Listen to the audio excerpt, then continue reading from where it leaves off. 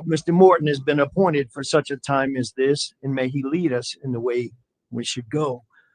Father, I also pray for all of us who live, work, and play in this city. I pray that each of us will be a part of the solution to help make Palm Bay be the shining light on a hill for all to see, to set the gold standard on righteousness and prosperity and compassion and growth. And again, may Palm Bay be the city you want. Thank you, Father. Father, we're reminded there's power of life and death in the tongue. So tonight, starting right here, let's place our heels on the head of the snake. Let's crush the enemy whose sole purpose is to steal, kill, and destroy. And instead, let us speak life into our families, our communities, our elected officials, and all those who work, live, and play right here in the greatest city of the face of the earth. Let us encourage one another to become who you created us to be.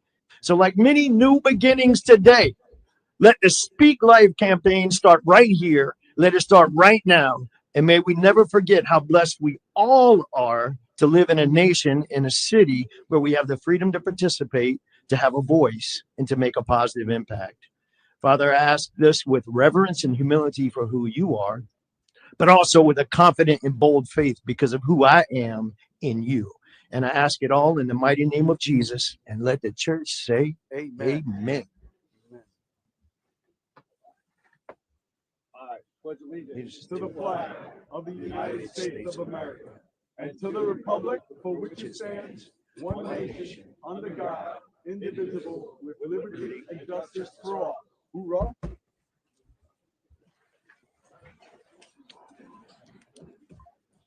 Ms. Leffler, roll call. Mayor Medina, Present. Deputy Mayor Jaffe, Present. Councilman Johnson, Present. Councilman Hammer, Present. Councilman Langevin, Present. Mr. Morton, Present. Ms. Smith. Present. Thank you. Deputy Mayor, announcements. One vacancy on the Community Development Advisory Board to represent one of the following fields relating to affordable housing, banking industry, residential home building, actively engaged in home building, or for-profit provider positions.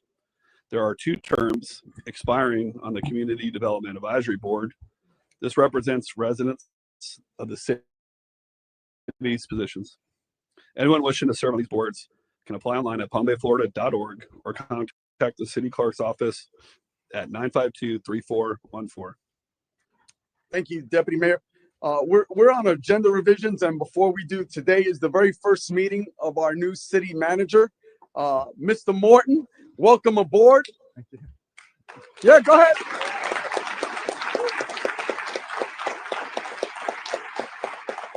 Really appreciate you, sir, and now take it away with your agenda revisions. We have the, thank you, Honorable Mayor, City Council. We have the consideration. Can't hear you. I was pushing. Just one time. You know. Oh, right that's my problem. Thank you, Honorable Mayor, City Council. We have the consideration of an interlocal agreement with Brevard County for intersection and traffic signal improvements at Babcock Street and Eldrin Boulevard, Grant Road. It has been added to the agenda as item number 4 under new business. Thank you. Does that conclude your agenda revision, sir? Yes. All right, Ms. Smith, any agenda revisions? No, sir. Council, any agenda revisions? Thank you. We are now on proclamations and recognitions.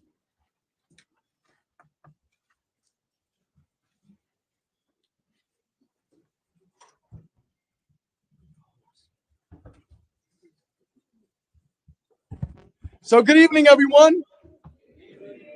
Outstanding. You guys just motivate me. You know, when everyone says the national, I was going to say sings the national anthem, but when everyone in unison says the Pledge of Allegiance, it just motivates me. It really does. Just like the national anthem. Listen, I'm going to call up. Today I have the distinct honor of honoring one of our very own. And just to police an item. Nailed it. Just to police an item, Doug and Karen Monda, the founders of Survive First, were scheduled to be here, and unfortunately, they weren't able to make it. Something occurred at the last minute, so they bestowed this honor to me. So I'm going to call off Chief Mariano Agello. Step forward and bring your entire family and your team. Come on up, guys.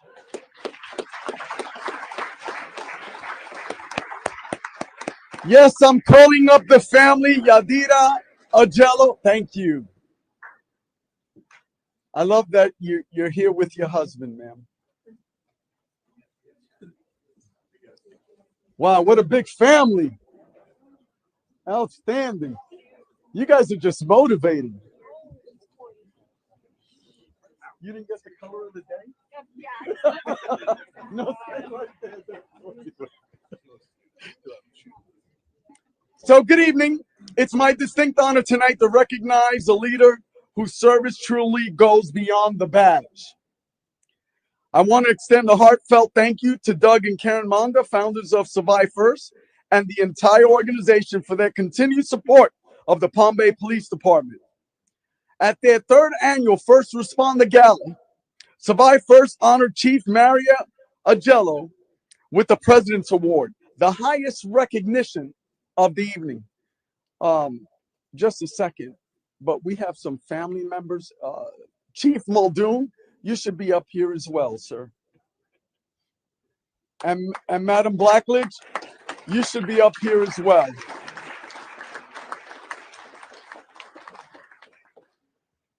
This event is dedicated to honoring first responders, advancing mental health awareness, and raising life-saving funds to support those who serve. Survive First has long been a valued partner in our mission and continues to provide vital resources to our officers during their most critical moments. Chief Ajello received this prestigious award in recognition of his extraordinary commitment to the mental health and overall being of our first responders. He has led with a heart, with integrity and purpose, and under his leadership, wellness and mental health have become core values within the Palm Bay Police Department. His vision and compassion have not only strengthened our department, but have helped ensure that those who protect our community are in turn protected and supported. Chief, on behalf of the Palm Bay City Council and the entire Palm Bay community, congratulations on this well-deserved honor. We are proud to call you our chief, and even prouder to call you family. Please join me in celebrating for his unwavering dedication, our Chief of Police, Mario Ajello.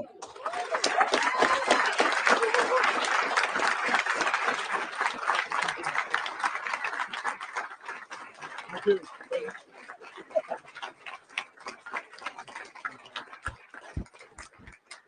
Thank you, Mayor, Council, family, and the citizens that we serve and my peers. So this isn't about me, and I appreciate the applause. So 4 years ago, it's something that we needed to initiate here in Palm Bay, but it's really a nationwide initiative, truly started by Doug and Karen Monda and Chief Doug Muldoon with the Survive First Foundation. You know, they are a great resource for all first responders, not just law enforcement, for the trials and the traumas that they deal with both on and off duty. You know, these men and women serve each and every one of you in our community out there, knowing what they're going to have to endure day to day. You know, the traumas that they endure in a citizen's worst case scenario in their lives, and then they bring that home with them to have to endure themselves as well. So with that, you know, when I got sworn in over 3 years ago here, the one thing that I said to the community here and to my peers and to my family was, in order for me to provide a service, a public safety service to protect and serve this community that I love and have raised my family here, we have to be able to protect and serve the men and women that serve that community. And that's been our initiative ever since. I want to thank, first and foremost, you know, my Lord and Savior, Jesus Christ. Without him, none of this is possible. My wife and my family, they are truly the rock that keeps me going, you know, and yeah, it's these men and women here and those that are out there working and those that are home resting.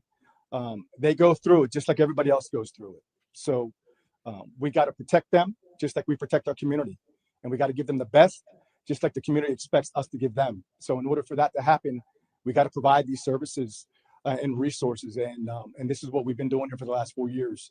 I want to give kudos to, it's been a journey. Sergeant Tony Schramm started this program with us when it was just a small little idea that we wanted to create for wellness. And then she passed the baton to Sergeant Ron Lugo, who then passed the baton to our current wellness coordinator, Ashley Harrell. So thank you to them. Thank you to you all. Thank you to the men and women that I'm privileged and honored to work alongside them with the police department. And thank you to you guys. I truly appreciate it. Thank you so much, and God bless you all. I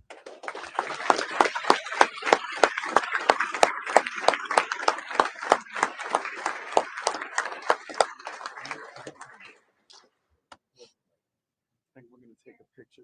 We're over there.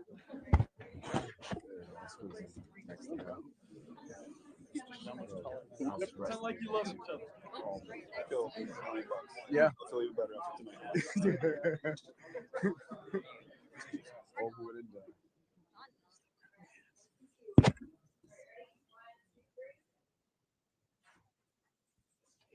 Fishing camp for tomorrow. Worked out this better, really. Trying to jam too much in. That was my week. Congrats. Good stuff. Good stuff. Good speech. Great speech. We heard what you said. Yes, sir. Yeah, well, yeah, right. See it. Trying to do some climbing tonight. Yeah. Taylor. Probably done.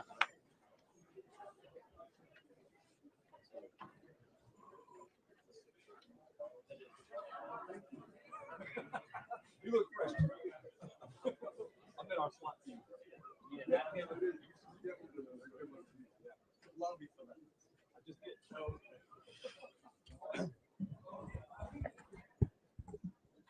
So, ladies and gentlemen,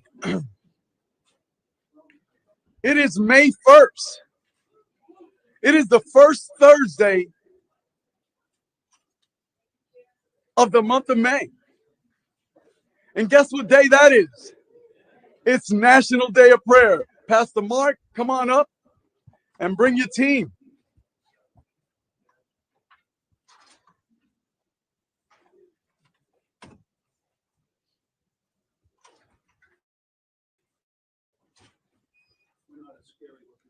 Come on.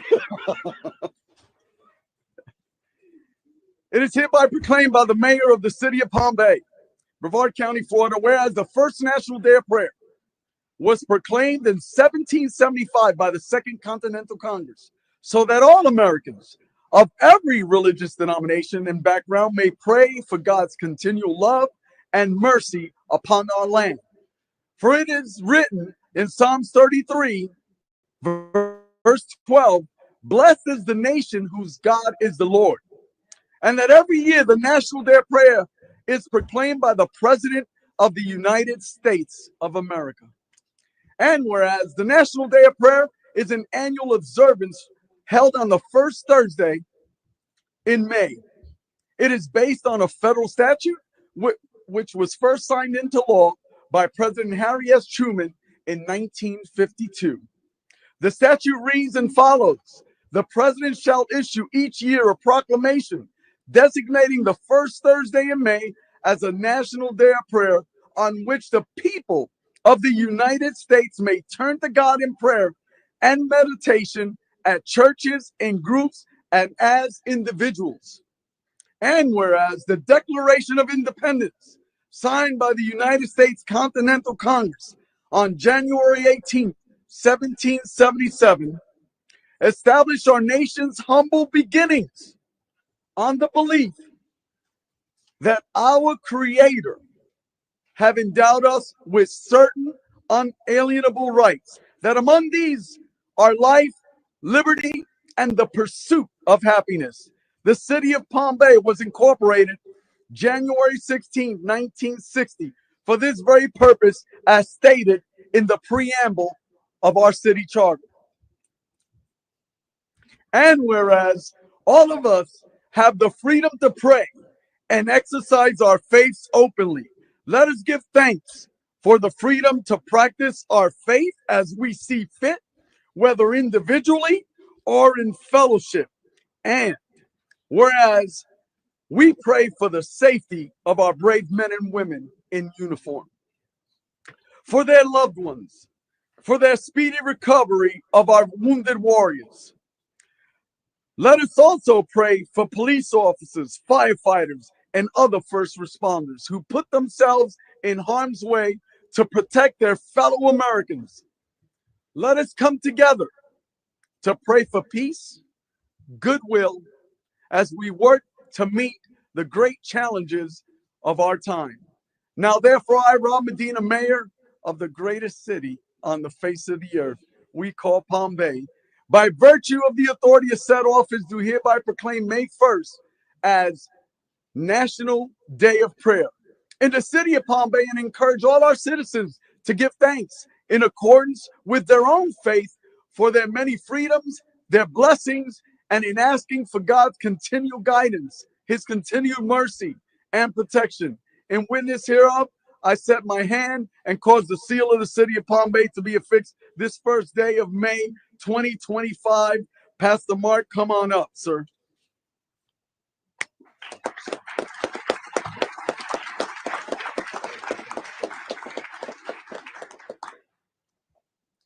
I was going to have my pal Marcella come up and accept this, so there's no speech prepared. So you got to be careful when you put a microphone in front of a pastor. But I do want to thank the mayor. I want to thank the city council and the whole city for their support of this event. You know, we had a beautiful event today. We had folks from all kinds of churches and all backgrounds and everything. And just really the support for us to come together and pray. You know, this nation was founded on Judeo-Christian values. Its form of government comes right out of the scriptures. And I know a lot of people don't want to believe it and don't want to accept it. But man, it is the truth. And I just want to encourage, right? We have 140-some thousand people that live in Palm Bay. And I want to encourage the Christians to get engaged, to stand up. In the National Day of Prayer, we probably had, maybe 100 in here, and praise God for those 100 that came. But out of 140,000, where are the folks, man? If we don't stand up and proclaim, man, and take that promised land that has been given to us for far too long, we've sat back and let the enemy just take what God has promised. And so I just want to inspire and motivate believers, right, to step up and to pray and to seek God's face, not just his hand and his blessing. He's not a genie in a bottle. You don't rub it 3 times and say, please, oh Lord. It is acknowledge him for who he is. And then it's us being disciples of Christ and carrying on what he would do. And that is to love your neighbor as yourself. And we need to love folks. We need to take care of folks. We need to be compassionate and have empathy. But we also need to stand on the solid ground of truth. And so it is awesome to be serving with such an awesome group of proclaimed Christians, firm believers. And while none of us will ever be perfect on this side of heaven, praise God, we have Jesus who was. All right. Thank you, Mayor.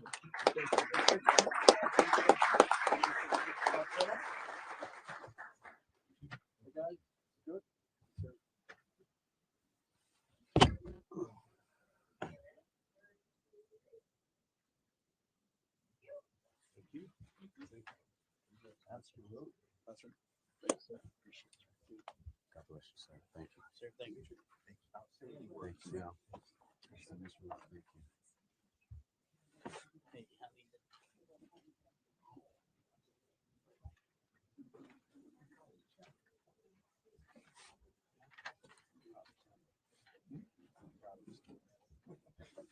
So we're celebrating National Small Business Week. So I'm going to ask Nancy Peltonen to step right up. Yes, I know I pronounced it right. National Small Business Week, May 4th through the 10th. It is hereby proclaimed by the mayor of the city of Palm Bay, whereas more than half of Americans either own or work for a small business. And they create about 2 out of every 3 new jobs in the United States. And whereas the President of the United States has proclaimed National Small Business Week every year since 1963. Wow. for those of us that are older or younger, to highlight the programs and services available to entrepreneurs through the U.S. Small Business Administration and other government agencies. And whereas the City of Palm Bay recognizes the need to support local entrepreneurs that foster job creation and spur economic growth. From the storefront shops that anchor our retail corridors to the high-tech startups that keep Palm Bay on the cutting edge. Small businesses are the backbone of our local economy and the cornerstone of our nation's promise. And whereas small businesses support economies, employ residents, encourage youth entrepreneurship, engage in philanthropic and civic campaigns, and contribute to the vibrancy of Palm Bay's neighborhoods and business districts. Whereas the City of Palm Bay continues to support and join in its national effort to help America's small businesses do what they do best, and that's grow their business, create jobs, and ensure that our communities remain as vibrant tomorrow as they are today. You know, I'm looking in the audience and I see small business owners right here. I see Javier, I see Alfie Agari. They should be standing right next to you as small business owners that do business in Palm Bay. Whereas the City of Palm Bay continues to honor that entrepreneur spirit and celebrate local small businesses that help preserve our community's unique culture and character. Now, therefore, I, Rob Medina, Mayor of the City of Palm Bay, do hereby proclaim National Small Business Week in the City of Palm Bay and call upon all our residents to recognize the contributions of our community's local small businesses and the key role they play in keeping our economy strong. In witness hereof, I set my hand and cause the seal of the City of Palm Bay to be affixed this first day of May 2025. Congratulations, Nancy Peltonen. Please say a few words.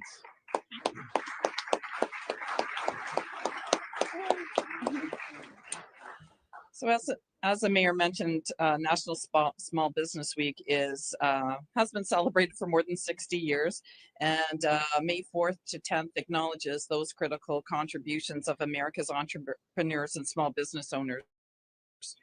Multinational corporations often grab the headlines, but people forget that they all started out small and with an idea. Small businesses are the backbone of our nation, driving innovation, creating jobs, and fostering a sense of community. They represent the dreams and hard work of countless entrepreneurs who strive to make a difference. From the local restaurant to the tech startup developing groundbreaking solutions, small businesses are everywhere. Enriching our lives in countless ways, they embody the resilience, creativity, and the spirit of entrepreneurship. As we honor these businesses, let us also commit to supporting them. The Greater Palm Bay Chamber of Commerce has close to 600 partners, and most of them would be classified as small businesses. The Chamber is a resource that assists with marketing, mentorship, and provides support to help these businesses thrive. Together, we can ensure they continue to flourish and drive our economy forward. Whether it's by shopping locally and spreading the word about them, it's our job to help these small businesses to keep them alive in our community. So let's celebrate the power and potential of our small businesses here in Palm Bay. Thank you so much. What a great presentation by our president of the Chamber of Commerce.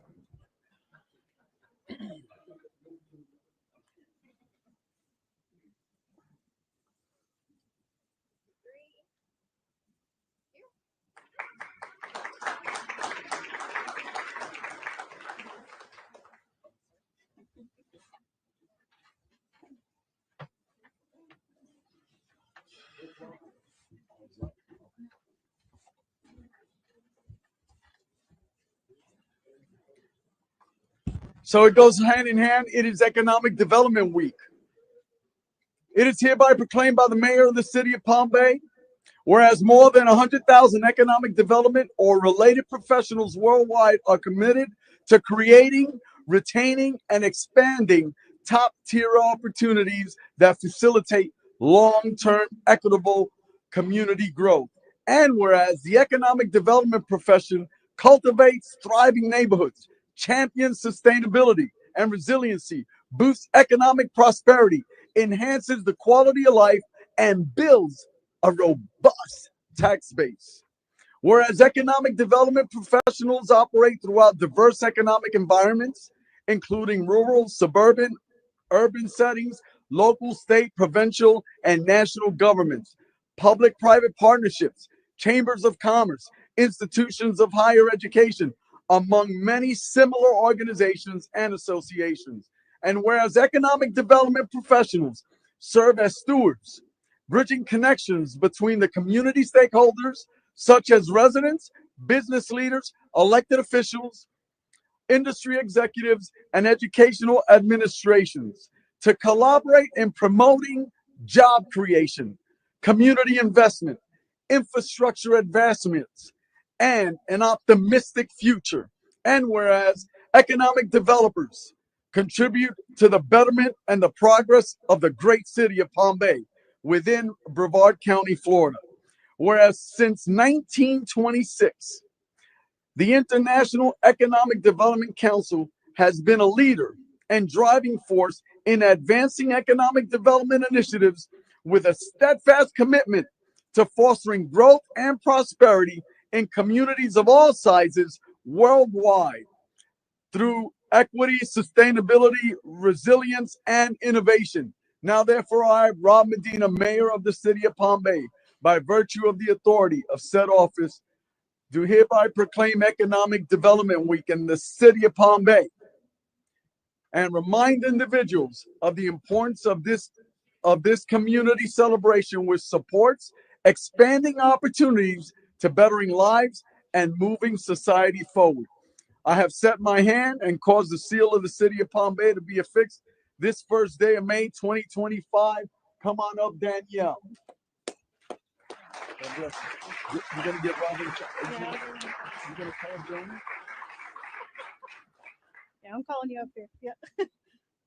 So thank you, Mayor and City Council, for this recognition. We're very excited for this. I feel like we were just celebrating this.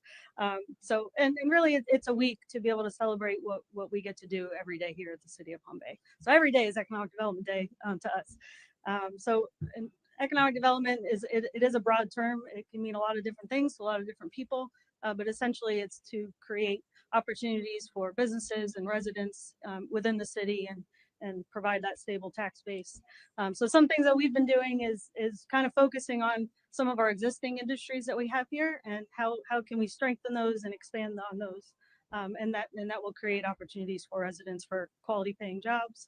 We also look at the companies that we currently have here and how can we retain those and support those businesses. So we've been going out in the field a lot more, visiting some of these businesses saying, hey, we're here. Is there anything that we can do to help support you? And if we can't, we work very closely in tandem with the chamber and a lot of other local organizations and partners that if we're not able to assist them, we make the connection for them. So we've found that very helpful with just getting out there and getting to talk to some of these businesses.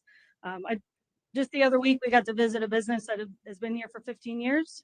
It's AAA Test Lab, and they do microelectronic testing. I had no idea they were here, but their capabilities and their innovation that they have right in our backyard, I had no idea. So it was really great to get out and talk to them, and we were able to make some further connections with them to assist. So again, thank you, council. And I wouldn't be able to do it. We wouldn't be able to do any of this without their support, city management support, city other staff. We work very closely with other departments.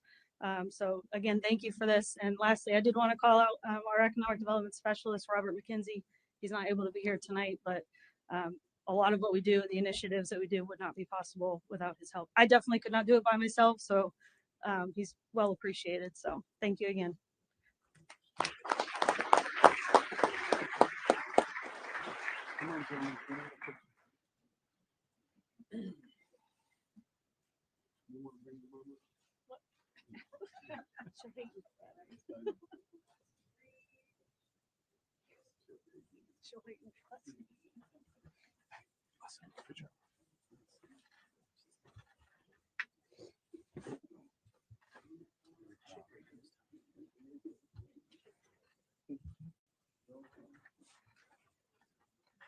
Okay.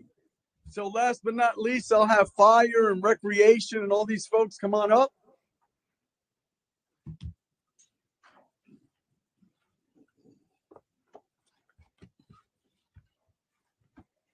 did you want to come up as well, Deputy City Manager Juliet? It's National Water Safety Month. It is hereby proclaimed by the mayor of the city of Palm Bay, whereas the city of Palm Bay recognizes the vital role that swimming and aquatic related activities serve to promote good physical and mental health and enhance the quality of life of all people.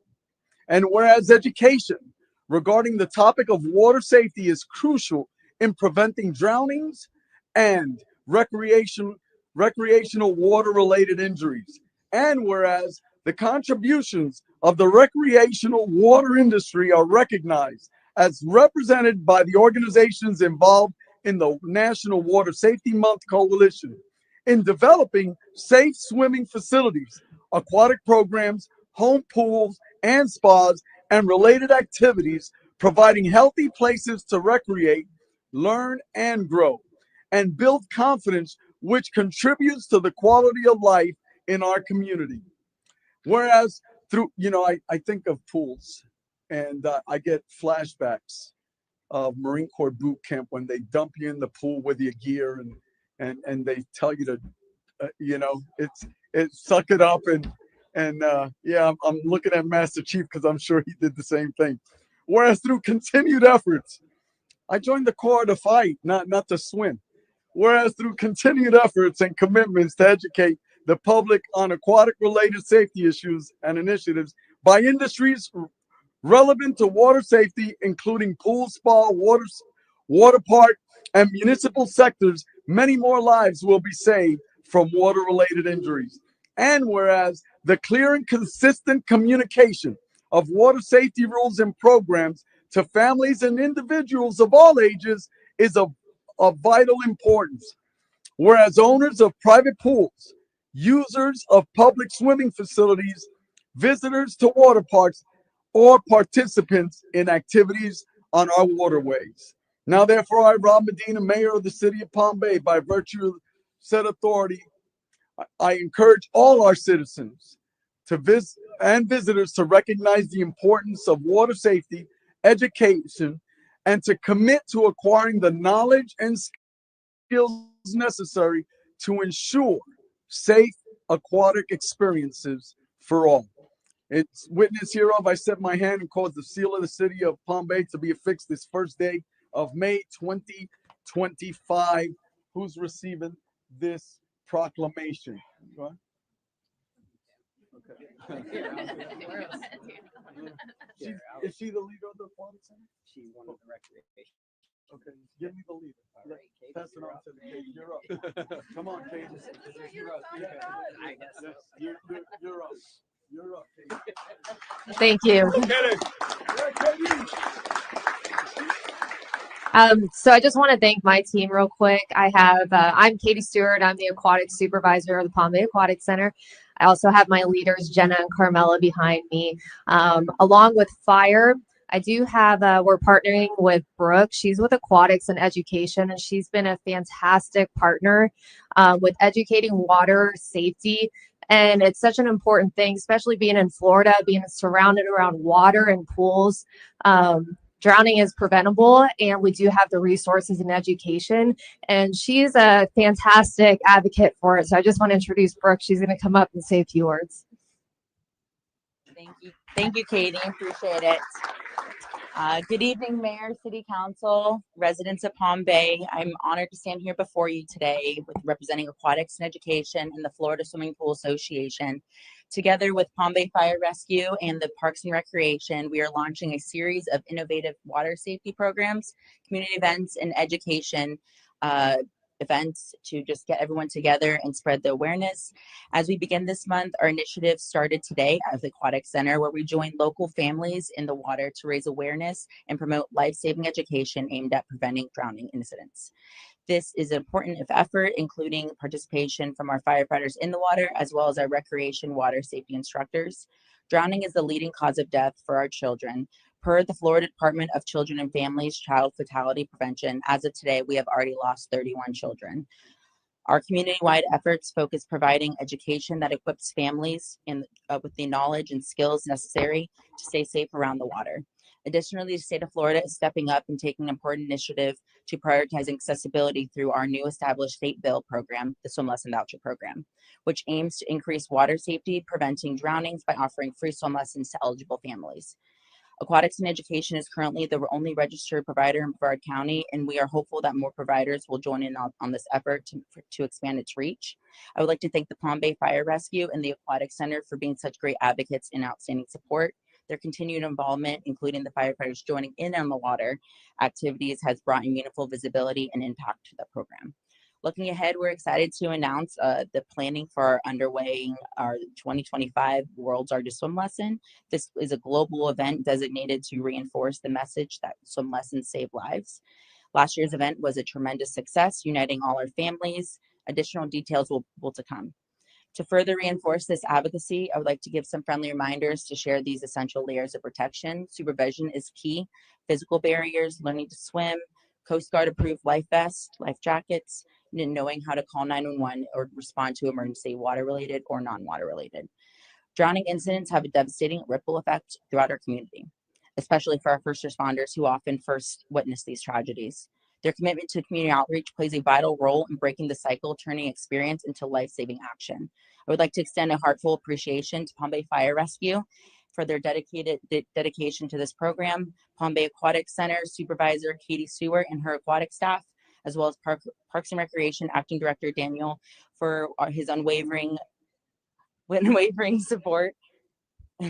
Water safety is not an individual responsibility. It is a community-wide mission. So thank you for your time and appreciate your time too. Thank you.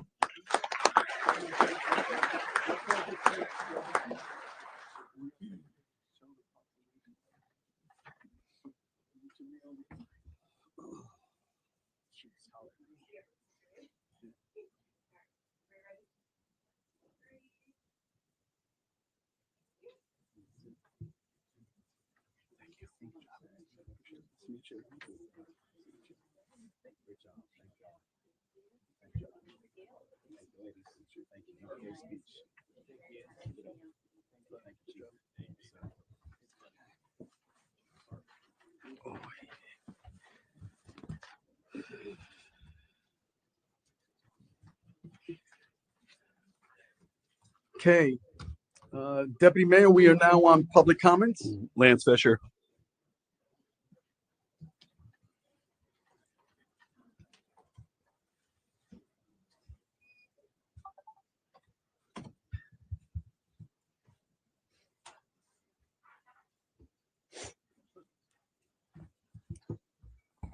I'm a little disappointed everybody left. Lance Fisher, 130 Malibu Road, former Deputy Chief, Palm Bay Police Department.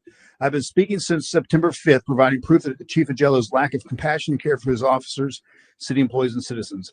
I have put his words on the screen to provide undisputable proof of his ego and lack of empathy. If his words alone haven't caused this city council concern, then maybe hearing it from others will. These are the words from a previous civilian supervisor. I can just imagine the atmosphere he's created. We shared a wall once. I heard the heated conversations and berating people got from Mario. He's a frustrated bully. Another employee, culture, good old boys. It's a good old boys club. You either participate or you get shut out. Described as an air of arrogance. I often hear him yell at his people. It breaks my heart to know that good people are being treated badly. Here's a retired officer.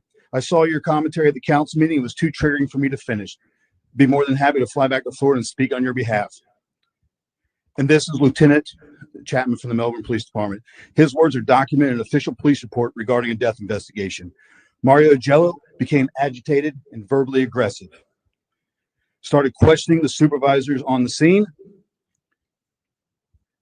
He identified himself as the Deputy Chief of the Palm Bay Police Department and would make comments about the difference in how agencies would run the investigation. The lieutenant had to request an expeditious response from detectives due to Mario's continuing level of frustration. He began yelling at Sergeant Tatialis, who was working the scene.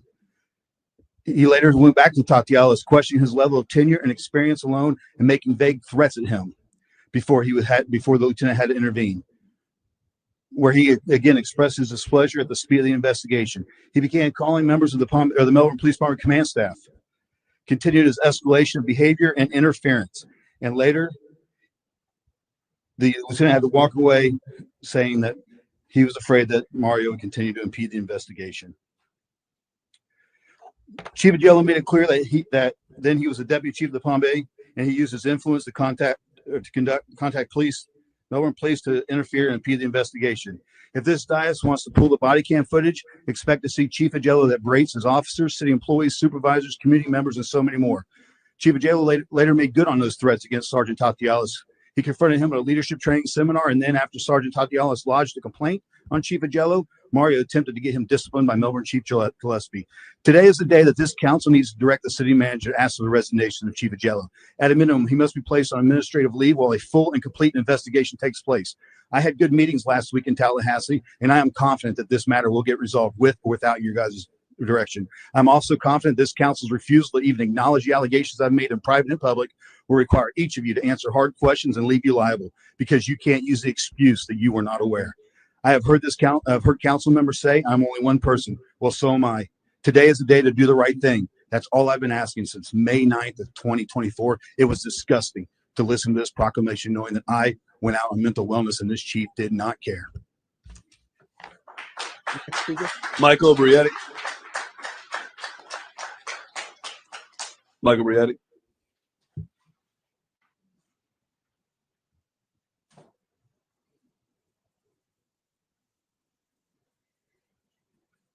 Michael Brietti, 742 Cornelia Avenue, Southeast. I got a school zone violation after school zone hours, number one. Number two, going 27 miles an hour past Redland Elementary School, Miami-Dade.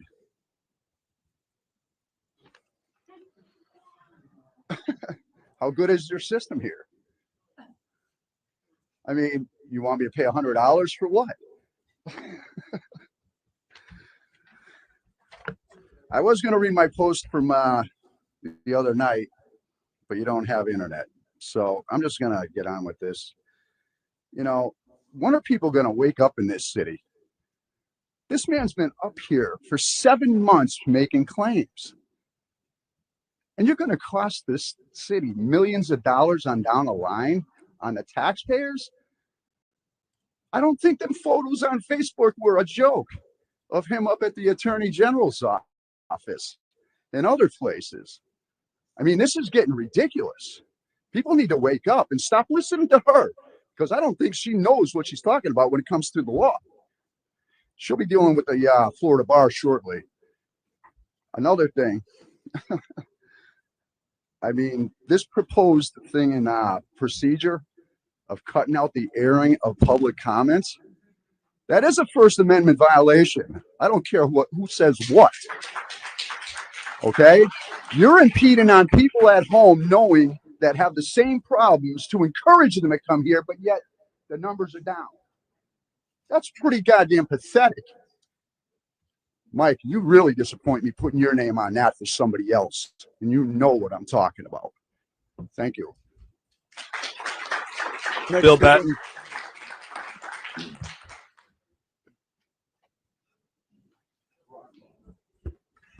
Bill Batten, 586 Ocean Spray Street, Southwest. I have 3 items to address. First item is I'd like to recognize the new city manager, Mr. Morton. Welcome aboard. I hope you succeed in your mission. I hope you get support of the city and the council.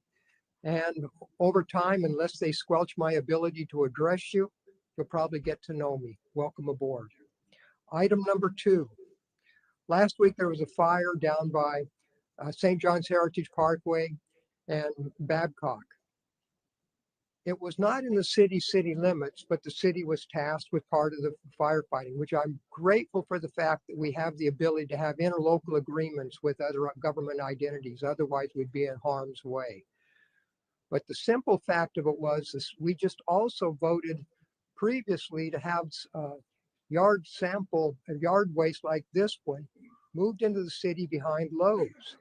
And they've had a fire at that site also. So there is a real risk. I'm just trying to bring that out. I'm not trying to stop the small business. I just want people to realize that there is a risk with that. Right?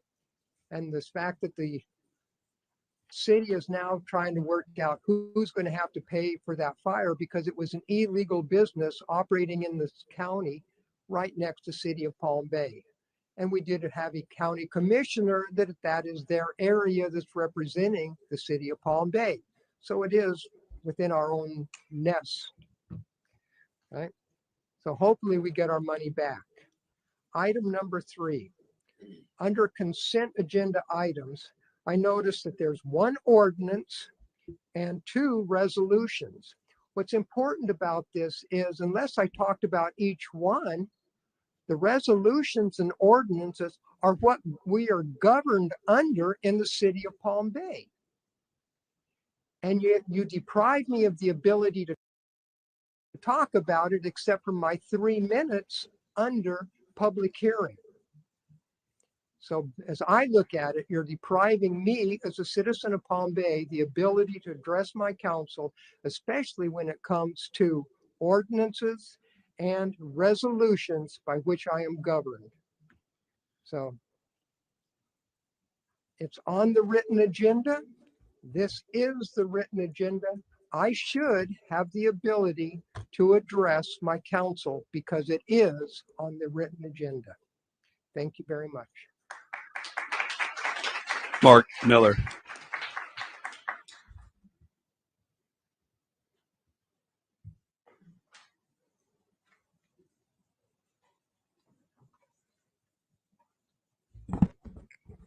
Mark Miller, 898 Nelson Avenue here in Palm Bay.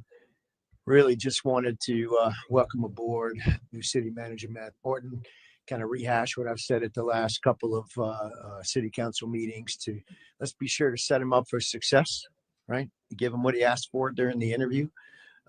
List of top priorities. What kind of business do we want to see in Palm Bay?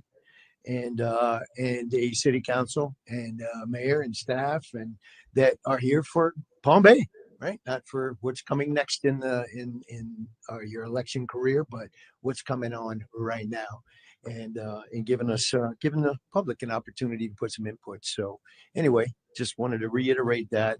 I also want to just once again, for the 3rd time tonight, say thank you so much to the city for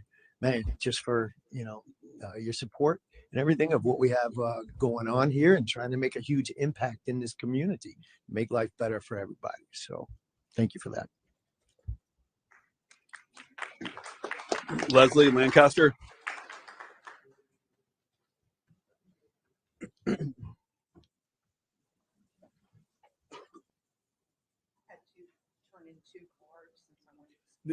This was public comments, ma'am.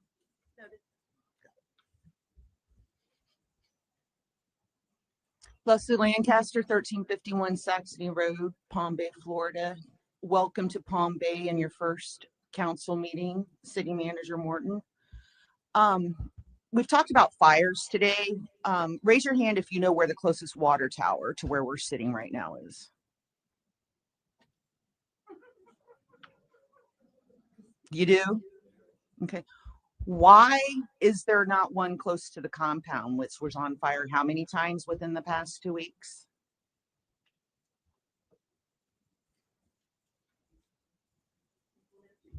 I know you guys can't, you can't answer, but this is a rhetorical question. I would like the city to look into providing all these small businesses that we have addressed and recognized, all the pastors in their churches, and then obviously the 140,000 citizens. We rely on the fire department to have a reliable, safe means of putting out the fires. How many acres are out there? Bazillions, it looks like. Seriously, for them to not have fire hydrants or a water tower out there with what we have gone through this year, not alone just with the regular lightning strikes we get in the late summer. The woods across the street from my house catch on fire 4 times a year just due to lightning strikes. There are no fire hydrants, and our firefighters cannot even drain water from pool owners to save their homes due to a Brevard County law. And I don't think that people that live on wells and septic with no fire hydrants or the compound needs to be without a reliable state of water. i.e. a water tower closer to the compound, closer to the people in this part of the city instead of way up north where the water tower is, where we seem to catch on fire all the time. Thank you very much. Robert Stice.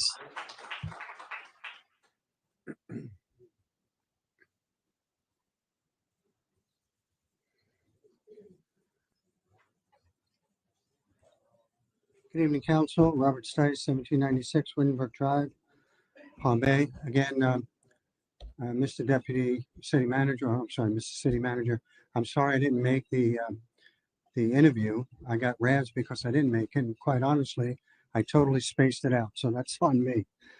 Just a couple things in my mind is for this agenda here. We used to have a lot of pertinent information on the videos here. Extremely pertinent information, regardless of what you were voting on, any other, and again, I'll just say pertinent. And all I'm seeing for the most of the meeting are these right here. I think we get that, what the decorum statement is. Can we please look at getting information that we're voting on? You're looking at rezoning or whatever the case may be. We used to have that all the time. And I made that request about 2.5 years ago. We're doing great. So why did we stop on that? If you could look at that, I appreciate it.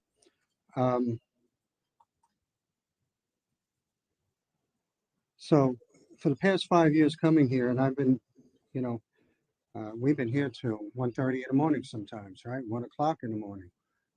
Bill Batten is the only one here that's got a heated chair and a cushion on there. Otherwise, I got to go in the back and stand up. But, if there's only about 6 of us left that are here and trying to do our homework every day, why can't you make a little bit of an exception and allow us that extra 3 minutes? We're involved in this. A lot of what you give me, I take back to my HOA with 172 houses in there, and we're meeting HOA. The 15 HOAs are meeting on basically a regular basis. Mr. Mayor, you attended that last meeting we had. Thank you for doing that. But we can help the transparency and getting the word out to the 2,300 residents in Bayside Lake. So it's simple communication that we can improve. We take it back to our residents, and as well as this here. A lot of people don't come here 2 meetings in a row, but the least I can get, look at this and see what's going on. So that's all I had. I think that's all I had for tonight. I wish you the best. Look forward to working with you. And sorry I missed that interview, but thank you. Judy Trandle.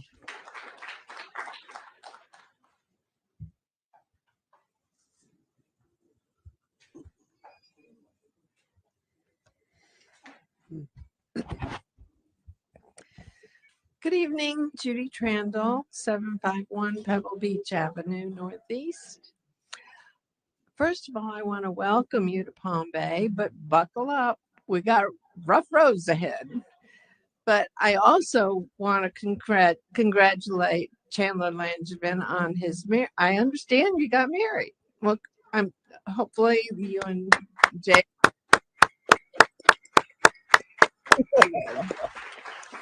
But let's go back to that growth management week. You made a comment about creating exuberant tax base.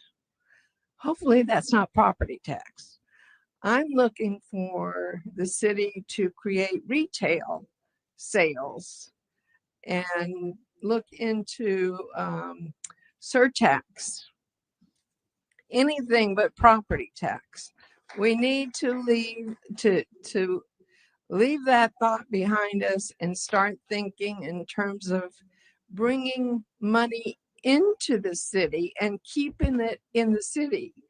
The more we build residential and have no retail or no entertainment to spend the money, all of those workers are living here paying property tax, but they go spend their money somewhere else because we have nothing. So I'm just asking for a new day, new manager, new thoughts, new creations. Let's think bringing in other money. That's all. So, Judy, it was those proclamations were regarding economic development, and it was small business. So those are part of business. Yeah, that. Ruth Koffel.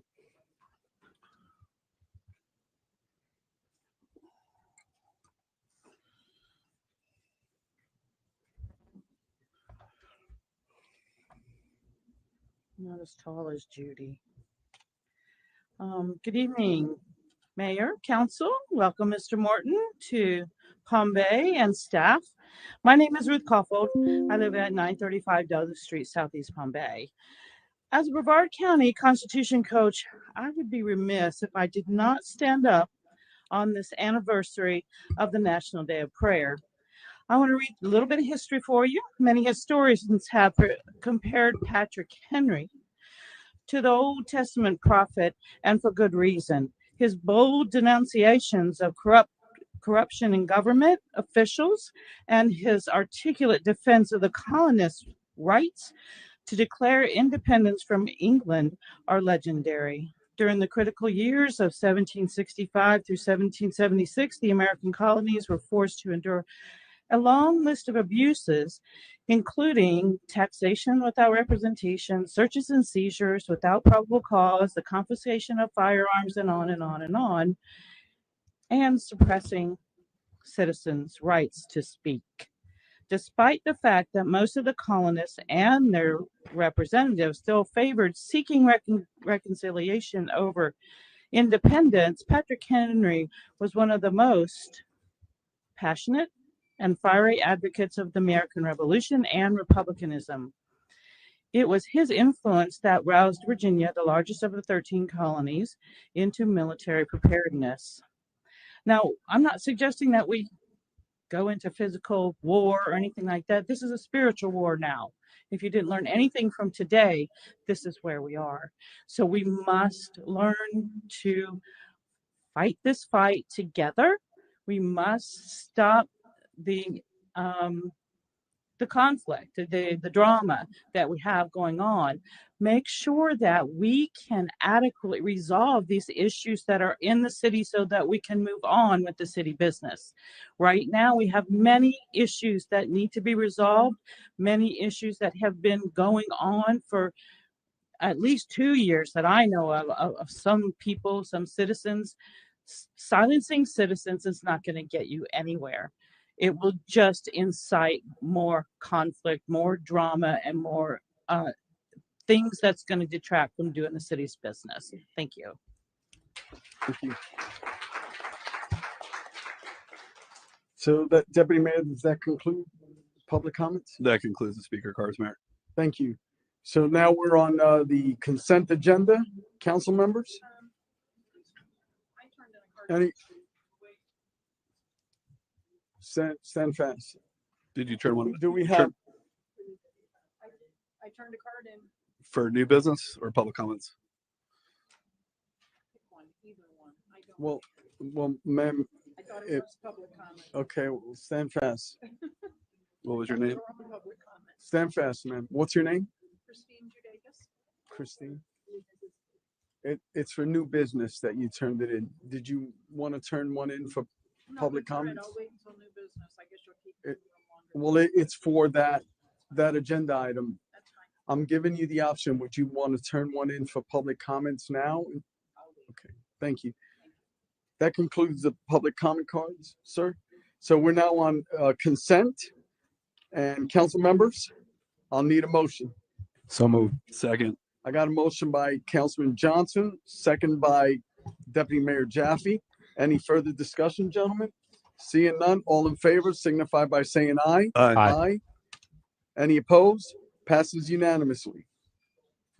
We are now on public hearings. Item number 1. Mayor. Yes, Madam Smith. If I can. Oh, as you were. Carry on. Ordinance 2025-19, an ordinance of the City of Palm Bay, Brevard County, Florida, amending the Code of Ordinances, Title 20, Utilities Code, Chapter 200, Utilities Code, by including language for an application filing fee for utility agreements, providing for the repeal of ordinances or parts of ordinances in conflict herewith, providing for inclusion in the City of Palm Bay Code of Ordinances, providing for a severability clause, providing for an effective date. Resolution 2025-19. A resolution of the City of Palm Bay, Brevard County, Florida, amending Resolution 2024-34 as amended by Resolution 2025-05. Adopting the classification and pay plans and the position control plan for employees of the City of Palm Bay for fiscal year 2024 through 2025. Rescinding resolutions or parts of resolutions in conflict herewith, providing for an effective date. Resolution 2025-20, a resolution of the City of Palm Bay, Brevard County, Florida, amending Resolution 2024-35, as amended by Resolution 2025-10, adopting the 5-year capital improvement program for the fiscal years 2024 through 2025 through 2028 through 2029 for the City of Palm Bay, Florida, rescinding resolutions or parts of resolutions in conflict herewith, providing for an effective date. Thank you. Thank you, ma'am. We're now on public hearings item number 1. Madam Smith. Ordinance 2025-08. An ordinance of the City of Palm Bay, Brevard County, Florida, amending the 2045 Comprehensive Plan to change the future land use map designation from NC, Neighborhood Commercial, Brevard County, and RS1, Residential 1 Unit per Acre, Brevard County, to UMU, Urban Mixed Use, providing for the repeal of ordinances or parts of ordinances in conflict herewith, providing for an effective date. Thank you, Ms. Smith. I'm going to open up the public hearing and defer to Mr. Morton.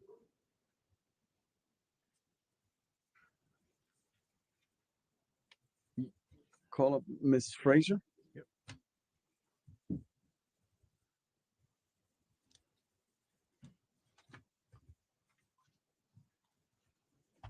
Good evening, Mayor and Council, and a happy May Day. This evening, it is the adoption hearing for this piece of property that's a large scale comprehensive plan, future land use map amendment for Ashton Park. It's the part of the property that is part of the Ashton Park development to the east. We're changing the designation from neighborhood commercial, which is a county designation, and residential 1, which is also a county designation, to UMU, the city's urban mixed use. The development is generally located south side of Micco Road, 0.13 miles east of Interstate 95 and covering approximately 133 acres. Please recall that on February 20th, this council approved this change in land use on the transmittal hearing, which transmitted this document up to the state. The Florida Department of Commerce, along with the reviewing agencies, have completed their review of the proposed comprehensive plan amendment. It was received by them on February 24th. After 30 days, it came back to the city. The review was conducted under the expedited state review process. The Florida Commerce had no comments. However, the reviewing agencies did provide a few technical comments, which the applicant addressed in your packet this evening. So with that, I am here to answer any questions. Council, any questions? I don't see any dings on my monitor. So thank you.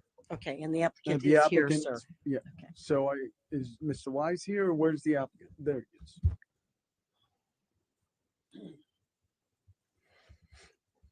Thank you, Jake Wise, civil engineer for the project. We did a detailed. Oh, yep, I love this thing. We did a deep dive, detailed presentation last time. I promise I won't do that again tonight. So this is the western 133 acres of the overall 1,775 acre project. The rest of it already has the same underlying land use, so we're asking for second reading on the 133 acres to the west. As you're aware, we will be back. We'll be before you for our final development plan and zoning. And so you'll get to see us again as part of this project. So we just ask that the information we presented at the first reading be entered into the record for the second reading. We had staff support. We meet all 10 criteria in the staff report. Unanimous recommendation for approval by the Planning and Zoning Board, unanimous support from you the first reading. So with that, I'd just like to be here to answer any questions you have. And if there's any public comments, a chance to respond to them, please. Yes, sir. And Mr. Wise, just for your remembrance, baseball field, football fields, huge need. This is the time for me to say those things. Yes. So thank you for duly noting that as you continue to come back. Mr. Dix did not forget. Thank you, sir. Appreciate that. I have Councilman Hammer has a question. I did have one question. What is your idea of groundbreaking? Because as we know, Babcock is a rough place, and I do feel this is something that's going to keep people from driving north on Babcock. Is that something that you're going to see coming in sooner than the majority of the houses, or? Yeah, because the commercial is going to be a huge part of controlling the traffic north on Babcock, because we all know our growth is Babcock can't take it. So I think this is going to be part of the plan to keep people off of Babcock. Yes. So this, how are we looking at and that? off of 95. And off 95 as well, please. Yeah, right now, the north portion of our site, and it cuts through the middle of it a little bit for the overall project. Miko Road goes straight to Babcock, as you just described, so all of that traffic hits Babcock. Our project will not move forward without the extension of the parkway at the interchange, going east and then south to right at our main entrance, which is right here at that 133 acres. So that's the only way this project moves forward, is with that parkway expansion. We had a great meeting with the city staff today. I think almost every department was represented, if not every department. And they even found a way to help us move forward faster with the Parkway Extension project and with the utility extensions. The utility extensions that are coming all the way from Bayside Lakes, it's almost an 8 or 9 mile route. That project, we just agreed also this morning to have a kickoff pre-construction meeting. And that project is also starting to move forward in the next week or so. So all these things you've been hearing me come talk to you about for all these years, all this master planning, they're moving forward with them at this time. So what you described is exactly what will happen. We'll have the 4-lane road coming right to our main entrance. We'll have a lot of internal trip capture too, because of the commercial portion of it with our own residents. But also all that traffic will now be able to go straight to 95 and be able to alleviate some of that burden that Babcock Street takes on today. And what has your luck been from your discussions with schools? Well, they're very excited because we have a 30-acre site that we're providing for a public school. I mentioned it the last time we presented on this project. They're interested in doing the first K-8 school ever in Brevard County as a public school. So that's pretty exciting. We have a charter school that we're already working on very close by, Odyssey, which I think all of you know very well, has been received multiple awards by this council in the past.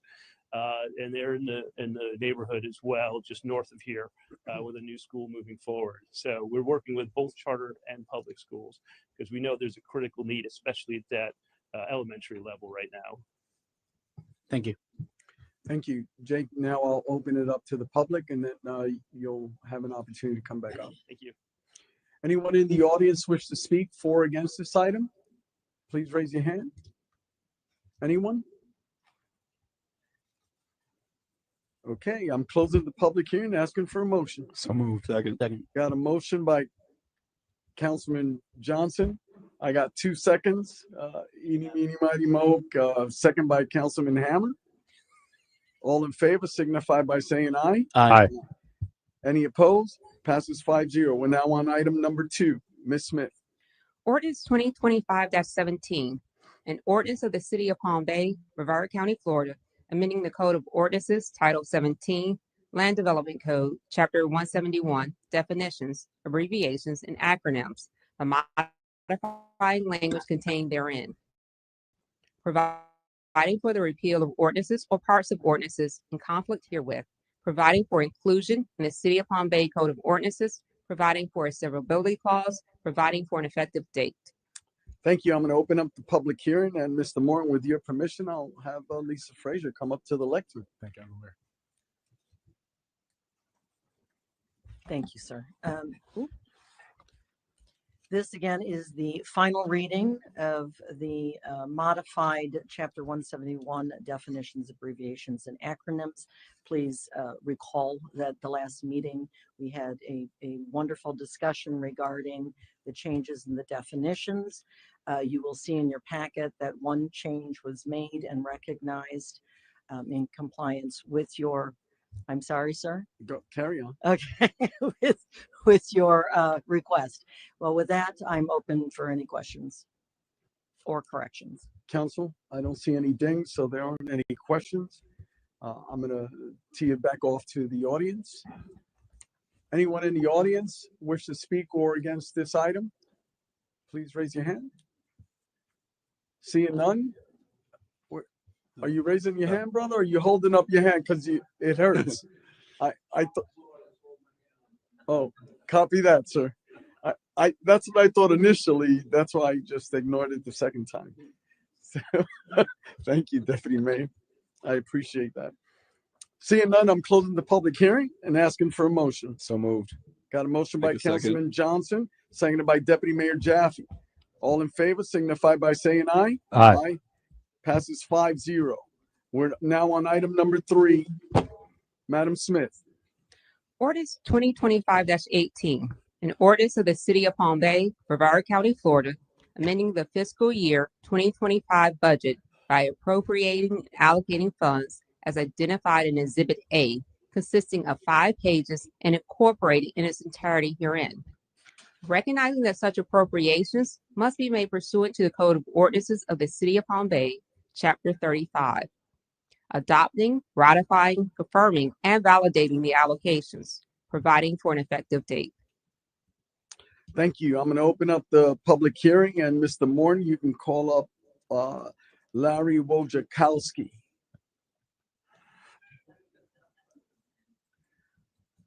Our finance director, or just plain old Larry. That sounds good too. Good evening, Mayor and Council. Larry Wojciechowski, the Finance Director. This item is the final reading of the second budget amendment for the FY 24-25 year. And if you have any questions, I'm here to answer any of them for you. Council, any questions of, I see no dinging yet. Any questions? I just have one. Okay, so yes, Councilman Hammond. Have you gotten to speak to Mr. Martin about this at all? Or is it just not about this being this particular one? first No, I did time not. tonight?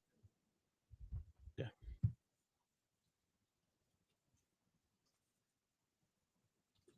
Any additional questions, Council? Seeing none, I'm going to open it up to the public. Brothers, stay close in case we need some answers here. Anyone in the audience wish to speak for or against this item? Please signify by raising your hand, except for my soldier buddy over there. Okay. I'm closing the public hearing, asking for a motion. So moved. Second. I got a motion by Councilman Johnson, seconded by Deputy Mayor Jaffe.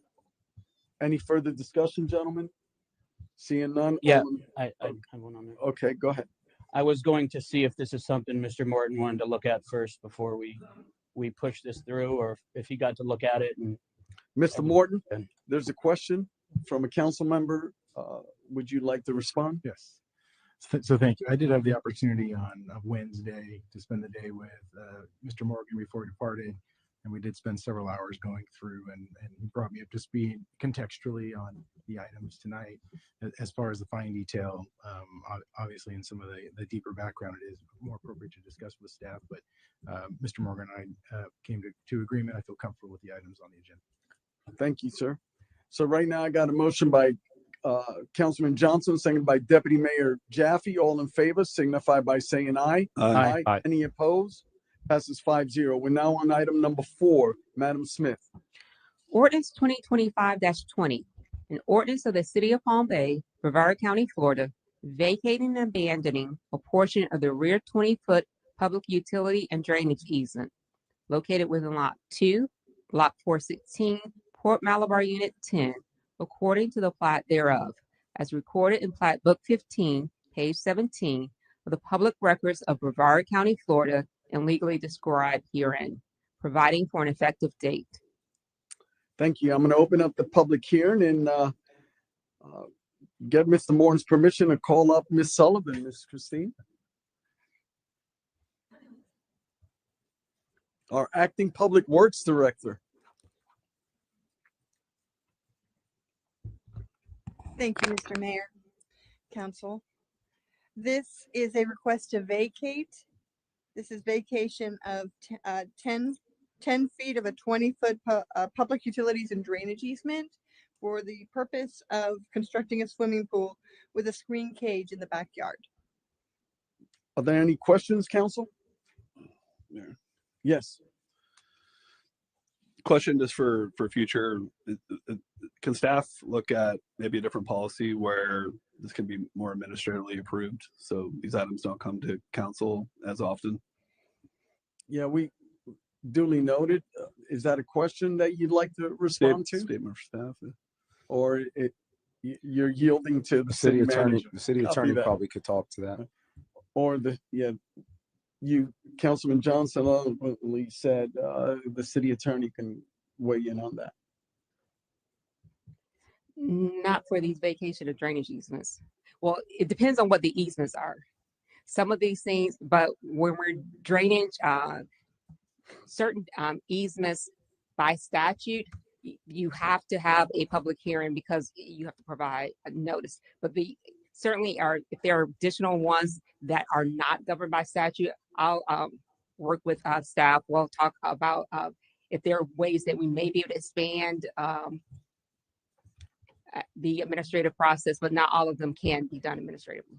Understood. But you working through that process, I think, is what Deputy Mayor is looking for, ma'am. Is that okay? So is council good with that? Do you have a question? Well, more of a comment. We had worked on this previously a few years ago because I'm with you. Yeah, I'm with you, Deputy Mayor. Like for things like this shouldn't take them being here sometimes 3 hours before their items heard on something that can be handled by administration. So I'm sure Mrs. Smith could look back at what we'd worked on before and just elaborate on that. So okay, that should work. That's good enough. Any other conversations? I don't see any other things, but at least you got a consensus for them to work further.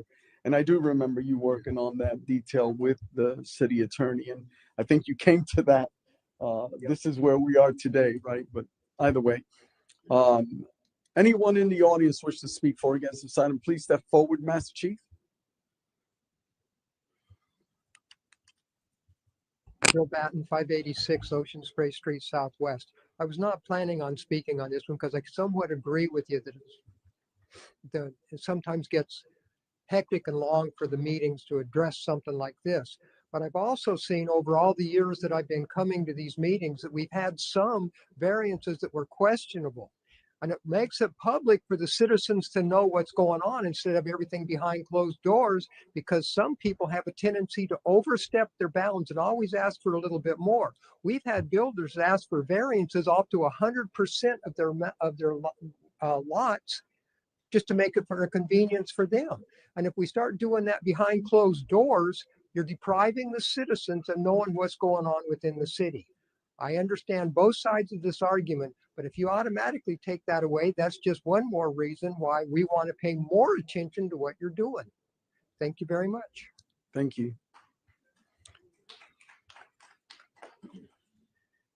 Anyone else wish to speak for or against this item? Seeing none, I'm closing the public hearing, asking for a motion. So moved. Got a motion by Councilman Second. Johnson, seconded by Deputy Mayor Jaffe. Any further discussion, gentlemen? Good, sir. All in favor signify by saying aye. Aye. Any opposed? Passes 5-0. We are now on item number 5, public hearing. Ms. Smith. Ordinance 2025-21, an ordinance of the City of Palm Bay, Brevard County, Florida, vacating and abandoning a portion of the 20-foot wide drainage right-of-way lying north of lots 7 and 20 and lying south of lots 8 and 19, Block 2051, Port Malabar Unit 46, as recorded in Plat Book 22, pages 58 through 74 of the public records of Brevard County, Florida, and legally described herein, providing for an effective date. Thank you, ma'am. I'm going to open up the public hearing and again, ask get the permission of the city manager to ask Ms. Sullivan to step forward. Thank you, Mr. Mayor, Council. The applicant is requesting that we vacate a right-of-way, a drainage right-of-way. We will not be, we cannot, I beg your pardon.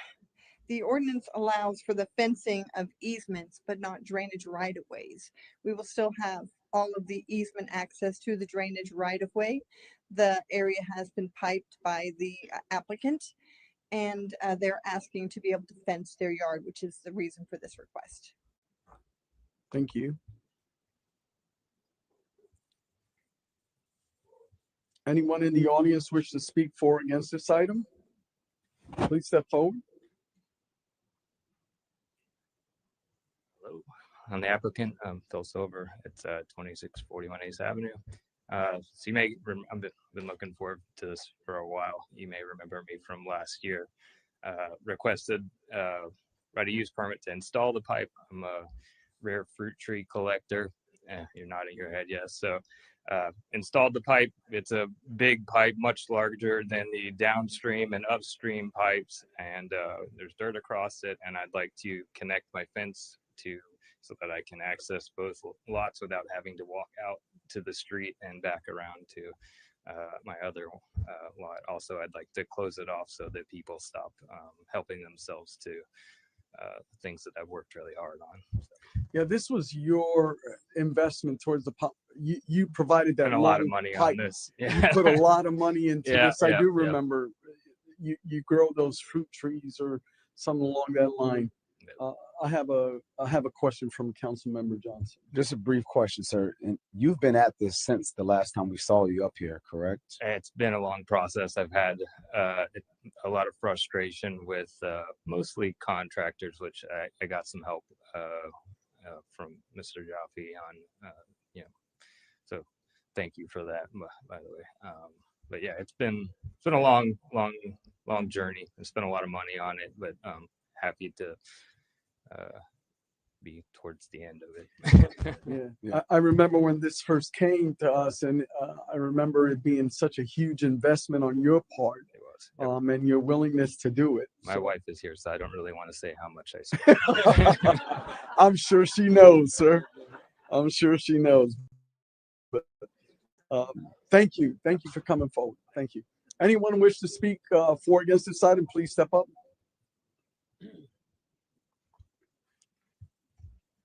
Bill Batten, 586 Ocean Spray Street Southwest. This is a case where I can say good job on council and the city. It was great. This turned into a win-win for both the city and the homeowner. And that's the way I think this interlocal agreement should work with the city and the residents. I just hope this individual finally gets to enjoy everything that he's invested into this and protect it a little bit by having the fence that comes in now to protect his valuable crop. So good job on this one, and it makes me feel good that it did get help from the city for a resident to accomplish an objective, even though it did take them years and years, which was strictly for a variance request. Thank you. Thank you. Anyone else wish to speak for or against this item? Seeing none, I'm closing the public hearing, asking for a motion. So moved. Second. I got a motion by Councilman Hammer, seconded by Councilman Johnson. Any further discussion, gentlemen? Seeing none, all in favor signify by saying aye. Aye. Any opposed? Passes unanimously. We're now on procurements, item number 1. Mr. Morton, call up George Barber. I was ready for this one.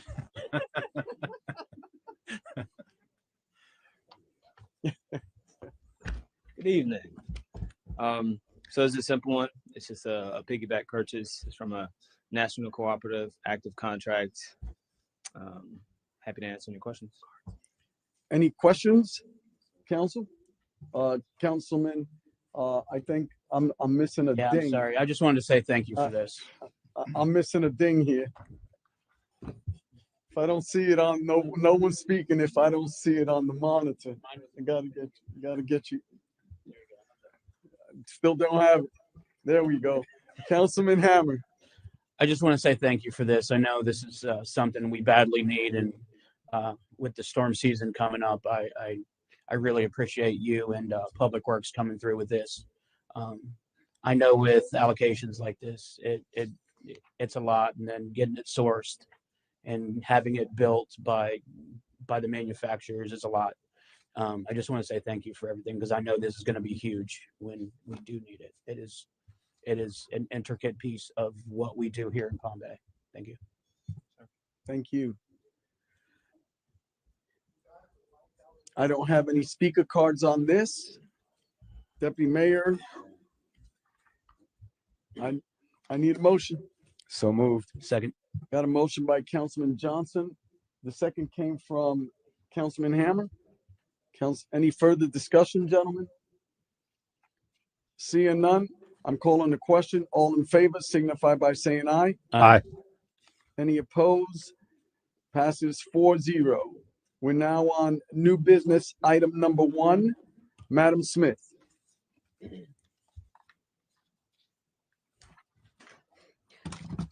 Resolution 2025-21, a resolution of the City of Palm Bay, Brevard County, Florida, establishing a policy for the City of Palm Bay Sacrifice Park Memorial Wall, providing for an effective date. Thank you. Mr. Moore, would you like Juliet Mosconi to present this item, or who would you prefer? Yes, please. Thank you.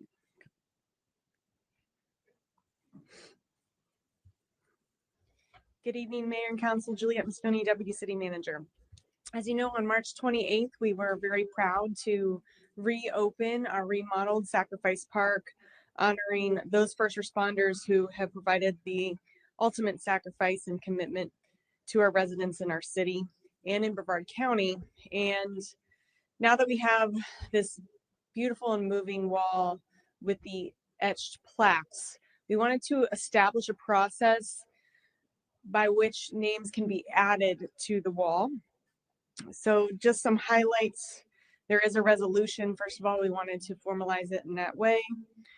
This is eligible to any first responder employed in a Brevard County agency. It does include Florida Highway Patrol and Kennedy Space Center, for example, state and federal agencies that have a location within Brevard County.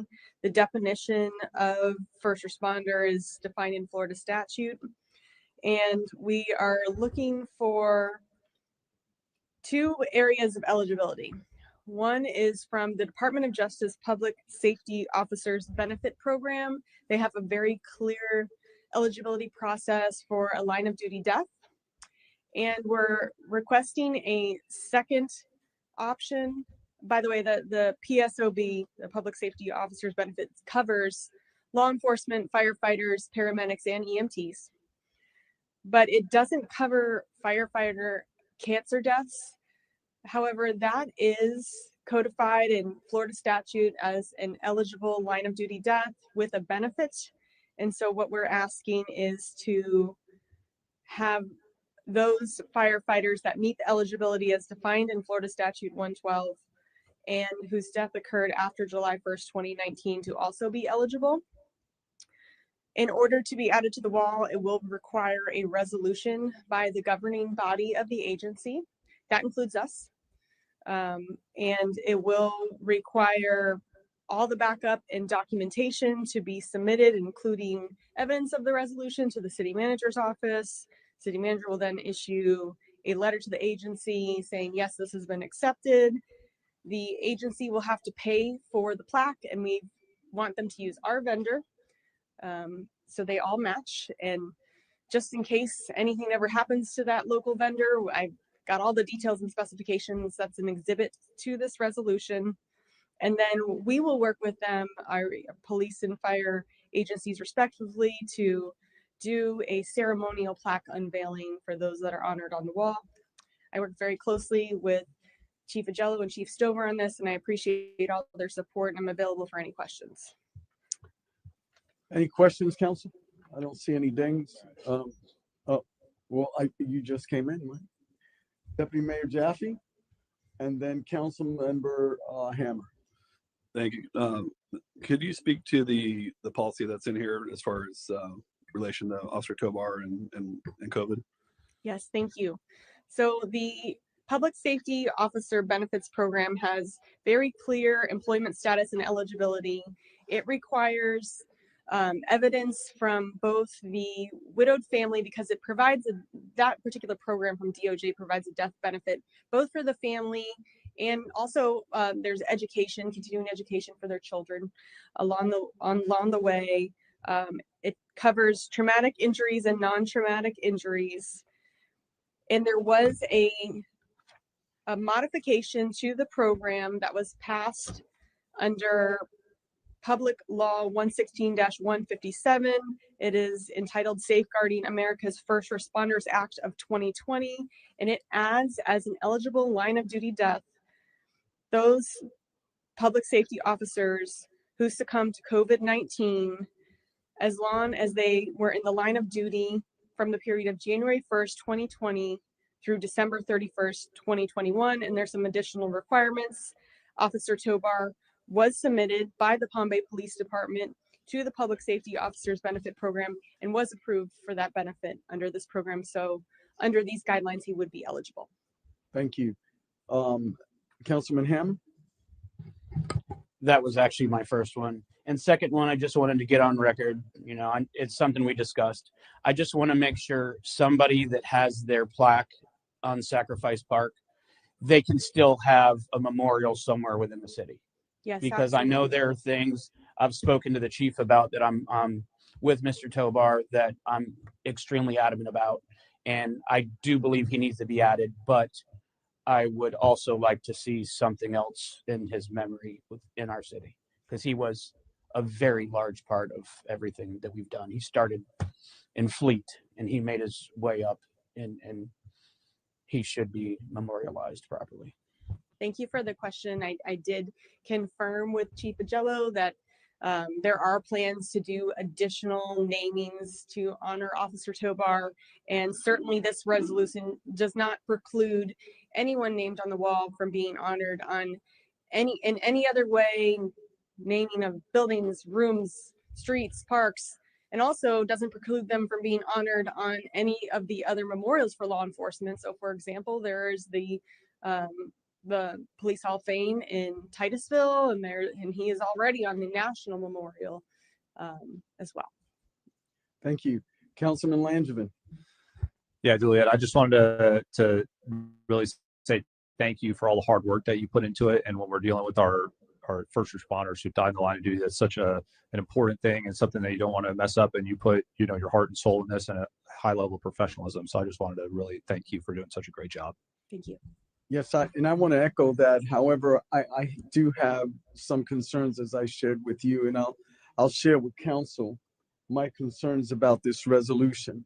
I believe that the Department of Justice, when they determine an LOD, or the actual agency, when they determine an LOD, should suffice.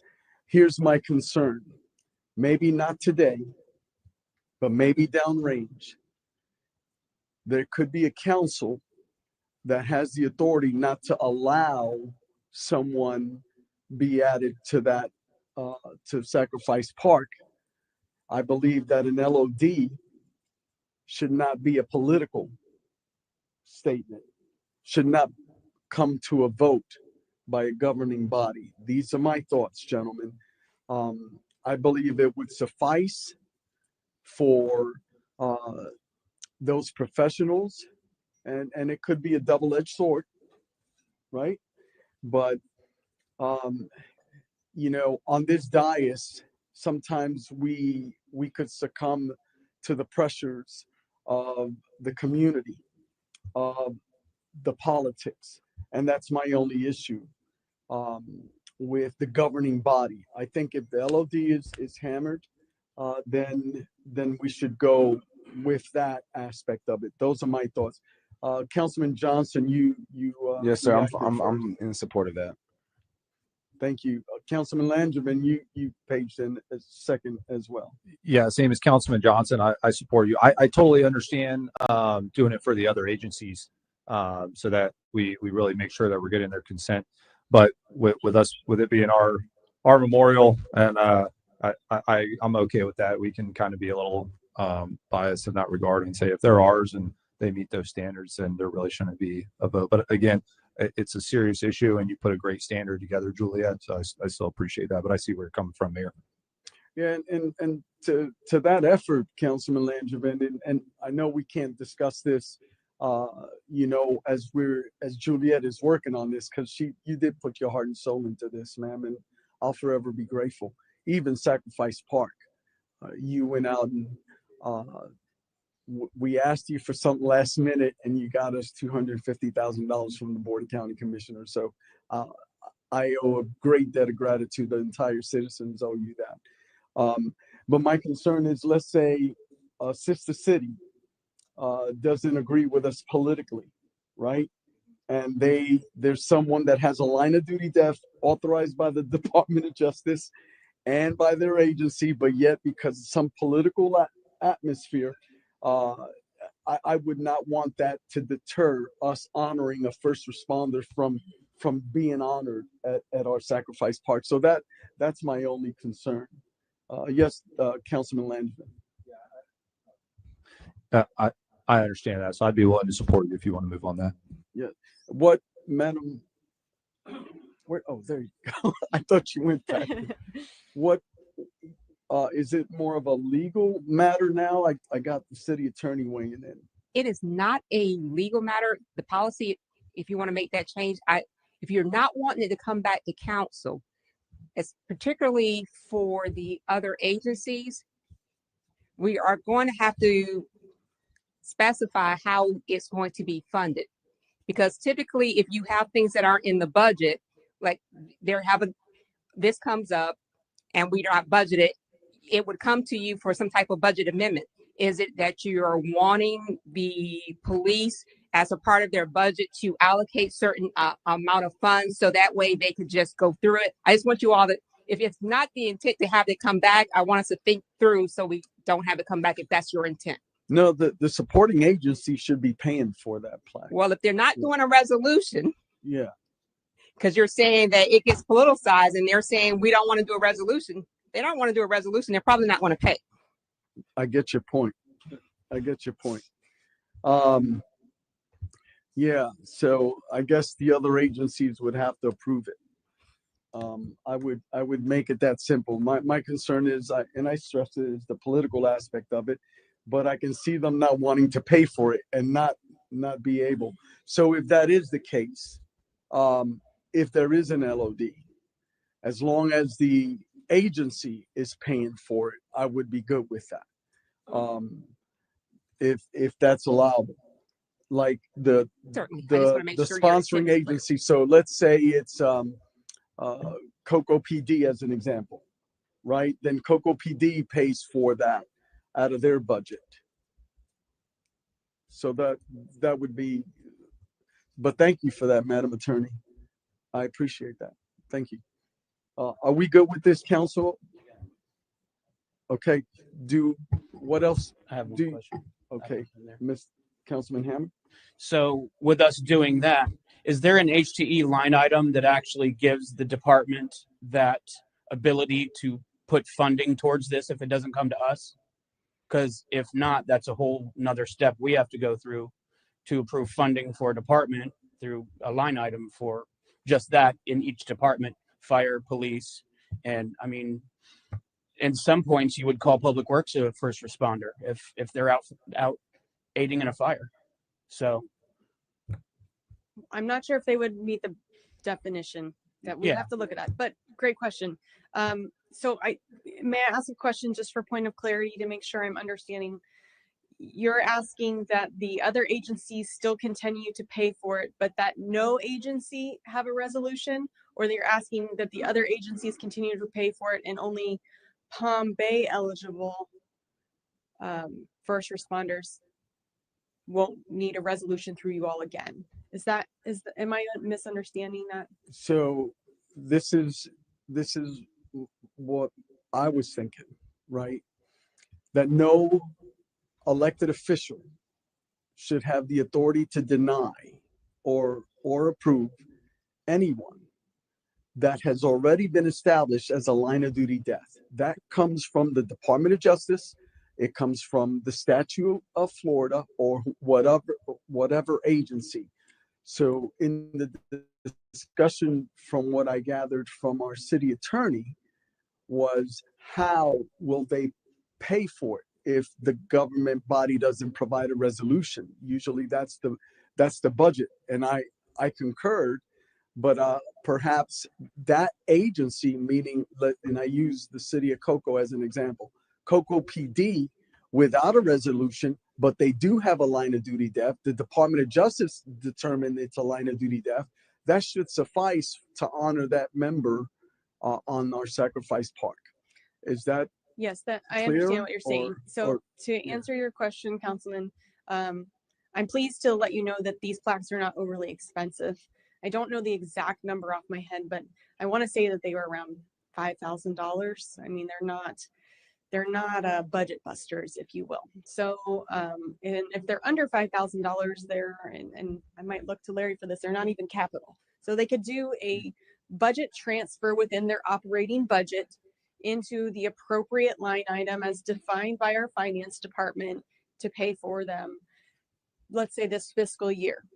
Also, if they know that there's one upcoming in future fiscal years, like let's say, for example, in the case of Officer Tobar, they want to wait until the anniversary of his death in August. Maybe they want to do it next fiscal year, then our police and fire departments would budget accordingly. I would imagine that other government agencies would have a similar process. Whether they need to go back to their agency, to Ms. Smith's point, in order to request the funding, then they will still need to do that. And we just wouldn't be dictating that they are required to do that. Yeah, that was my question. It just comes out of operating and not a set line item within green screen. Green screen's going away. so? So is that something that we could work towards today, Madam Attorney? And I'll look at you. Would that suffice to move forward in something like that? We're fine. I just wanted to make sure that we were clear so it occurs how you want it. Well, there'll be some minor changes in the wording, but I think we fully understand what council is asking for and what the motion will be so that we can honor your intent. All Got right. it. Thank you. Miss Mosconi, just stand fast because we have a public comment at this point. Yes, sir. Thank you, ma'am. Lance Fisher. Who do we have? Okay, that's just one card.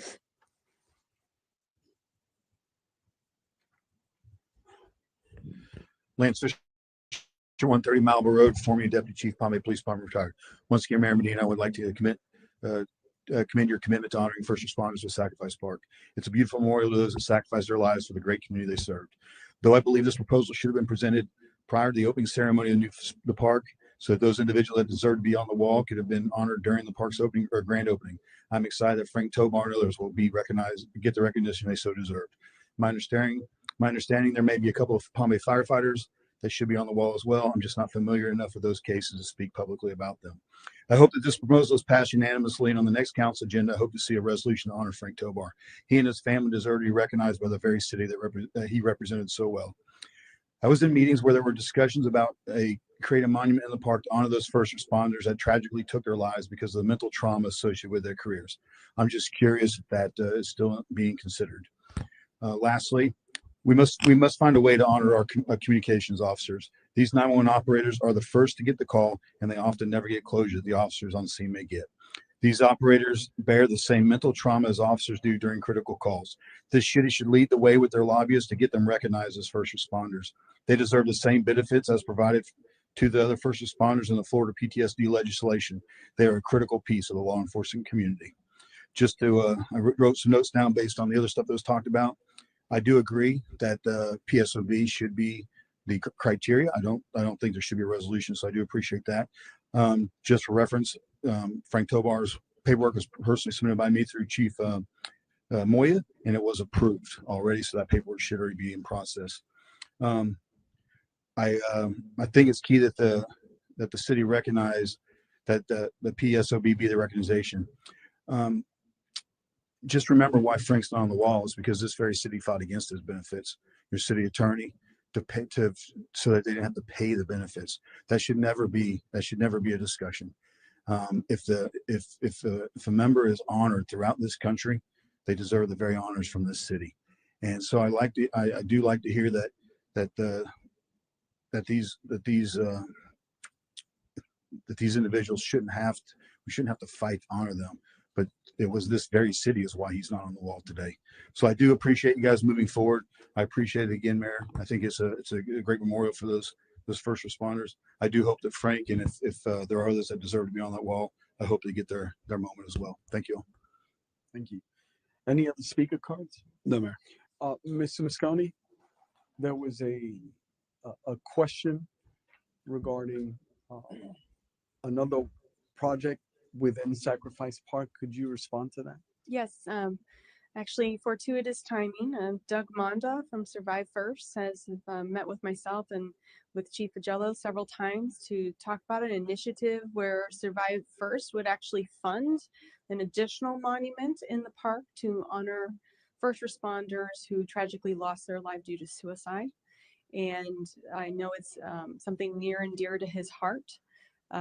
He was at the opening on the 28th, and we talked again about setting up a meeting to meet on site and walk around and talk about what that looks like.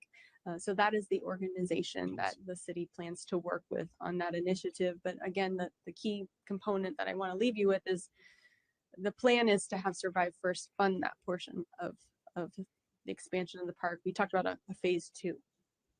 Thank you. I appreciate that, man. Thank you.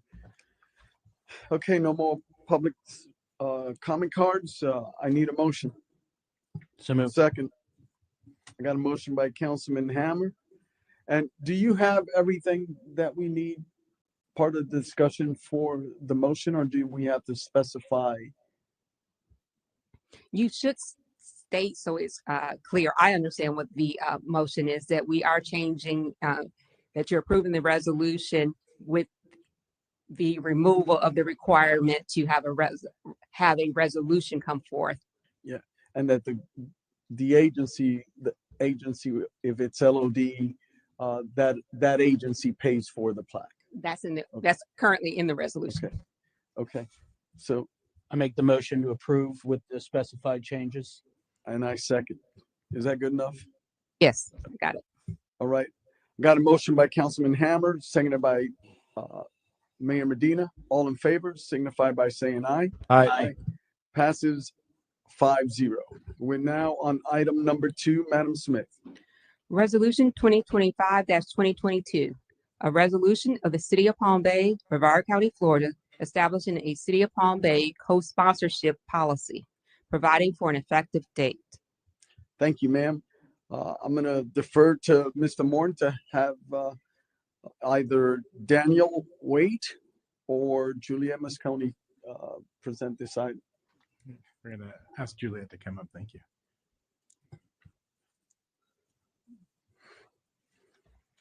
Good evening, good Mayor and Council. We're actually going to do this as a joint presentation to you all. Lengthy staff report, several options in front of you, but for the benefit of the public, a quick recap.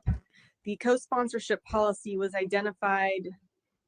The fact that the city was co-sponsoring events without it being put through any type of approval other than by the Parks and Recreation Director was identified in the 2019 JLAC audit. And so on June 3rd, 2021, Council adopted the initial co-sponsorship policy. We've made a few changes to those, or Council has, minor process improvements. We increased the dollar value of the per event co-sponsorship value from $10,000 to $12,500.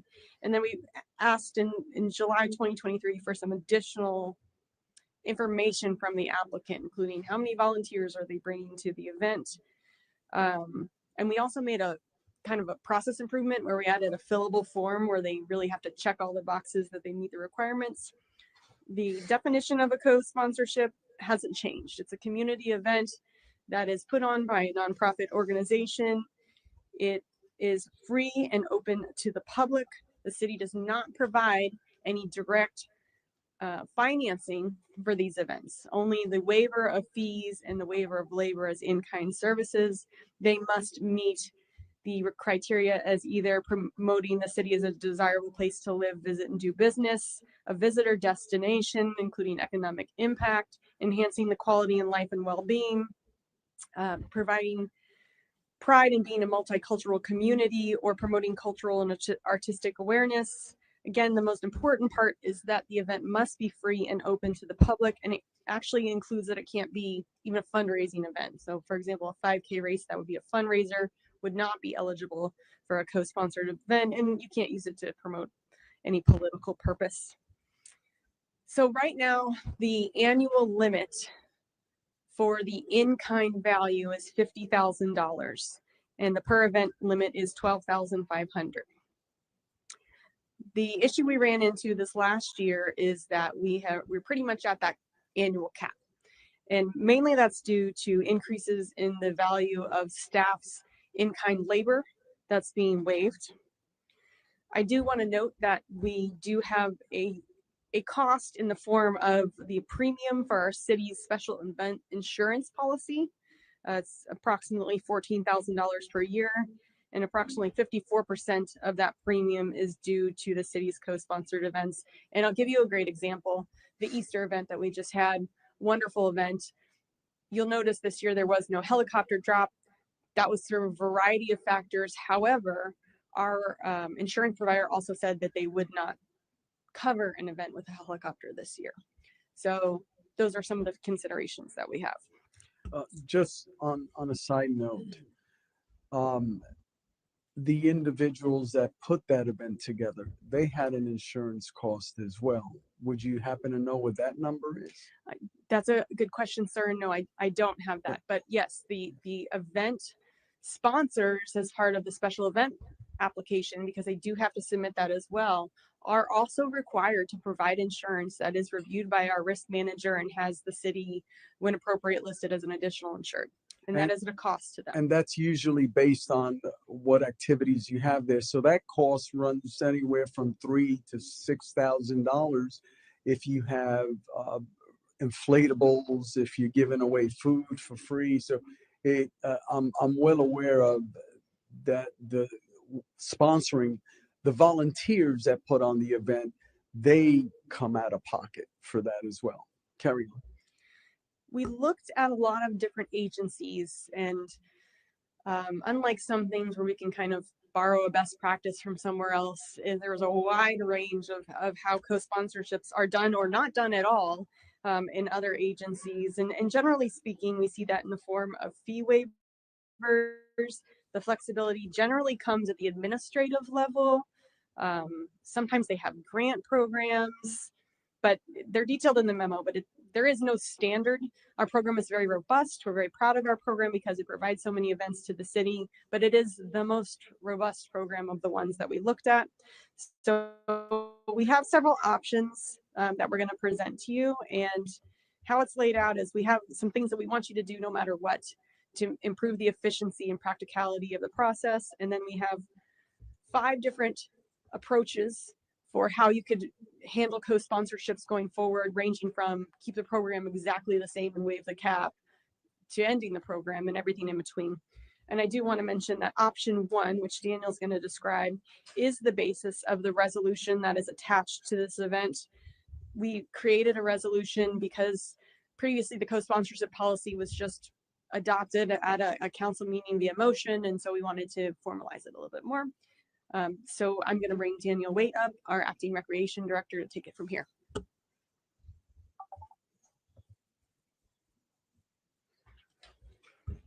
All right. Good evening, Mayor and Council. So I want to go over some of the staff recommendations that will go with any options that are decided, with the exception of option 4. One of the items we want to do is to set an application window twice per year. Right now, the applications are allowed to come in 45 days in advance of the next available council meeting. This causes a lot of administrative stress with last minute applications coming in and us having to drop things that we're doing in order to make sure these get to council on time with the proper information. Another item we want to recommend is an administrative approval. This is for a lot of the smaller events that do come last minute. A couple examples is the Farm Share Florida food distribution that happened after the hurricane. Another one is the Veterans Job Fair, which that's a grant funded one. So once they get that grant money, they reach out to us to have that. Based on the historical value of being able to approve these will be around $1,500. We're also recommending the city providing large safety fencing around any water features or high risk areas for all the large co-sponsored events. And then at a future council meeting, adding some modifications to our fee schedule. There are some missing items that we do provide that we're unable to provide any fees for when we even bring some of the costs. One of that is the rental for a 20 by 20 tent, including the labor to put up and take down those items. Some other items are the parks and facilities labor fee schedule. That cost has been the same since I got here 3 years ago. Bless you. Greg Miner will be able to elaborate more on that, but salaries have gone up, so that fee schedule needs to change to address the increases in salaries. Some restrictions on some of the large assets, such as the stage and bleachers, still being able to utilize them for the co-sponsored events, but possibly not allowing them to be used for non-sponsored events. So that would be just someone submitting a special event application and renting out that equipment.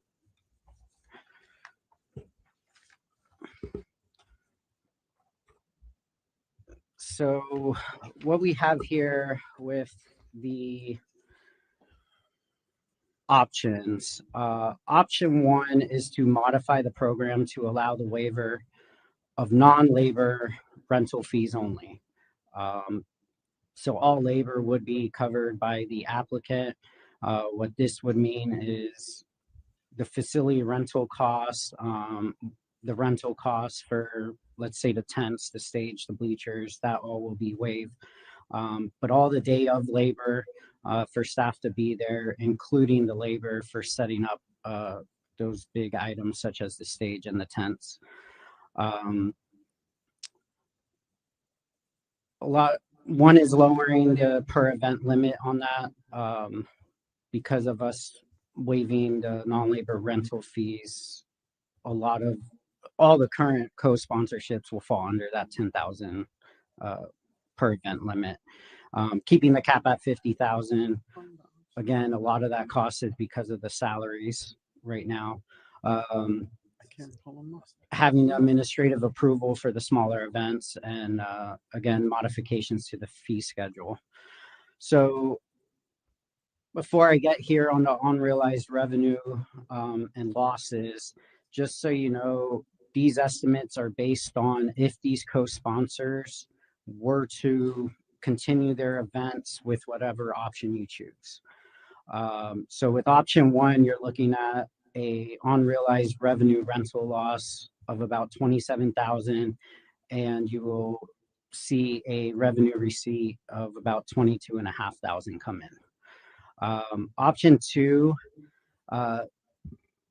this is basically keeping it as is with the previous staff recommendations, but removing the cap completely. This will allow for more co-sponsorships and also allow for some of the events to expand and grow. Based on those projections, with some of the costs that will go into the future fee schedule, the estimated unrealized revenues will be around 65,000 for that. Option three, this is to eliminate the co-sponsorship program, but to change the city ordinance to authorize the city manager to administratively waive facility rental fees for nonprofit events that provide a clear benefit to the community. Equipment rentals and labor fees will still be the applicant's responsibility. There'll be no automatic approval for these events. They'll go through the same special event process that everyone else does. But this will allow for the city manager to waive facility rentals at their discretion.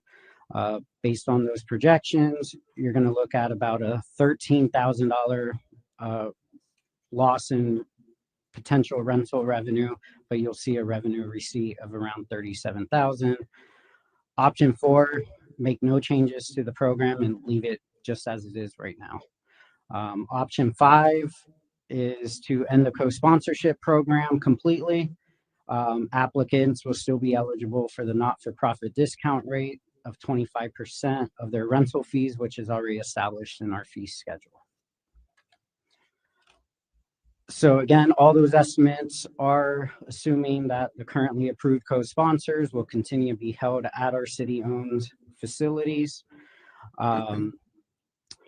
Now, staff, we're not recommending that the city take on these events or even try to fill in different events to cover the gaps in this. This is going to create a cost for increased staff. And just to give you some data that we were able to pull in the short time. So Boca Raton, they host 24 city events. They have 2 special event coordinators.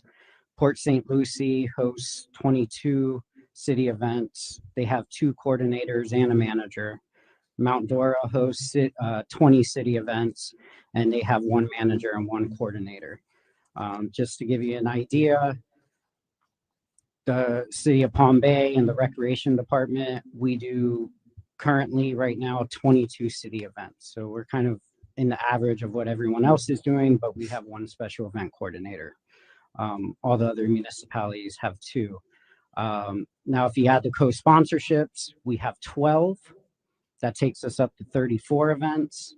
And then special event applications that have been submitted, whether they've been approved, canceled, denied, or under reviewed. The special event coordinator has processed, this is since January 1st of 2025, 48 special event applications. That's a combination of on city property and off city property as well. So another item that you have here is with United Third Bridge, with the settlement. That settlement has that the city must provide the parade route, the staging area for the parade. It includes police, traffic, logistics for the parade, and a location for their festival. Now, all other costs will be the responsibility of the organization, which would include any staffing for the festival and any rentals of our equipment as well, depending on what option you guys choose. And some more data before you guys discuss that I want to go over. And this is just for you to see how we take it, positive or negative. These are just the numbers.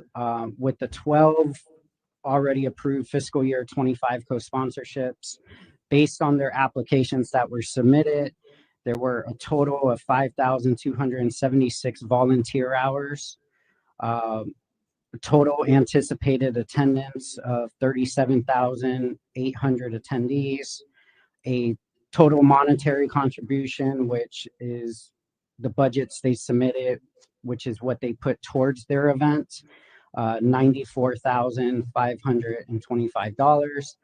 And running a rough estimate on what the city would cost without staffing, putting on these events would be, because of the city owning the facilities, not having to pay the rental costs, would be about $66,000. So if there's anything else you would like to ask. $66,000 per event, or for if the city were to take over per se all 12 approved co-sponsorships that are currently approved. That's just to give an idea if it was handed over to us and said, hey, we have to do this. No, that doesn't include any additional staffing, such as if we needed, more part-time staff, another coordinator. Does that Any include of food as well? So those are based off the numbers that were submitted. It's that 94,000, give or take the rental and fee waivers taken off of that, which is around 27,000. So.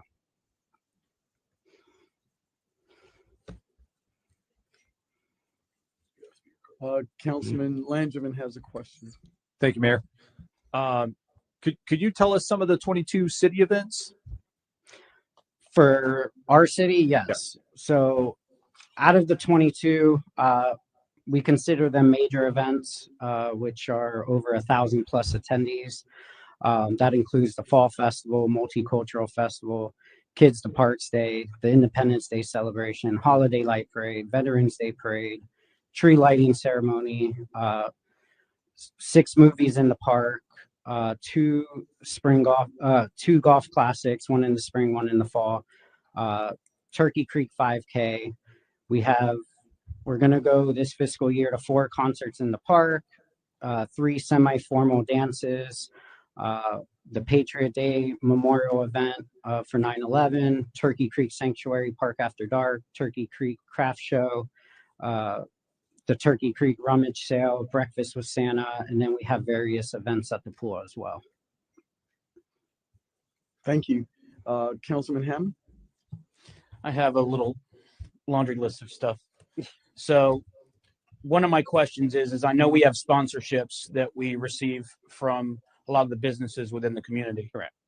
Is there an option to make a sponsorship bank from people in the community that want to sponsor these co-sponsor events? Say you get X amount of dollars in the beginning of the year and that's how much we can co-sponsor that year. Thank you for the question. So certainly we can do whatever council directs us to do.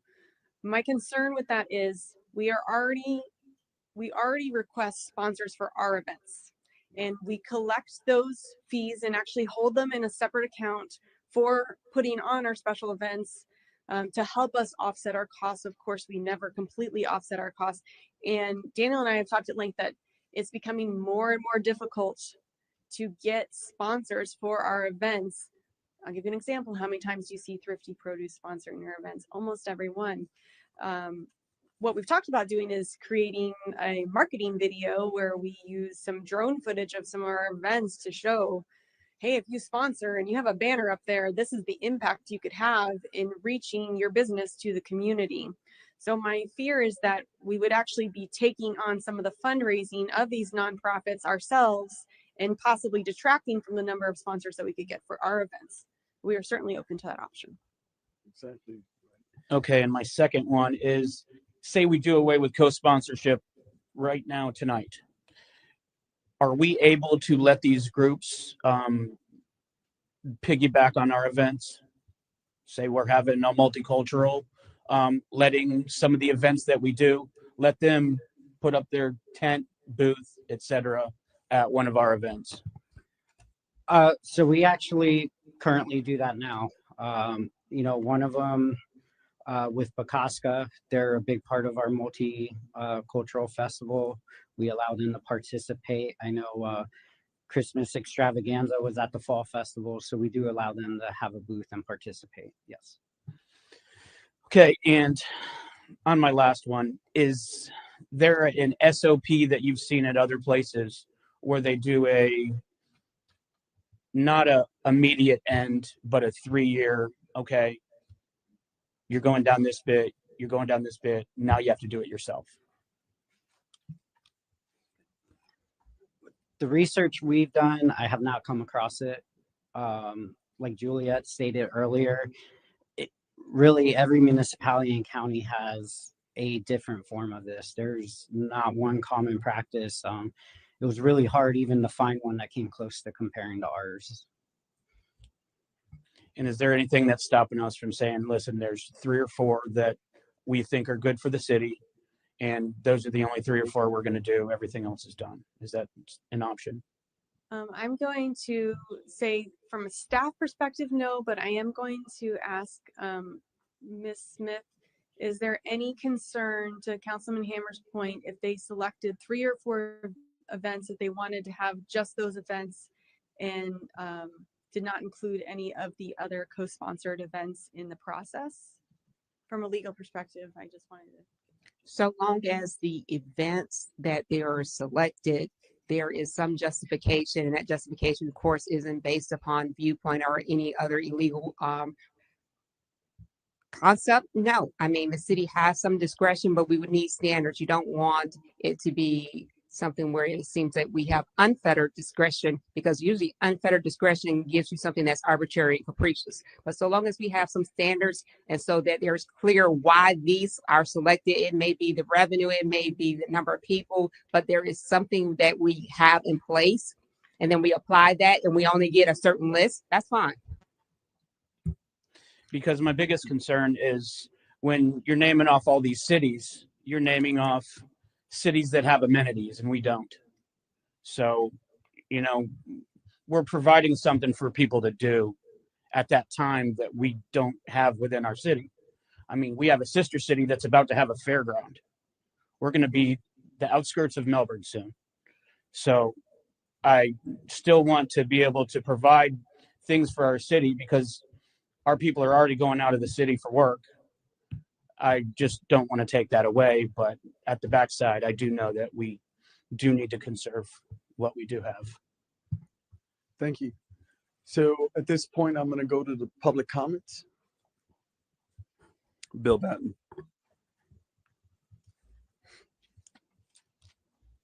Please stay close by, Mr. Wade. Bill Batten, 586 Ocean Spray Street, Southwest. I have 4 items to address on this one. The first one, as always, I challenge co-sponsorship because I see it as preferential treatment when you treat one group of people differently than another group of people just based on some belief. That's preferential treatment, and that's wrong. Item number 2, I've got to give a shout out to Christmas extravaganza. Every year, even though I'm against the process, every year I see them come forward and present thousands of dollars back into the city. I've got to give them that recognition. They earned it. But that doesn't give them a free line now to have a separate identity. Item number 3, when you look at page A1 of your packet, it says, except for Third Bridge. Right? Why does this one identity have a waiver that don't have to follow all the rules and regulations set forth as everybody else? I know why, but I want the public to understand why this one identity, because they sued the city, get this recognition that we now have to provide it for them. My fear is that somebody's going to say, oh, you're providing that for Third Bridge, I'm going to sue the city also. And I want mine guaranteed in writing like they did. Why did that happen? Because you allowed preferential treatment in the beginning, and then it came back to haunt you later. That's how it happens, right? And item number 4, if you have to make a choice to support something like this, like you probably will, my choice is item number 5. Pick number 5, that gives the individuals a 25% break in what it would have cost, right? Because remember, there's still police, fire, parks and recreations that have to pay for this for their staff, for their employees. It comes out of their budget. They have to line item that, and that's a cost to them, right? So keep it in perspective. It is preferential treatment. I prefer you didn't have to do any of it. Thank you very much. And could I please get somebody to explain to the public why Third Bridge gets recognition as a separate identity, even though they're asking for co-sponsorship? Thank you. Thank you. Madam Attorney? Yes, Mayor. In 2007, United Third Bridge filed a 1983 civil rights lawsuit against the city. Essentially, the lawsuit alleged that they had provided this parade. There was a certain route, and there were certain equipment and public facilities that the city provided. The city then made changes, and those things that were provided by the city for free were then the city sought to charge a fee for. They alleged that the city did this without having any type of standards, policy, procedure. Essentially, the city manager had unfettered discretion. And they also alleged that the things that they were being now charged for at that time, that there were other groups that were not being charged for, and they alleged the difference in how they were treated as opposed to others, and the unfettered discretion had to do with attempts to silence or suppress their constitutional rights. The city entered a mediated settlement, and essentially part of that settlement, the city agreed to a staging and parade route, and that UTV would have the option to purchase electricity from the city, be responsible for cleanup and portable toilets. The city would provide police and would provide them the option to rent the stage based on the standard fee schedule. The court adopted the mediated settlement, so it is an order of the court. So we can't, of course, violate an order of the court. I mean, there's no liability for us as far as we're following the order of the court. So somebody says, why are you doing that? Because we have no choice. I mean, this is what we all agreed to back then. So they're bound by what they agreed to. We're bound by what we agreed to. And that's what the court ordered. So it is a actual order that governs both the United Third Bridge and the city as far as how the parade is conducted. Thank you. Next speaker. Javier Molinares.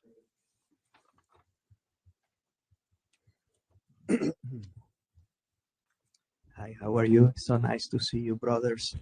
Here, I'm going to talk about the item. Welcome, City Manager Martin. I'm going to give you a recommendation that you consider keeping the co-sponsorship to organizations and individuals that belong and contribute to Palm Bay. I came here to Palm Bay in 1995 before I joined the United States Army. When I went to the United States Army, I keep my residency here in Palm Bay. I didn't change it to Fort Bragg or Fayetteville. I stay here in Palm Bay. Then I came here to study communications in Florida Tech as a resident of Palm Bay. I did my master's degree as a resident of Palm Bay. I started with the help of Mayor Medina and Congressman Bill Posey, the Viva Brevard Festival in 2012.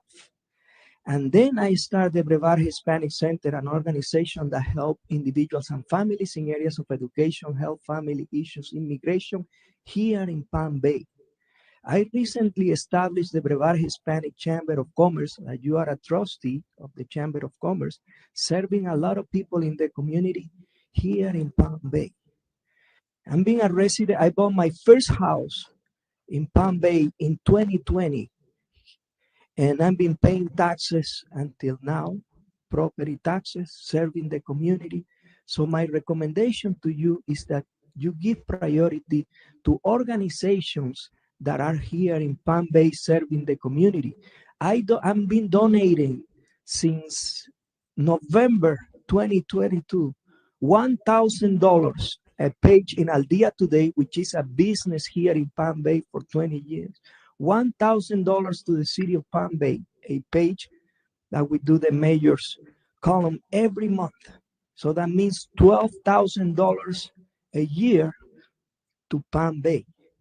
So I had the Viva Brevard Festival, and I think we should keep it. Your co-sponsorship is very important to keep that festival that is from other organizations that have served thousands of people since 2013 here in Palm Bay. So what I want you to do is that if you're going to make any resolution or any modification, please consider the organizations that contribute to Palm Bay, organizations that are local here in Palm Bay, not organizations that come from New York or from somewhere else to do business here in Palm Bay, to make money here in Palm Bay, but they don't contribute to Palm Bay. So thank you so much. Thank you. Next speaker. Hannah Diaz.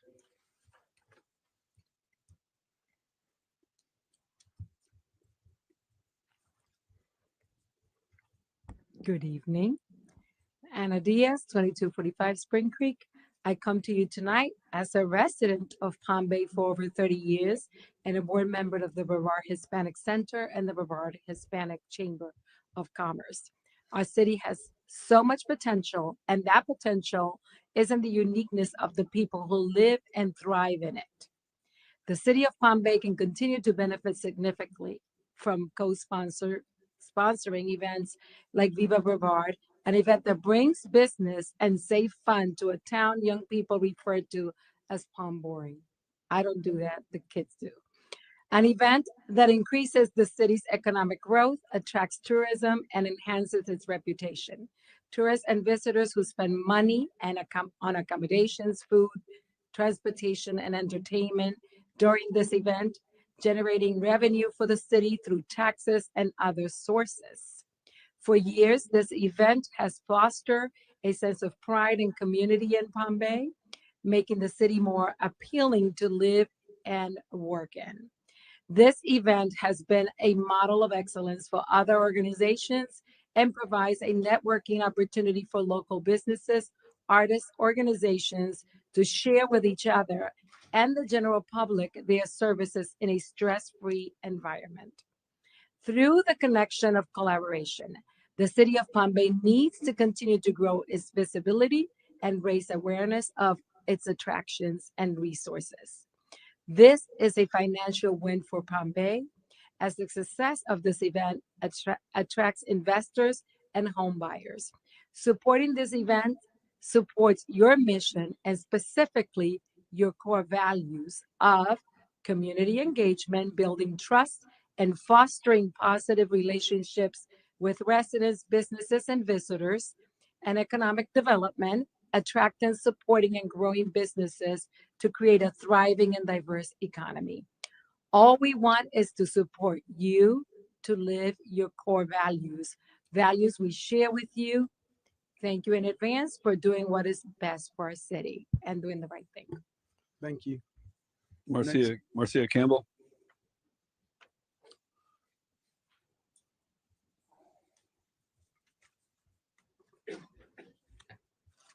Marcia Campbell, 1386 Prospect Circle, Northeast, Palm Bay.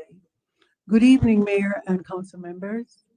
My name, as I just said, is Marcia Campbell, and I represent the Brevard Caribbean American Sports and Cultural Association, better known as BACASCA. It is a nonprofit proudly based in Palm Bay. Tonight, I'm here not just for BACASCA, but to stand in solidarity with all local nonprofits who work together with the city to enrich the lives of residents, and for the many youth, seniors, and families who have benefited from the vital programs and events we have been able to deliver, thanks in large part to our partnership with the city. These partnerships are more than just shared space or resources. They represent a shared commitment to building a stronger, more inclusive community. BACASCA has proudly served the youth of Palm Bay through programs like Caribbean Storytime, Caribbean Arts on the River, cricket workshops, and steel pan and drum classes, often in partnership with schools like Palm Bay Elementary. These programs offer our young people mentorship, cultural pride, and creative outlets they might not otherwise have access to. In addition to our youth engagement, we run initiatives that support seniors and women, creating community-based programs that foster well-being, connection, and dignity. And every June, we celebrate Caribbean American Heritage Month right here in Palm Bay, not just to honor culture, but to bring people together through food, music, education, and community.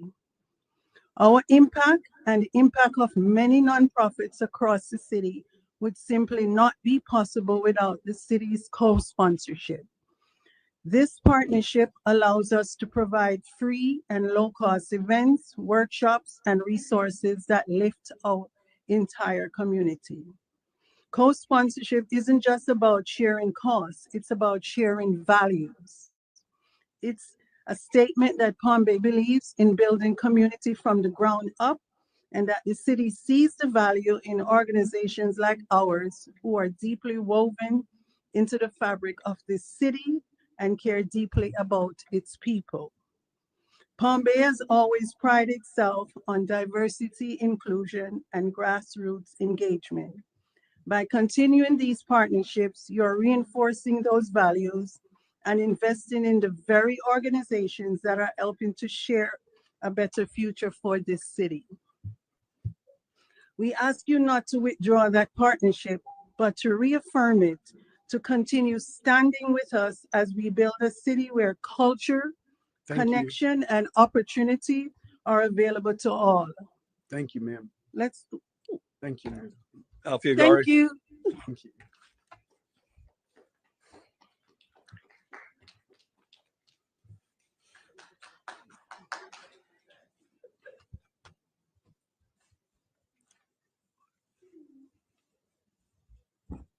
Good night, Mr. Mayor and Council. I am Alfred Agar from 1680 Main Street, Northeast Palm Bay. Well, I can say Marcia had just, spoken the words that we are looking forward to, and I am here talking about all the nonprofit that's in Palm Bay. I started this my double ICCS, West Indian Caribbean Culture and Sports, in Palm Bay, basically to promote sports and culture. In 2019, we have COVID, and we start this thing just to get citizens of Palm Bay out in the park. My announcement was, please come out and make yourself comfortable. This is a free event. Don't come with no wallet. This is a total free event. And I invested in this, and it take on very well with the city. Our citizens looking forward for this. I promote sports, soccer, domino, and stuff like these. And right now, I even have a 6 versus 6 competition in Palm Bay right now that I'm sponsoring, putting it on. What I'm trying to say is that co-sponsorship of this in Palm Bay this is something we have to be sharing with. We talk about, like the multicultural event. It cost me maybe $4,000 to participate in this event, just to help the city to make sure they present a good cultural show, because all of us have different culture, different equity background, and this is what this is all about. We would just love to see on this paperwork here. I brought it here to read, but Miss Julie had read it. The real reason of this program is to promote our culture, our diversity, and all these things are very important. So I'm looking forward for our council to make a decision to keep this co-sponsorship. This is just to show the sharing love for the city and our citizens. And we are definitely looking forward for that. It's not like my co-sponsor is just the location. Just the location, it may cost $35, $45 each event. That's all. Nothing else. I provide everything else for my event. But $35 is not the whole thing. What is it? It's just to show that closeness we have. Thank you. Next speaker. Margarita Chavez.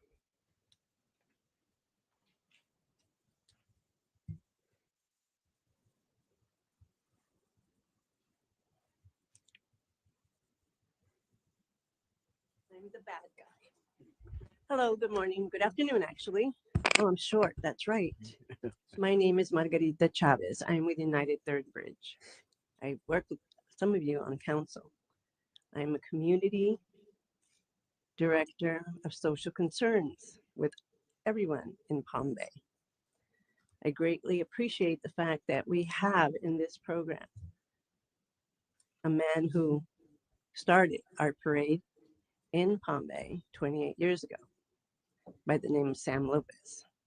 He was not only a friend, he was my teacher, and I love exploring the things that Palm Bay needed help with. He left this world, but he left the rest of us in our unity to continue as members, his legacy.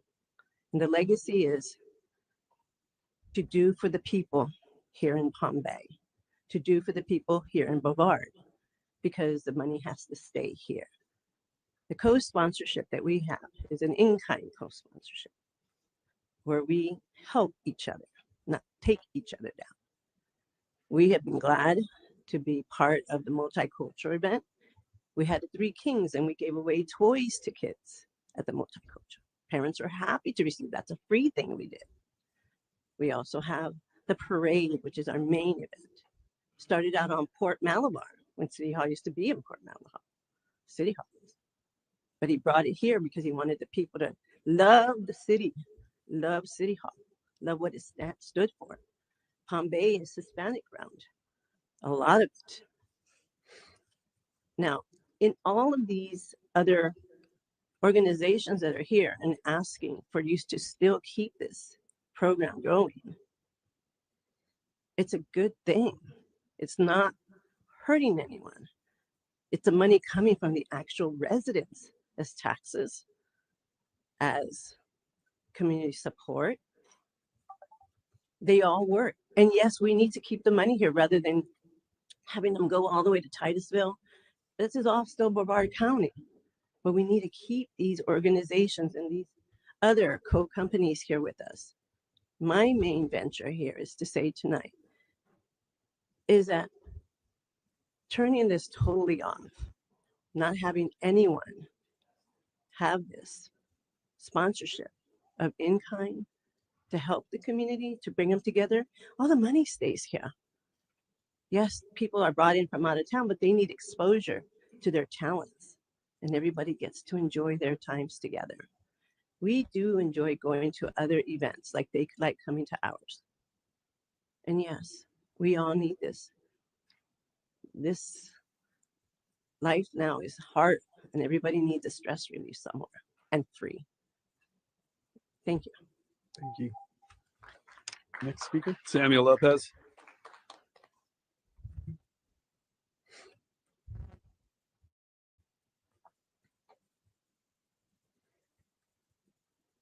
Good evening. Good evening. My name is Samuel Lopez. My address is 13,000 Mustang Trail. And I don't live in the city of Palm Bay, but my dad lived in the neighboring city. He is the gentleman that Ms. Margarita Chavez talked about. And that way is my dad. Bring up the mic. United Third Bridge. The United Third Bridge is my dad's organization. I am the president currently. I'm also president of the Florida Puerto Rican Hispanic Chamber of Commerce. This event is wonderful. The sponsorship, why you're here today, is an opportunity for you to shine as members of the city council and all the nonprofit organizations to shine. Because at the bottom line, this is 8 o'clock at night. You guys are probably not earning a living from this job. Neither do nonprofits. What the purpose of nonprofits is for the opportunity for children to learn about their value system. There's no profit in nonprofit. The only people that can profit are you guys. You guys get to share your values. When you were candidates, was it asked whether or not you were going to get rid of the sponsorship? I hope it was asked, because it will certainly be on the ballot next time by your actions. However, this is an opportunity for you to increase the sponsorship, as I heard. If I'm not mistaken, I think it's important that we recognize that co-sponsorship, partnering is not it's a core value from the preamble to our Constitution, where we fight, promote for the general welfare. This is what the city is supposed to be doing, instilling the Jesus moments, the opportunities to thrive, to make it unfettered, unfettered discretion for a city manager puts a lot of pressure on one person who's not elected. Keep that in mind. I'm so happy that when this event, the city council meeting began on this day, it was recognized as a city of prayer. There are no coincidences. There are no coincidences because this is also the month of May, the honoring of Mary, the Blessed Mother. And it's an opportunity for you guys to understand that in 1917, she appeared as the Lady in Fatima. And what that established was a comment that invoked the statement as follows. Russia will spread its errors throughout the world, raising up wars and persecutions of the church. This is the words of the Blessed Mother coming to 3 young little boys in the area of Portugal that was recognized. And this is important because you guys, as the representatives, certainly don't want to have communism. We don't want that. We want to exercise our free speech. I know that in the past, you guys were talking about doing some things that were behind closed doors. No one will approve of that. I want to thank you for the opportunity. You guys have a blessed evening. Thank you. Ruth Koffel.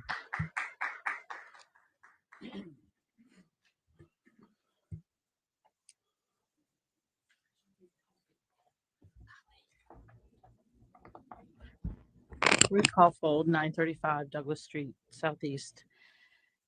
I wasn't going to speak on this, but I am going to do it now. Couple questions. What is the ROI for the city on this co-sponsoring thing? So I haven't seen any, heard any so far. So that's just a question to you because I'm not all up on it, but I've just been listening. How are the churches and businesses being contacted? Because I haven't seen how that happens. I've even tried to advertise events with the city and got rejected. So I was like, I just want to do a Constitution class. I just want to advertise it with the city. But I got told it was too political. So there you go. I'm suggesting that you take all these nonprofits, all these cultures, and all these people and have one event per year, an American event. We are America. We are the melting pot here. If we keep subdividing ourselves, it's not going to be America. If you want to be in America, say so, be it, act it, do it. Don't subdivide everybody. Reduce or accept the public-private partnerships. Make people accountable for all these things.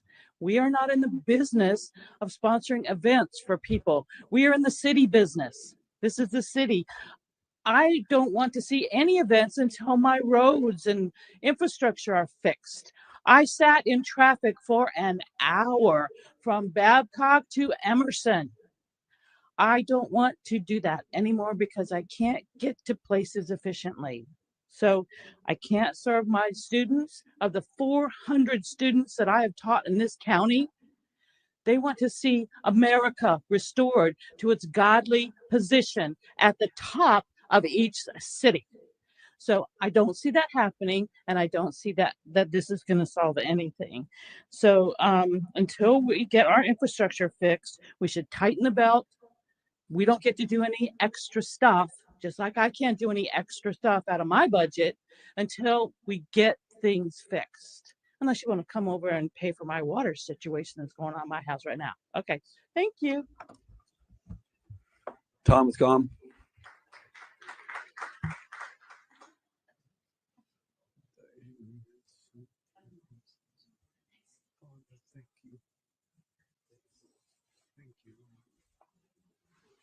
This could take a while. It's kind of a cruel joke, putting me right after Mrs. Caulfield.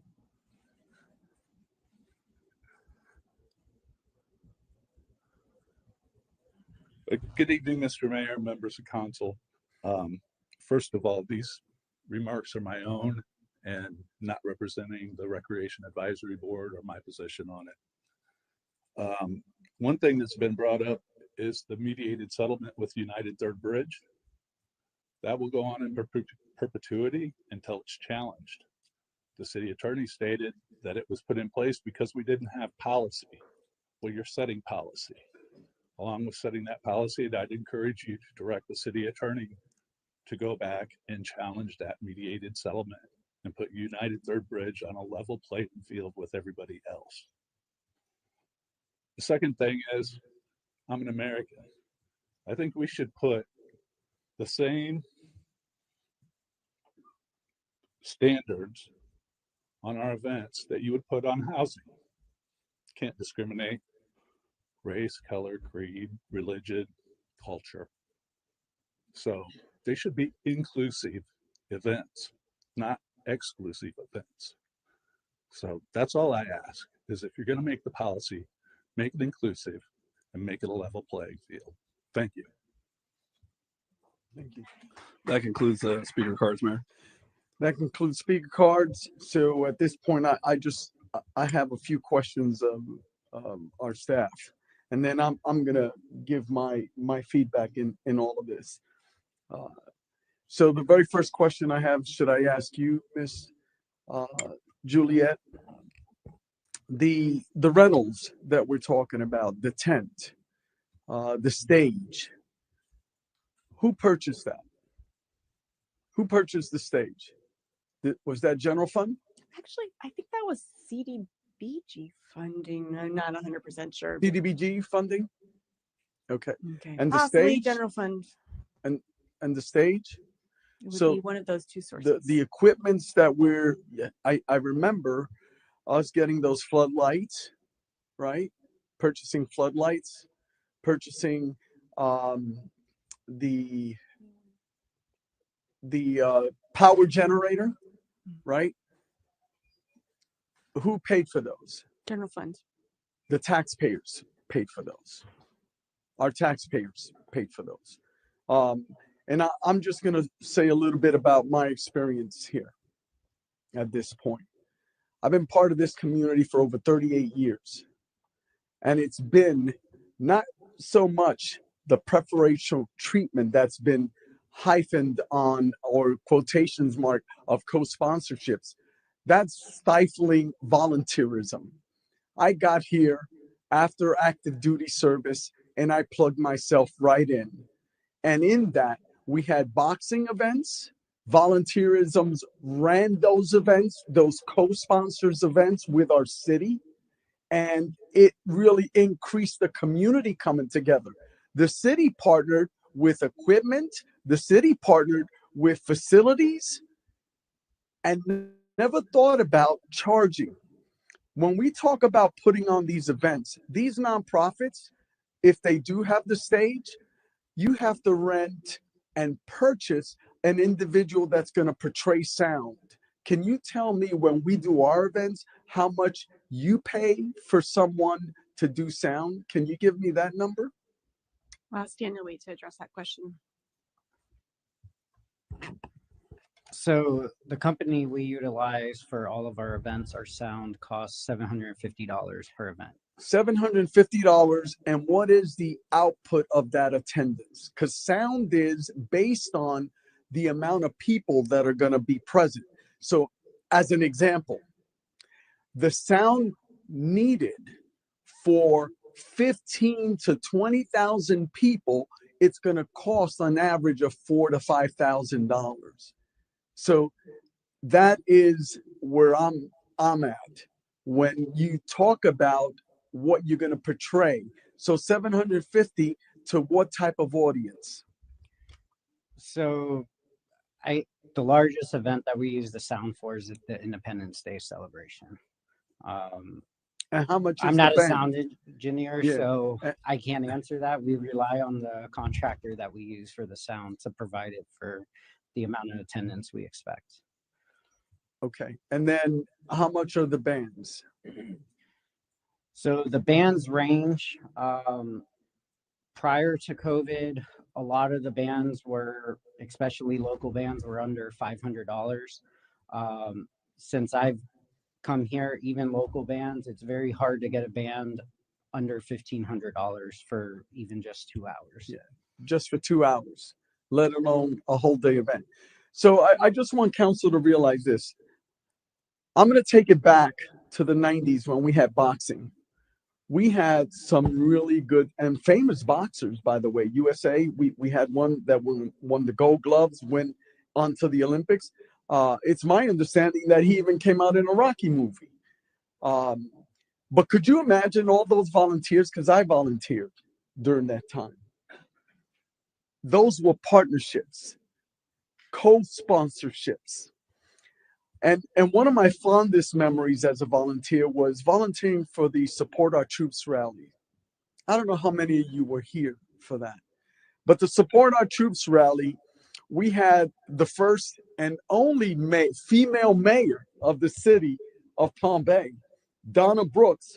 Her son, as we led this Support Our Troops rally, was present at Fallujah when we raised the American flag in Fallujah in Iraq. Those things were partnerships. When you talk about partnerships, gentlemen, you can't put a price on it.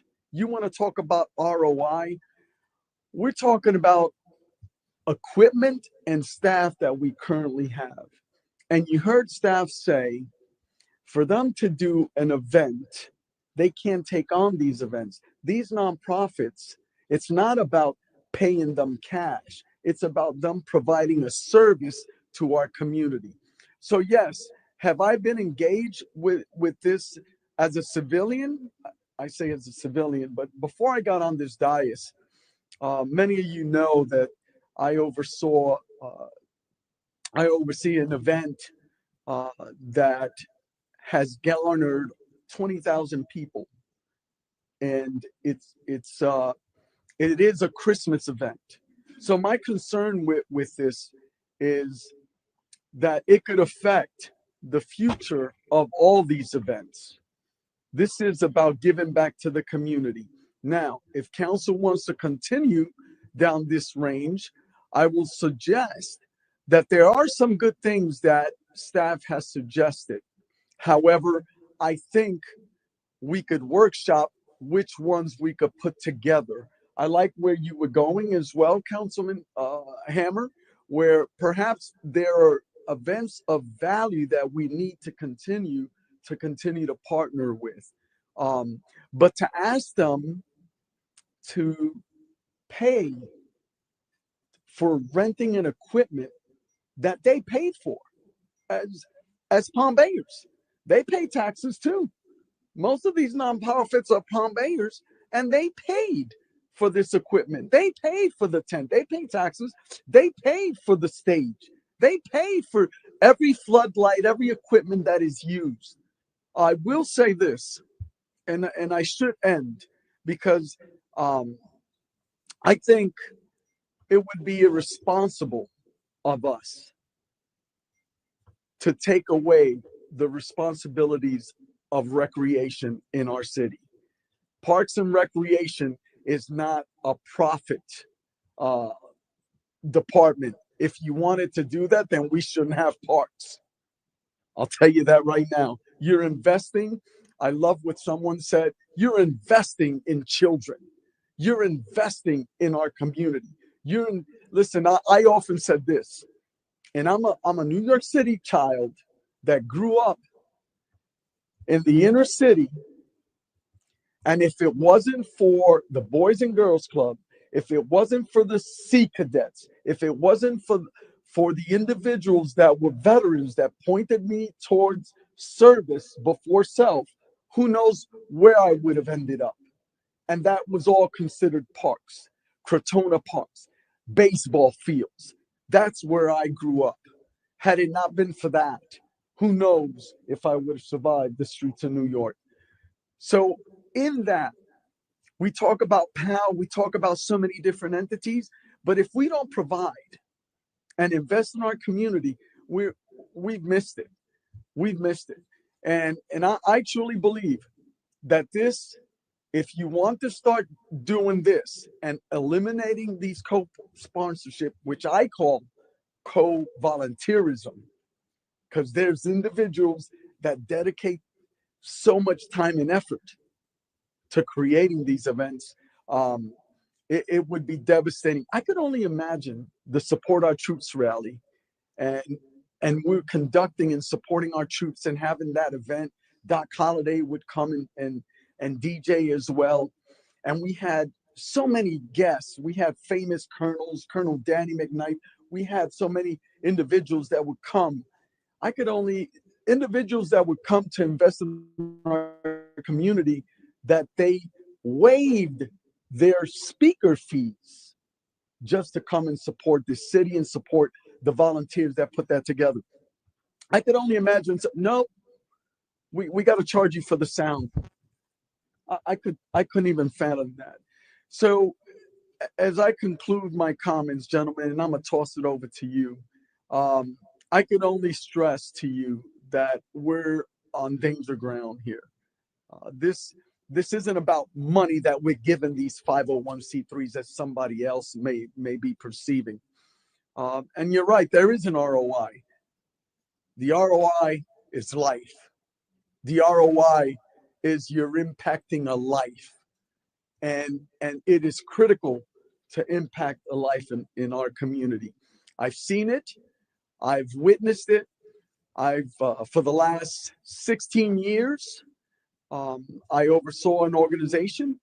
And in 2016, the city of Palm Bay recruited that organization to come to Palm Bay when they were doing it in Brevard County. They wanted it here. They wanted it to affect the citizens of Palm Bay, and naturally it was a perfect fit. But I'll end my comments there. What I would suggest is that and I know this council doesn't like workshops, but I would recommend the workshop so we could decipher which one we would want to take from A to B. But otherwise, our income, the salaries have increased. Everything has increased. So that's why we're in a position where you would have to bump that up. So those are my thoughts, gentlemen. I would not entertain changing anything, but I would want to share the value in all the hard work that our staff has done. And I would encourage, if you guys wanted to go down a path of a workshop to see which ones we would keep. And another thing, and I'll end with this. It is my prayer. It is my hope that it's not because one of our partners refused to change Christmas into a holiday event. It is my hope that those rumors that have come back to me, because yes, we do have a holiday parade, but there's definitely no way that that organization would change it and not change it to a holiday event. It will remain a Christmas event. So those are my thoughts, gentlemen. I don't see anybody dinging up here. So I'll toss it. Yeah, I think we all did. Well, Well, we need a motion first, technically. I've got Chandler, Councilman Langevin. All right. Well, to Councilman Johnson's point, I'm going to make a motion to table the item to a future workshop. I'll second that. Deputy Mayor. Thank you, Mayor. Thank you, Mayor. Kind of feels like Oprah Winfrey. You're getting an event. You're getting an event. You're getting an event. I like number 5, but I would settle for option 1.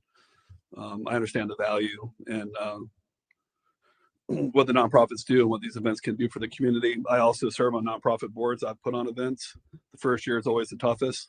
And the second year, you save seed money for that next event. To the comment that was made about how decisions are made on this dais, I can certainly attest. I don't make decisions up here to win elections. I make decisions based on what I think is the right thing to do. It might not be always the popular thing, I can't be bought. I can't be sold. I can't be manipulated. I can't be coerced. And so I just want to make that impeccably clear that the decisions I make, I think I pray on a lot of them, and decisions I make, I feel like are the best choice at the time. So with that, I'll pass. Councilman Hammond? Yeah, I had one more question for Miss Goni, if I could ask our city manager to bring her back up. Just to touch on something somebody said, say this gets canceled tomorrow. The money we're spending on this can't be used on roads, anything else, correct? Correct. It's waiver of fees. Yeah.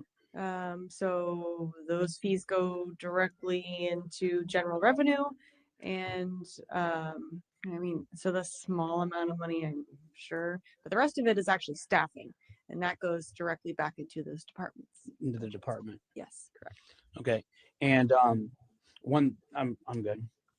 I will say I am in support of keeping it how it is, but I would like to see the twice a year applications, because I think that is a lot of work. I think it's when somebody decides they want to have something, they can just call in. Our city staff has to jump through hoops and try to get things done. I do like twice a year, but I also do know how much marketing is. And to have the city posted all over on everybody's Facebook, on everybody's Instagrams, all over. We need positivity here in Palm Bay. We've been in a bad place for so long. And to be out at these events, and I mean, me being in the position I am, I get invited to all of them. And to see the people actually smiling is I mean, the little bit that we are giving, the little bit that our Parks and Recreation does. I mean, it's nice to see people in Palm Bay smiling. You know, we are dealing with roads, we are dealing with problems, and if we can take their minds off of that for a little bit, I think that's a good thing. Councilman Johnson? Thank you, Mayor. I've been on this item for a while now, and option 5 was my number 1 pick. I'm to the point of what Deputy Mayor Jaffe said. I was looking at option 1 as a second close one. My thing, Ms. Caulfield hit on a lot right there. Like, I just see with a lot of these events, just a lot of division and just causing more divides, and just this individual, that individual. On top of that, we're talking about the funding and everything. The events can still happen. It's just the fact that it's the city not going to pay for it anymore. And that's the point I'm at. That's the point I've been at. So option 1 is a close second, because in that case, it's just a waiver of non-labor rental fees, which is what majority of cities that I've seen, and what Daniel Waite and Juliet Moscone provided. That's what a lot of them do. But even with option 5, if we wanted to up it up to 50% or 75% for nonprofit discount fees or something, but I can't get behind it. I know I wouldn't just, if I'm tight on money, I'm not going to just bend over here because it's a feel-good event, or bend over there. We spent more time speaking about co-sponsorship policies this year than road improvement or Go Road bonds or infrastructure. So, like, there's just so many other things to tackle, and we spent an hour on this. So I definitely will not be in support of tabling it, because that's just going to add longer. If anything, we need to have a workshop on the roads and how we're going to go with our city manager, Mr. Morton, who I'm excited to have on board with us. But this, yeah, I won't be in support of tabling it. I'll say that. All right, thank you. Councilman Langevin? All right, thank you, Mayor. To Deputy Mayor's point and Councilman Johnson's point, I'd be amiable to standing with you on that and just going ahead and voting. But the reason that I made a motion to table it, and why I want to have a deeper conversation, and maybe we can just go to this side later in the future, but we also discussed city events tonight as well. And when you put the two together, we end up having more events than cities with a lot more money than us, like Boca Raton and things like that. So I kind of felt like the two are pretty closely related, and we should have a really in-depth conversation about both of them together. And one of the things that I kind of thought of and would have proposed maybe at a workshop was what if we, so just kind of an idea, and it could be modified, but what if we took, like, say, hey, at the beginning of each budget year, we're going to go ahead and have 12 events. They're going to be city events. We're going to pick them as a city. However, we will leave an option on the table for those events to be a co-sponsored event instead of a city event if there's enough support from the community to modify it into a co-sponsor event. And so I thought maybe at a workshop we could have some good conversation about that. But if hearing that you gentlemen still want to vote for either 1 or 5 tonight, I'm willing to vote no on my own motion, and we can have that vote. Okay. So right now, what I'm hearing is you guys want to vote on 1 or 5, and knowing that it's going to jeopardize any future events. In particular, one of the largest events that we hold here today. Okay. I would prefer to have a workshop, like you said, and the only way you discuss that workshop is actually getting down to the nuts and bolts of what event we're talking about. How does that event, you open up those books and you can see what that event brings and the participation of that event. That's why I think it would be better for us to do a workshop and open it up that way. But right now I've got a motion.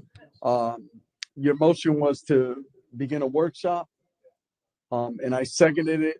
So I got a motion for the workshop. I dinged in, Mayor. Can I? Yes, sir. So before we move forward with the vote, would either of the gentlemen like to respond to that? I'd be interested.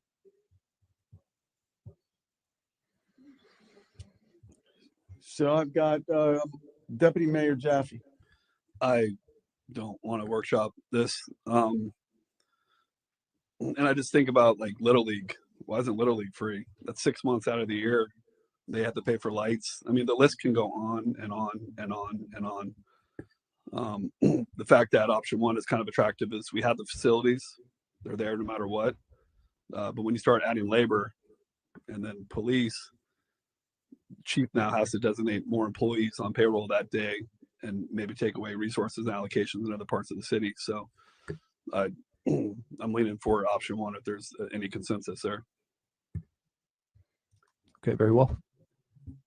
Councilman Johnson. Then in that case, yes, especially for the sake of not having a workshop, I'll I'll go with option 1.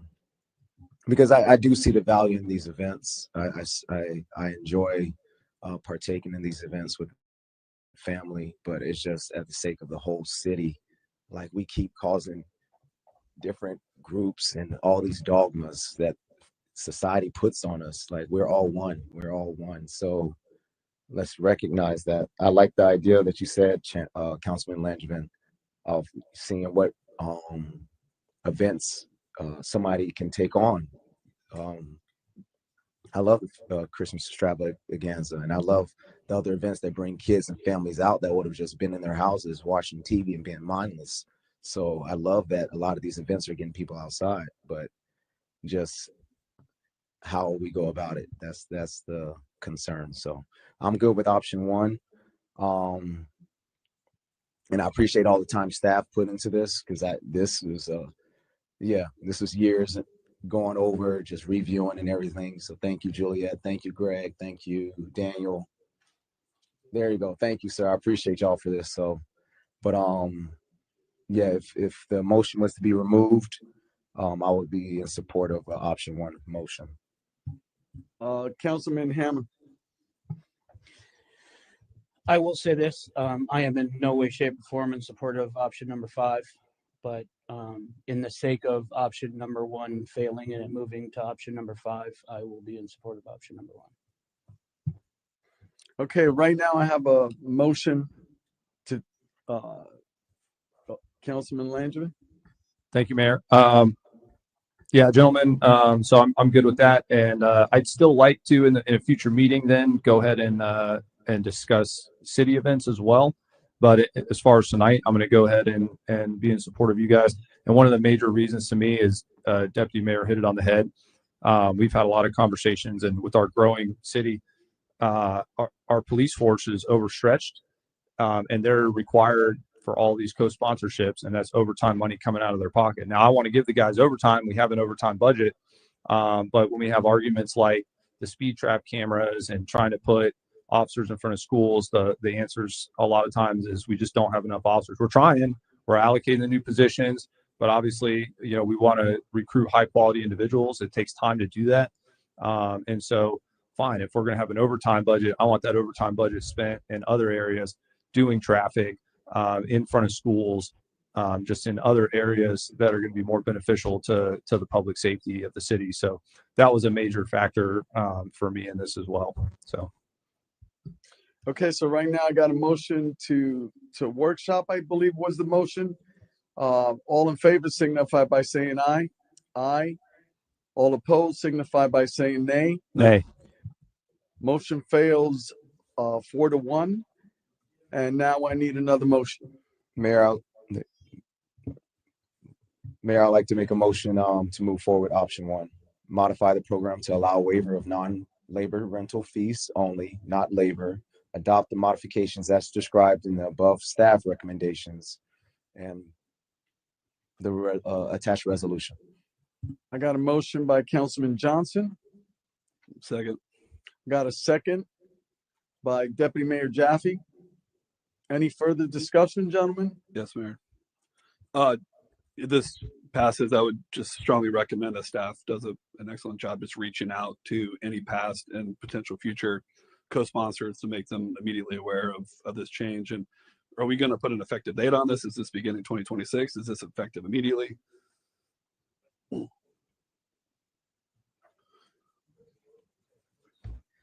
So when we brought the last round of co-sponsorships, there was part of that motion to not move forward with any applications for fiscal year 26 until this decision was made. So I guess it's for 2026 then? Is that what I'm understanding? Okay. Starts today. It's whenever you all want to make it effective. Right. The resolution is written, says effective immediately. That's our standard language. As Daniel mentioned, we don't currently have any co-sponsored events, and we have hit our limit for annual co-sponsorship. So based on our current policy, we couldn't have any more events this year anyway. And generally speaking, the next event is going to be the Puerto Rican Day. No, but that's already approved. So the next one we would anticipate historically being submitted would be the Puerto Rican Day Parade, which is in the fall. No, that's already approved, he said. For next year. So that's why we have a fall winter application window. So if you approve this policy this evening, and as Ms. Smith mentioned, you can set an effective date, then we would open the window we talked about in the summer. And advertise it, reach out to our current event holders, and then bring forward our first batch for fall winter events to you all. So the FCE would be for next year. Right. So they would apply in the fall winter. I'm sorry, come on up, Daniel. So yeah, so all the co-sponsorships that have been approved for fiscal year 25, the next cycle will begin fiscal year 26, October 1st. In the fall, usually includes the Puerto Rican Day Parade, Viva Brevard, Family Christmas Extravaganza, the Wicks event, Indian Kite Festival. We are heavier in the front part of the year, with fall, winter being better weather for events. So that will be the heaviest of the applications. So it affects all those. Okay, thanks. Councilman Ham? Yeah, I was just going to touch on that starting October 1, not, it starts now and comes back now next year. I want that to start October 1. and then it's effective from October 1 to the end of September next year. I don't know your dates that you want to do for your application dates, but if you wanted to do that before the FY, I would be okay with that if council likes that, but I would not suggest any spending until October 1 on. Go ahead, Dan. So the plan for the application period would be to start this summer receiving the applications for that fall winter.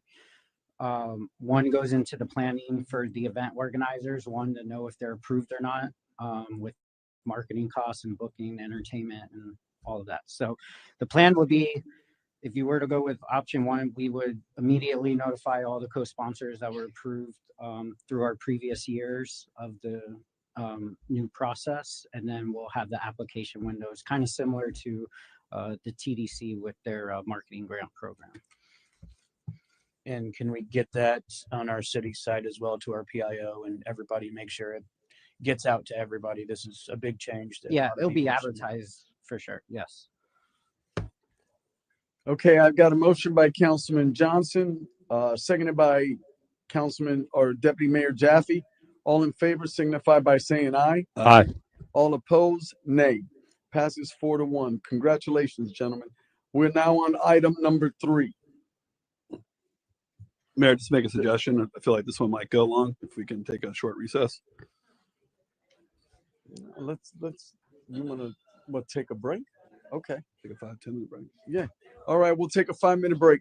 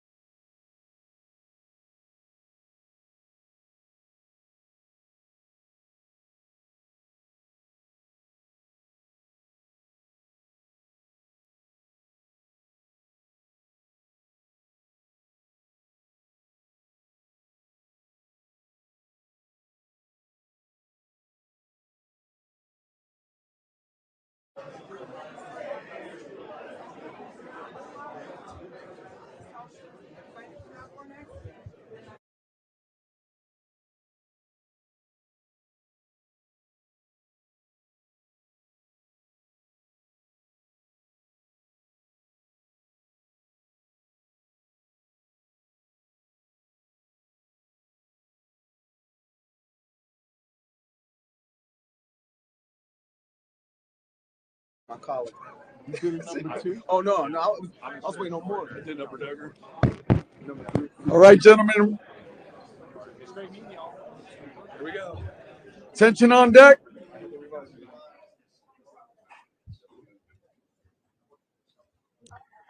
I'm going to call this meeting back to order. We are now, ladies and gentlemen, I'm calling this meeting back to order. We are now on item number 3, Deputy Mayor.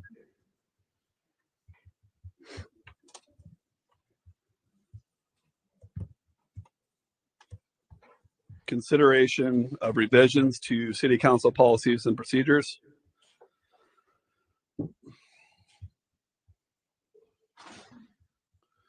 Deputy Mayor requests city council consideration of proposed amendments to the city council policies and procedures to help streamline council meetings and to reduce risk of purposeful or inadvertent violations of federal communications commission regulation with respect to decency standards, while still ensuring maximum First Amendment rights of free speech, guarantee persons addressing the council. The proposed changes are similar to those recently adopted by the school board of Brevard County to address these issues. The proposed revisions are shown in strikeout and underline. You want me to continue? Yes, sir. Under presiding officer, there are changes under 7.1.2 designated duties. Under order of business, there are proposed changes to the structure of the meeting. And if the meeting would be continue to be televised or not for the non-business portion of the meeting, and televised for the business portion of the meeting. And finally, public comments. There are revisions proposed to the visual presentations by the public under item 7.8.6.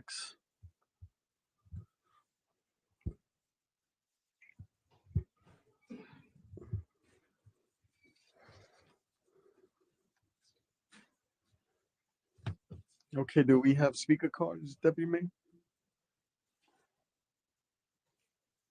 First speaker is Lance Fisher.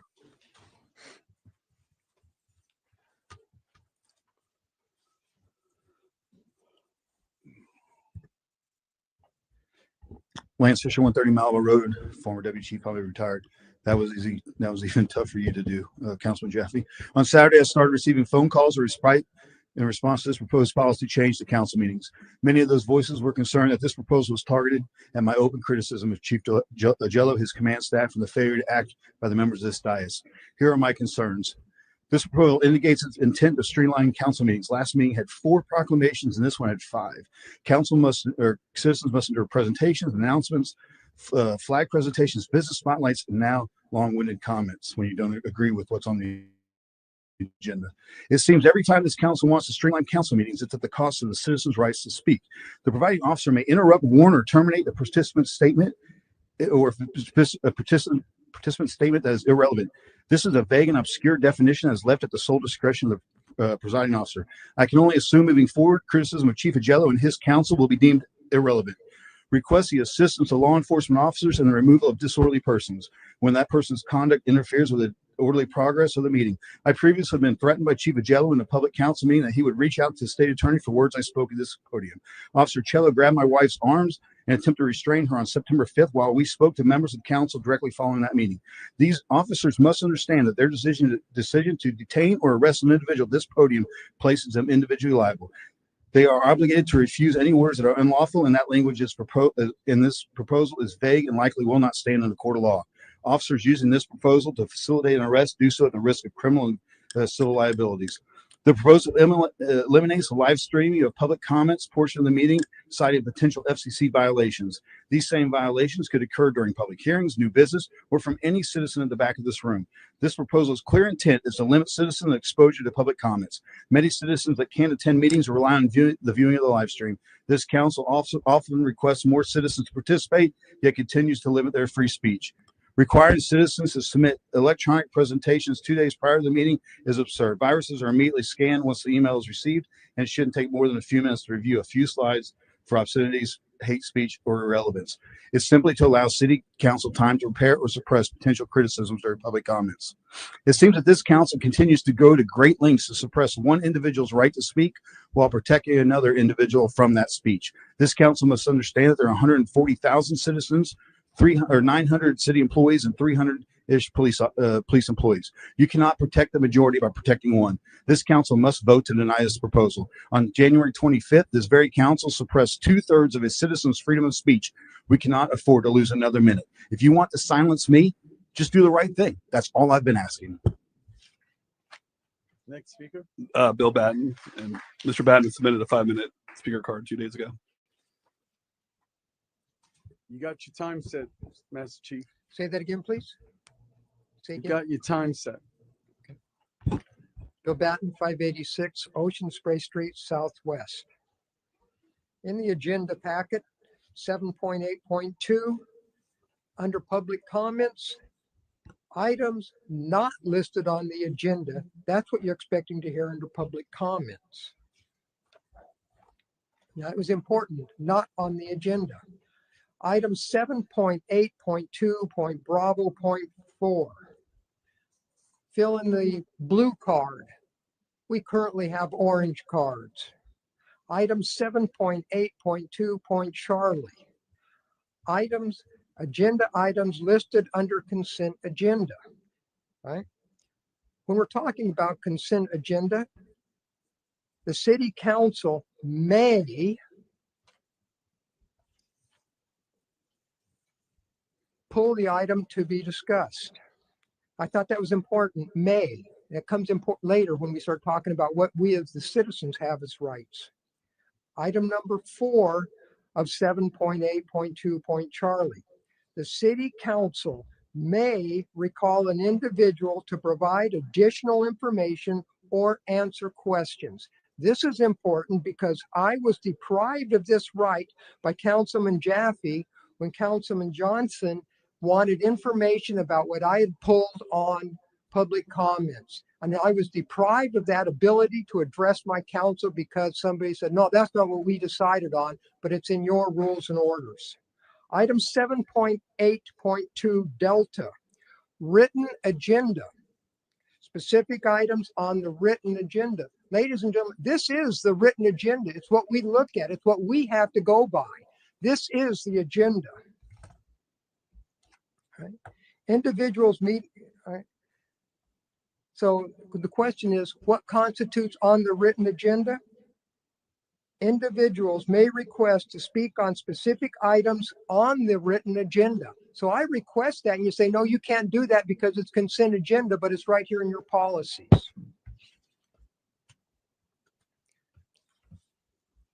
Item 7.8.3, addressing the public. The council may recall an individual to the lectern to provide additional information and answer questions.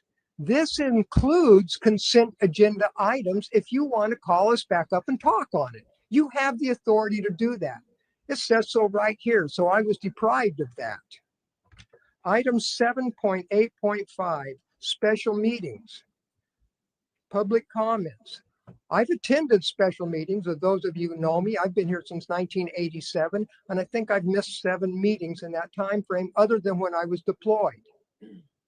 I've attended special meetings, and there's been no public comments at some of the special meetings. I've been in the audience. I've attended more than most of you, probably some of you combined, of the meetings I've attended here.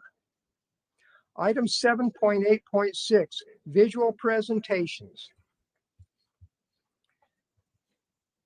In order to meet the criteria that you've submitted here, you have to submit it by 6 o'clock on Tuesday to meet the 48 hours. Well, guess what? Your offices are closed at 5 o'clock, even if you wanted to follow it. So you couldn't meet that criteria to meet your 48 hours. You'd have to do it the day before. You'd have to miss that time frame, right? That being said, if they found something that was wrong in your visual presentation, where's your repercussions to correct it? There isn't one. So all you say, well, we found something wrong, you don't get to present.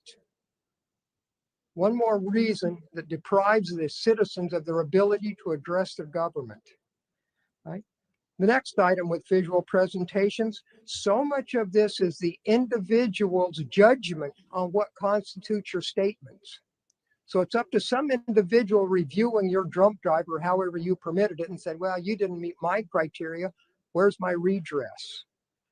Bottom line, this is more of government stifling public input from its constituents. That's all this is.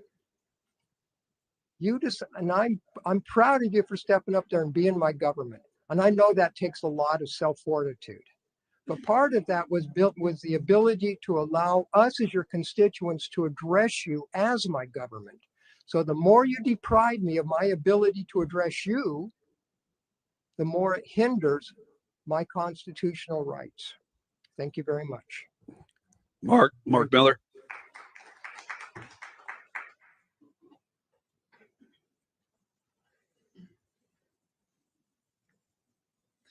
Mark Miller, 898 Nelson Avenue.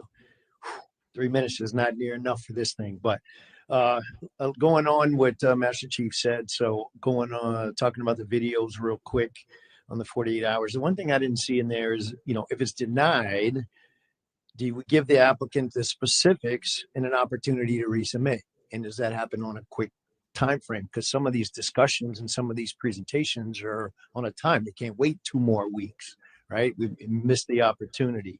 So I didn't see anything in there about that if it's rejected for any reason, that we have an opportunity to tweak the message, right? Then there was the part I might, if I misunderstood this, let me know. But there was a proposal to eliminate the broadcast of the call to order, invocation, pledge of allegiance, proclamations, and public comments. And, if we're paying $1,000 an hour for TV rights, okay, maybe it's worth some consideration, but I don't know that we do that. For me, the invocation, you either for me or against me. You acknowledge them or you deny me. Why would we not say that publicly, right? There's no separation of church and state. You can't find that in the Constitution. There's a freedom of religion, not a freedom from it.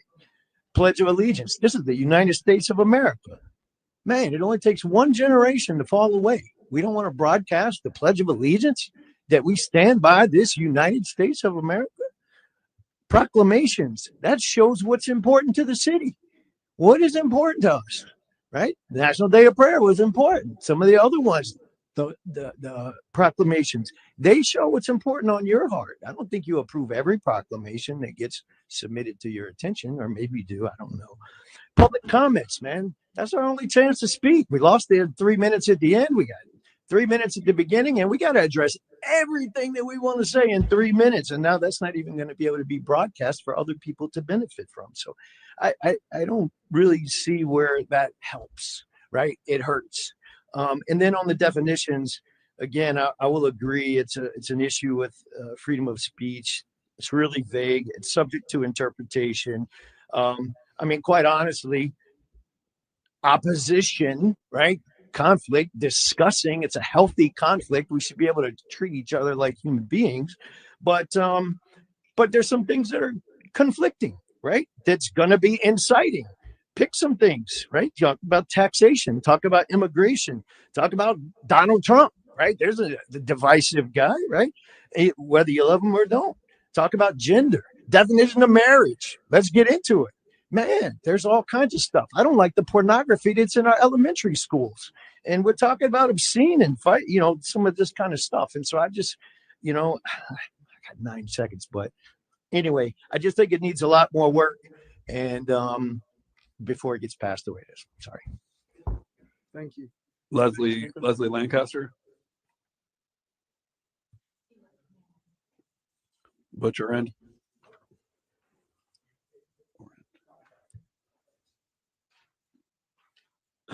Excuse me. Good evening, council. Butch O'Ran, 219 Trenton Avenue. You guys need to get Kenny a new chair.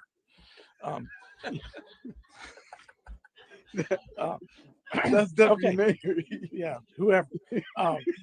Already, everybody's already told you what's wrong with this thing. Now, I'm going to tell you what the Constitution says, the Florida Constitution and the Constitution of the United States. Constitution, Florida Constitution 768.25, Article 1. Every person may speak, write, and publish sentiments on all subjects, but shall be responsible for the abuse of that right. No law shall be passed to restrain or abridge the liberty of speech or of the press. In a criminal prosecution and civil actions for defamation, the truth may be given in evidence. In a matter charged as defamation is true and published with good motives, the party shall be acquitted. U.S. Constitution, Amendment 1. Congress shall make no law representing an establishment of religion or prohibiting the free speech thereof, or abridging the freedom of speech or press, or the right of the people to peaceably assemble to petition the government for redress. In 23, the 11th Circuit Court struck down the constitutionality of the Moms of Liberty against Brevard County. The issue there was folks reading out of books that had inappropriate language. They had language that come right out of the book. I'm not going to say them because you may throw me out. The government, let's see, Judge Grant emphasized the government has relative broad power to restrict speech in limited public forums, but that power is not unlimited. Speech restrictions must still be reasonable, viewpoint neutral, and be clear enough to give speakers of notice when speech is permissible. The ruling reaffirms that the First Amendment protects the rights of, he said, parents and the community members to criticize school officials and express the views controversial to top of the meeting. Institution for Free Speech, Alan Gerd. Government officials are often offended by criticism, but the First Amendment protects the right to free political expression, regardless of whether officials appreciate that speech or not. This decision sends a clear message that the school boards cannot use vague policies to silence the criticism of uncomfortable topics. Thank you. Next speaker. Pat Dalbra.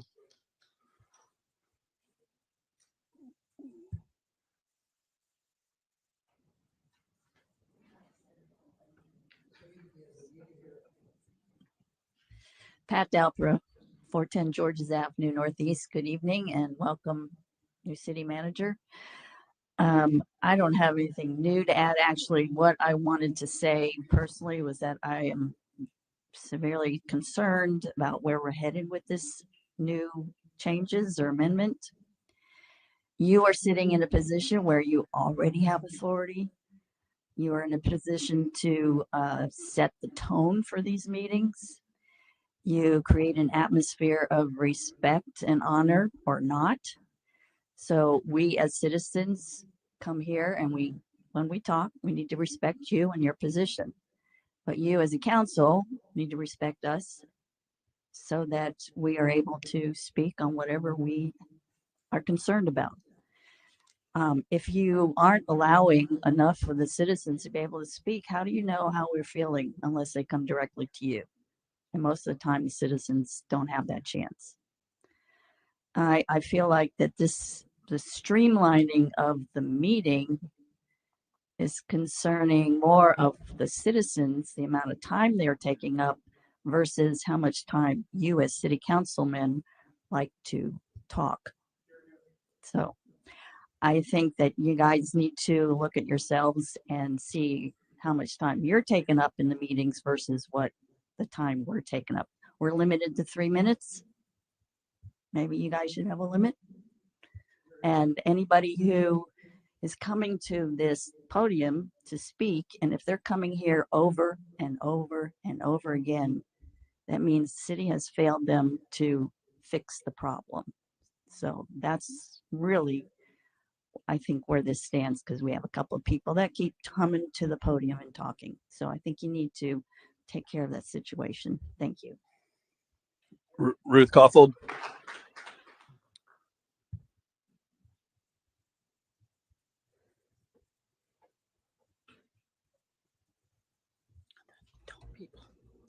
Ruth Koffel, 935 Douglas Street. Hello again, everyone.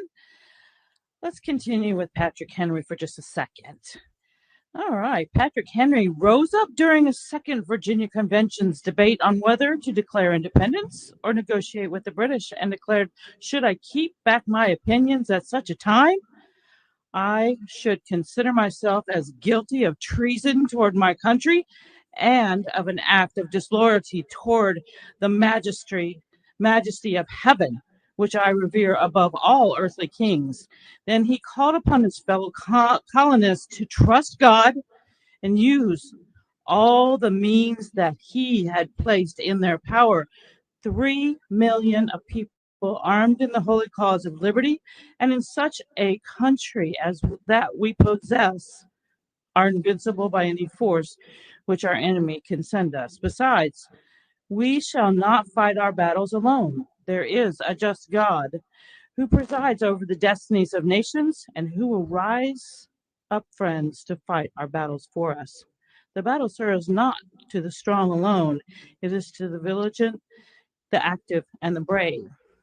So, it is an ultimate slap in the face to our founders and the continued silencing of our citizens in Palm Bay. You want to be the greatest city on earth? Well, prove it. Let's see about how the citizens feel, because we're the ones that are out there.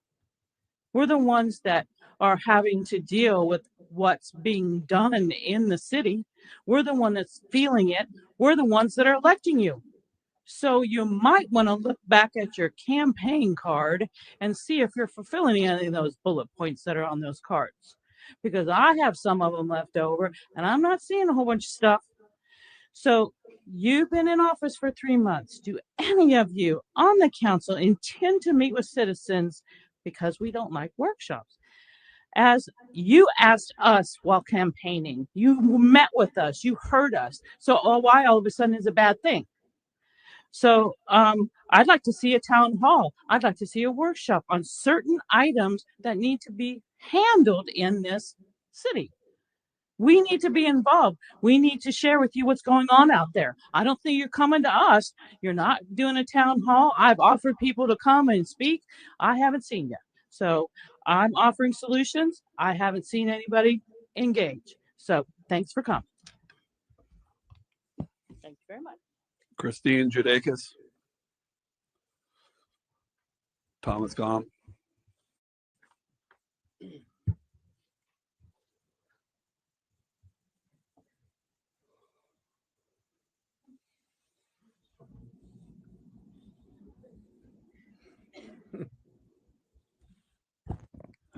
Thank you, Mayor, Mr. Mayor and members of council. Thomas Gom, 1700 Lantana Court. I sent a rather long email. I trust you all have read it. I won't go over the things in the email. What I will do is I'd like to appeal to the mayor as a fellow veteran, to Councilman Langevin as a fellow veteran, and to the other council members who have veteran families. As a veteran, we put our lives on the line.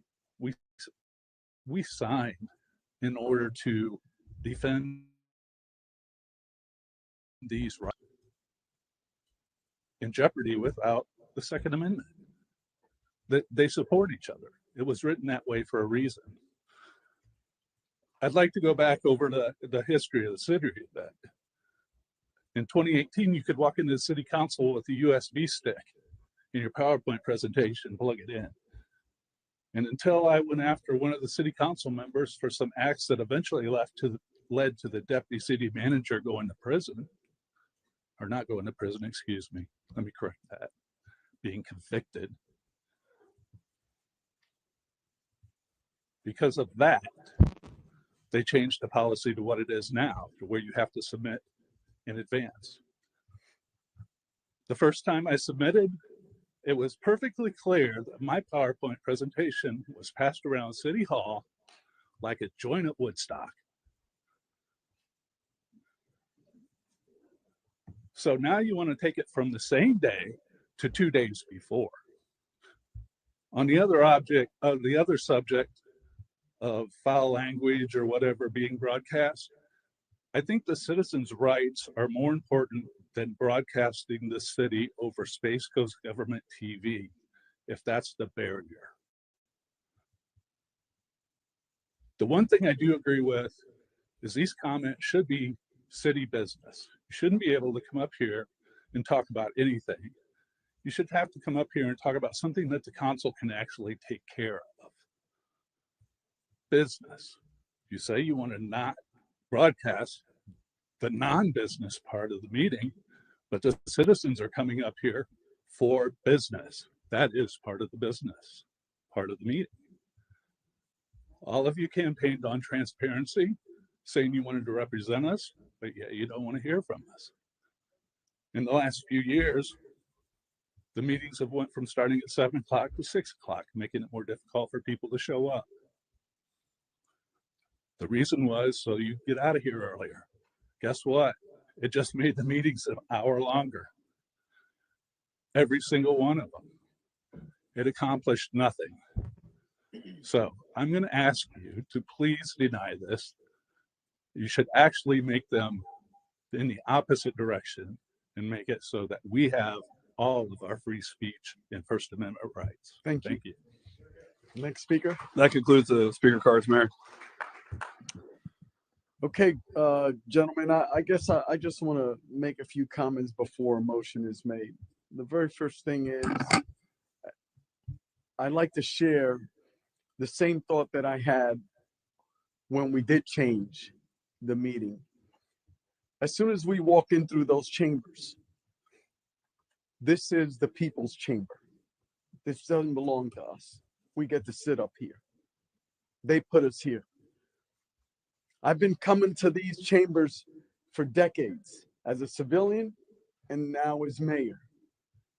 I came to these chambers before we even had law enforcement participate in these chambers. It was just the citizenry. I've been in these chambers before we checked for arms. And it was always about the citizens and their time to speak and their time to share with council what their thoughts are and the direction of the city. I am one that truly believes that anyone that sits on this dais should be elected, as most of you know.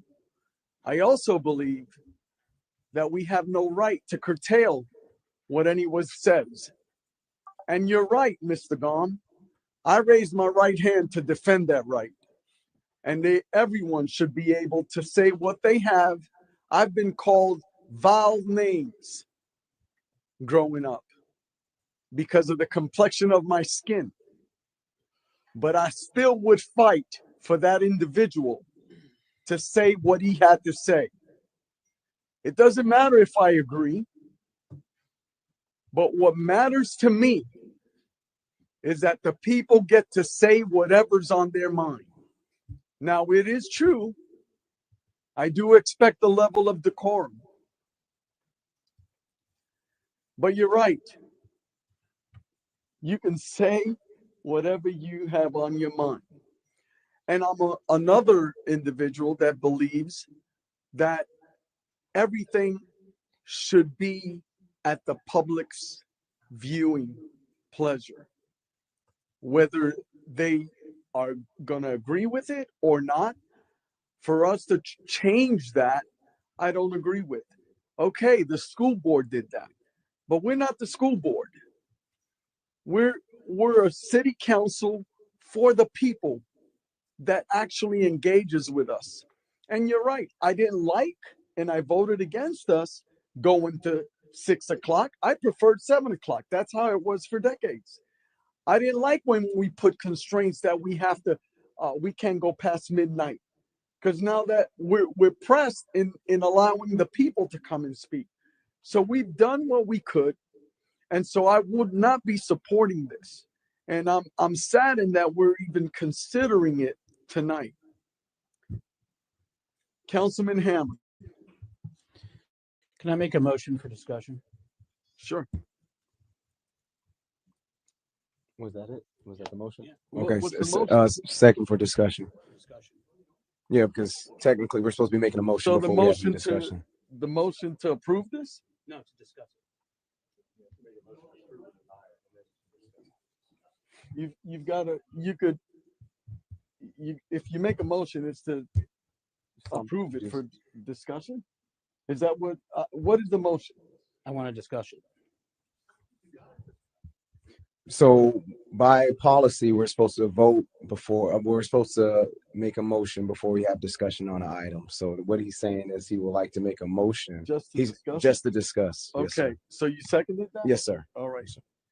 Got a motion by Councilman Hammer, seconded by Councilman Johnson. Yeah, I'd like to kind of touch on, I understand where this comes from. Coming into this seat, I expected to bring my all into something and be able to positively do something moving forward. The decorum on how we're treated is absolutely unacceptable. I have had my family badgered. I have had things happen for things that happened when I was 15 years old here. And I get where this is going because, and the crazy part about this is I receive hundreds of people reaching out to me about this, and there's 15 people here. And what's crazy about that is these people are feeling that way because they've gone so long to where their voice means nothing. And they probably think no matter what they say, we have our minds made up. But when I got into this, I came as somebody that is going to be a voice from the city, from the people to the city, and not a voice from the city to the people. And I am not going to be in support of this, but I would also like to add, since it's open, I would like to add that we allow public comment during consent. Councilman Johnson? Yes, Mayor. I'll tackle a few items on here. First, with the 48-hour window, Mr. Gom, you smiling because we were on the campaign trail at the same time when this happened, so I know exactly what you're talking about. But I don't have a problem with it being submitted the same day. I think that's, I don't have an issue with that because I believe what you said too as well with it getting passed around. But yeah, I don't have an issue with that. There's been times where people have put my face up there on, we signed up for it. That's what it is. So with that portion, if anything, which I love the proclamations we did today, but that takes up 30 minutes of time in the meeting, in the very beginning of the meeting. So I don't know if we move that towards the end so we can actually get through all the business, then go into the proclamations, or, for myself, the sorority Delta Sigma Theta, they came to give thanks for the proclamation they got, but I took time out of my Saturday to go to them to honor them with the proclamation. So that's another option as well. Just putting that out there for council. But that I keep track. Sometimes proclamations will take an hour, depending on, how long we're speaking or each speaker speaking. So that's a topic of discussion that's not on here. I believe we've had a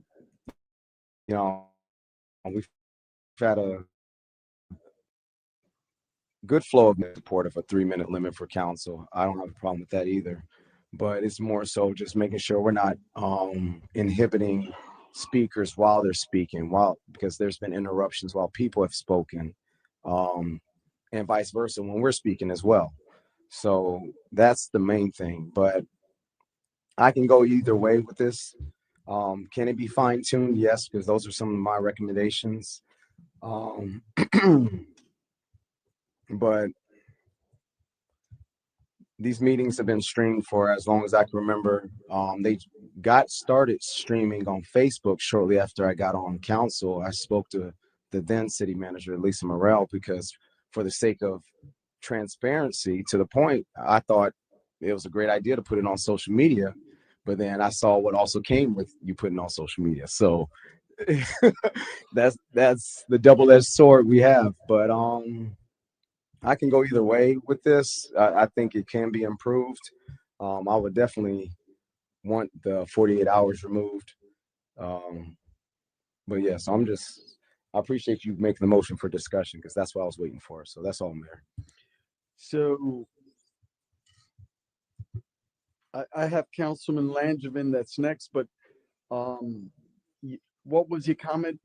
48 hours, I felt that could be scratched. okay. All right. Councilman Langevin. Thank you, Mayor. Well, since we're just kind of having some general discussion, and a couple people mentioned it, respectfully to everyone who mentioned it, I'm not in favor of council having a 3-minute window. We are the councilmen, and this is the council meeting, and we're here to discuss important issues. And we have sunshine law that impacts us. So a member of the audience and a council member can go have coffee and can go talk to their heart's consent, about the topic for hours. But we cannot talk outside of this meeting. This is our only opportunity to talk about business. And quite frankly, respectfully to anybody who disagrees, I've said less on this dais tonight than at least 4 or 5 members in the audience have. So, and I don't mind saying it. So I don't really understand that. But now to the item at hand, I've genuinely, I put deep thought into it this week. And I went back and forth. Before we go any further, and you can disagree with the item and you can be upset about it, but it does not violate the First Amendment and it does not violate state statute. I looked into it deeply. I put deep thought into it. You have the ability to come up and speak. You have the ability to petition your government to redress your grievances.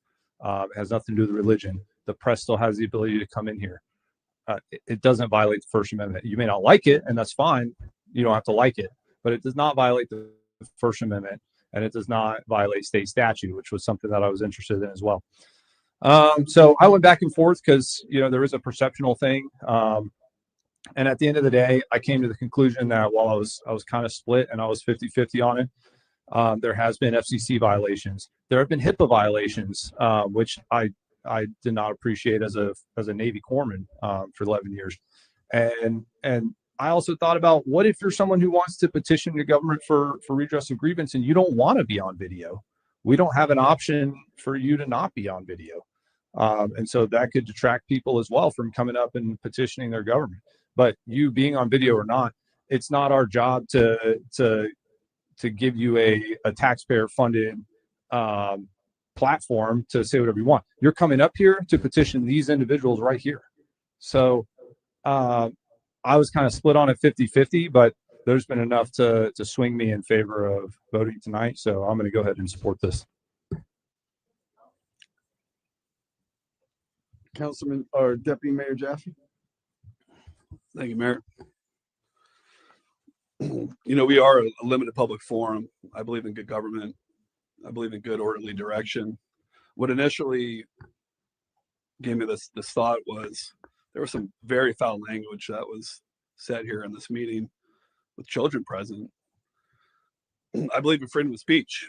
I believe you can say what you want. Doesn't mean you should say it. There were things presented on that screen that was poor language. And there's no law that requires us to provide any visual anything. And our staff is very limited in resources, and I think a 48-hour time frame for them just to accept it, review it, and have it prepared for the next meeting isn't unreasonable. If you had a boss that said, hey, 2:00 today, you have to do this report by 6 p.m. Like, how would you feel? I know I wouldn't appreciate it.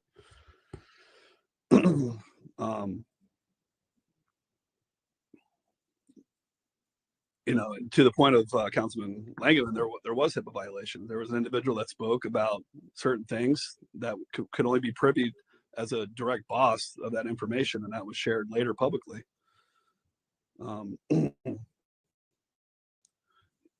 Some of the language that's individual presentation by the public, you know, it says review the content for any material that may include copyright violations, obscenity, incitement, fighting words, or true threats. Such content is not protected under the First Amendment of the U.S. Constitution and could be grounds for disqualification of material.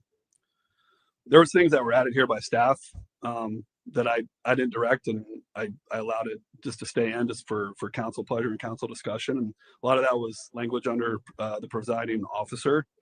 I don't have any feelings sort of way if that didn't make it tonight. I would be okay with that.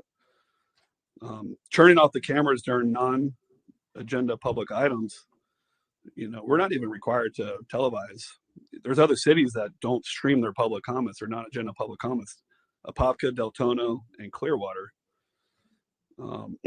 just to name a few. And again, going back to the non-agenda public items here and also up Brevard County and the school board, this is typically where an SEC violation will occur. So under order of business, not airing the non-business agenda items, you know, Pastor Miller made a good point. I would be for not changing the order of the business of the meeting and just not live streaming and airing the non-agenda public items. Just other suggestions that council made tonight. I do think we need to implement a proclamation policy. In 2024, there were 59 proclamations to date, including tonight. We've done 30, close to 30. And then I believe non-agenda public comments should be only by City of Palm Bay residents or stakeholders, business owners, or people who actually receive our utilities. There's people in the county that receive City of Palm Bay utilities. So COCO has this policy, and it's done elsewhere. So you know, those are my comments. My comments are, I still think we could, we bought in YouTube, and YouTube is a little different. And I remember, yes, I remember when you first brought up the Facebook social media, but we also later on, I brought up the YouTube. Yeah, it's been about a year or so. And I think that venue should be considered also. It's not the same type of venue, but people get to see the entire process. And I'm addressing your comments because you said the whole sling of comments based on, you know, your social media. Your concern was all these comments, and you're thinking, wow, I started that right, and I don't want you to feel that way, because number one, the public does have a right to know. It is transparency, right? And then number two, on YouTube, you don't have that access to go tit for tat. So we do have that option, and I think we should continue down that range and allow the public to see what is said. Allow the public to see what our residents are saying, our citizens. Those are my comments. I just I'm hearing that I'm already outvoted on this. I would prefer we continue doing business the way we're doing. If you do want to tweak a few things, because now I hear Deputy Mayor saying, okay,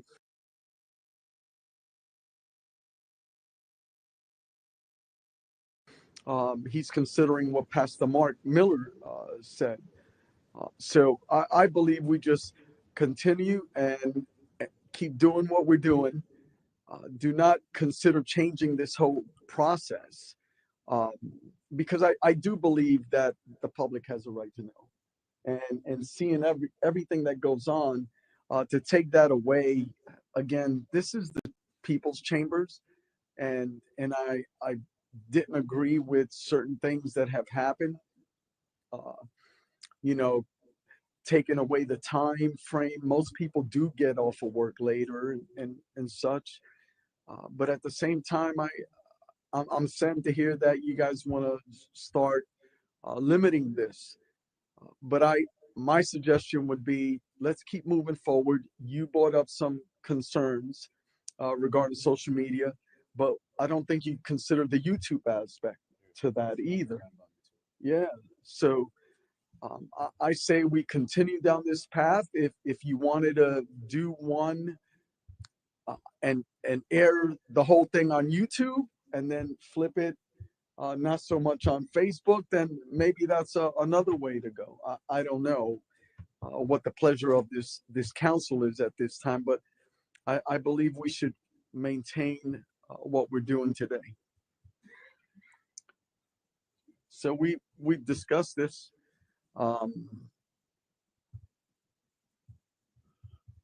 And I've got a list, Deputy Mayor. Yeah, just to the point of YouTube, elderly population, number one, may not have access to internet or know how to use a computer that well. The government channel is a free service that can be just aired over, typical rabbit or antenna. They may not even pay for, television service. And the point of how this all started for me was the FCC violation, the fact this is aired on television. That I don't believe there's actually any FCC violation when it's aired on YouTube or Facebook. The city attorney could probably answer that.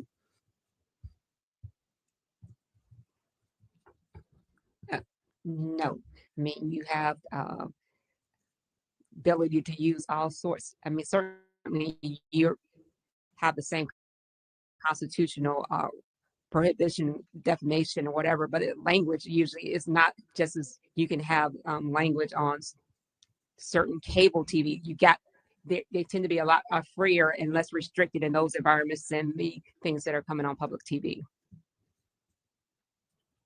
So I think, Deputy Mayor, you have some ideas.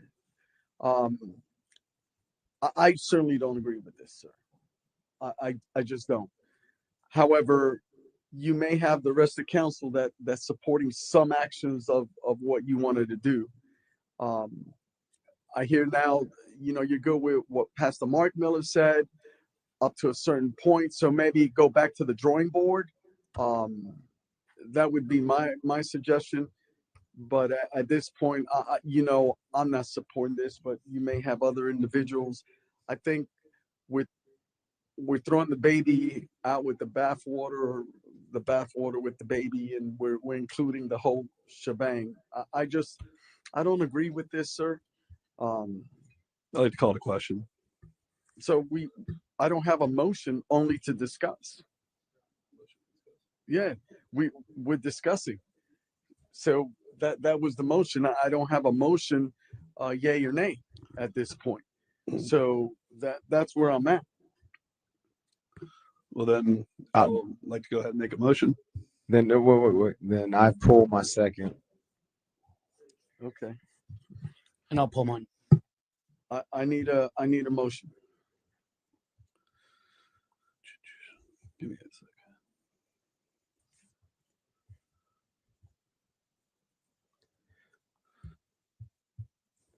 I would like to make a motion to approve the revisions to the city council policies 8 public comments, and the only revision to order of business is not to live stream non-agenda public comments. I'll second. I got a motion by Deputy Mayor Jaffe, seconded by Councilman Langevin. Just for clarity, you said only 8, Deputy Mayor, or only 8, and then not live stream the non-agenda public. Okay. Any further discussion, gentlemen? Council, I got a motion by Deputy Mayor Jaffe, seconded by Councilman Langevin. All in favor signify by saying aye. Aye. All opposed, nay. Nay. So I want a roll call. I'm definitely a nay. I might have said. Deputy Mayor Jaffe, Aye. Councilman Johnson, aye. Councilman Hammer, Nay. Councilman Langevin, Aye. Mayor Medina. Nay. So passes 3-2. Okay, we're now on item number 4. Mr. Morton? Or are you going to call Miss Deputy Mayor? Yeah, we can call Joan. I was briefed extensively. Yes, but sir. I was not in the room for this meeting. I think it serves you better to hear someone who is in the meeting. Copy that, sir. Good evening, Mayor and Council. I'm going to drop this down.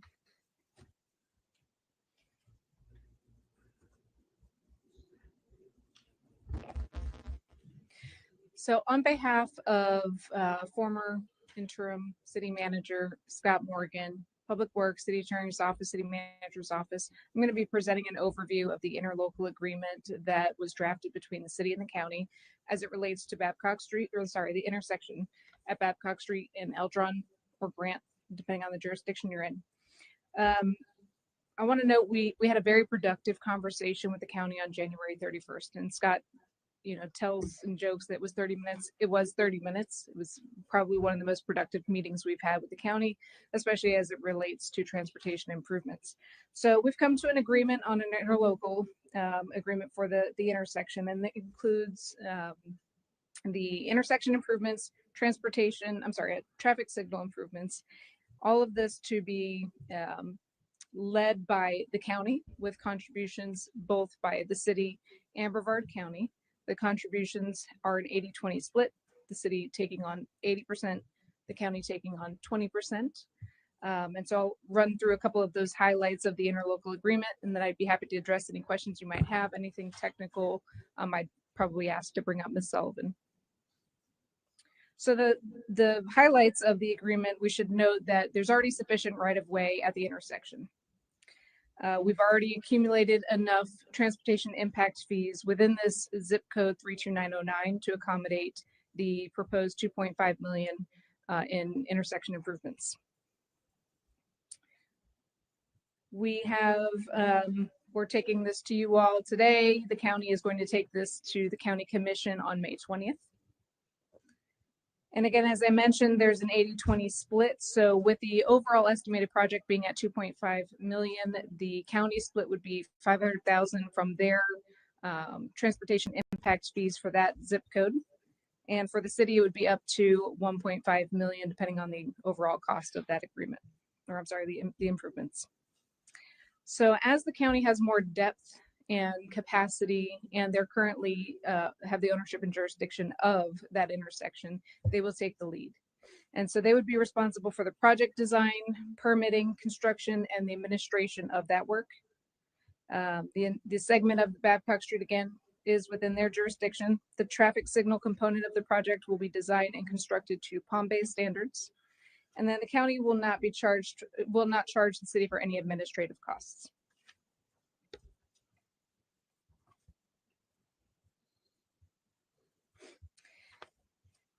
The city's contribution will also include any project overages.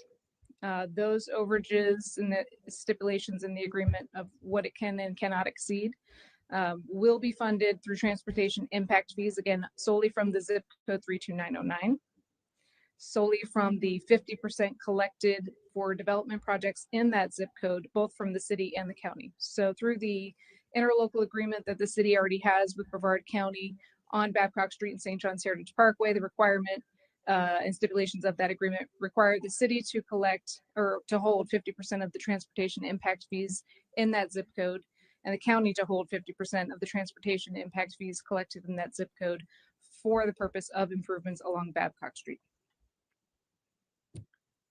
And then finally, the project is anticipated to be complete and in service by December 31st, 2028. And upon completion, the city will own, operate, and maintain the traffic signal and the intersection improvements. And the reasoning behind that is the interlocal agreement that we have with Brevard County on Babcock and St. John's addresses that the city will take over ownership of any segment of Babcock Street that trips the average annual daily trips of I believe it's 17,300 trips. We've already tripped that in some segments of Babcock. This one will probably be next. So with that, the county is willing to take project management of this. Once it's complete, it's inspected, we would accept the transfer and ownership and maintenance responsibilities. So if you have any question, I'd be happy to try and answer. Council, any questions? Seeing none, we got, okay, Councilman Hammond. In our discussion we had the other day, I was told that there was funding that was being held by the city of Grant. I think they said something like $250,000 that was deemed for this intersection. Did we find out any information if that's true? Because that would be great to have on the table. I have not, but we can certainly reach out to Grant and inquire. If we can, I'd like to have that included in what we're doing, and move forward for there, because that's a nice little chunk that would definitely help us. And I want to say thank you also. Me and Mr. Jaffe are on TPO, and we've been fighting for anything we can get in Palm Bay. And on one of the things that they did say at the meeting was they had one of the most productive meetings they've ever had in their entire lives with you and Mr. Morgan. So I do want to say thank you for that. I know there's 1,263 people on a petition that would like to say thank you as well. And I'm just glad to see something's moving here to address the capacity that we have issue with. Thank you. Next speaker. Bill Batten.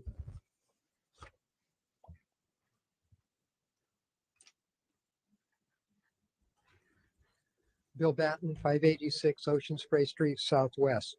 I have 4 items to address on this topic. First one, under item number 7, since county is the primary in this interlocal agreement, change order 7 says county change orders not to exceed 500K. Well, they're in charge of the entire project. If they start making changes, that always a change order costs more money, but they can never exceed 500K. That means that we have to keep covering that increase in cost. So I'd say they're in charge of the change orders. They present the change orders, then they should help cover the cost of that change order. That's the first item. All right.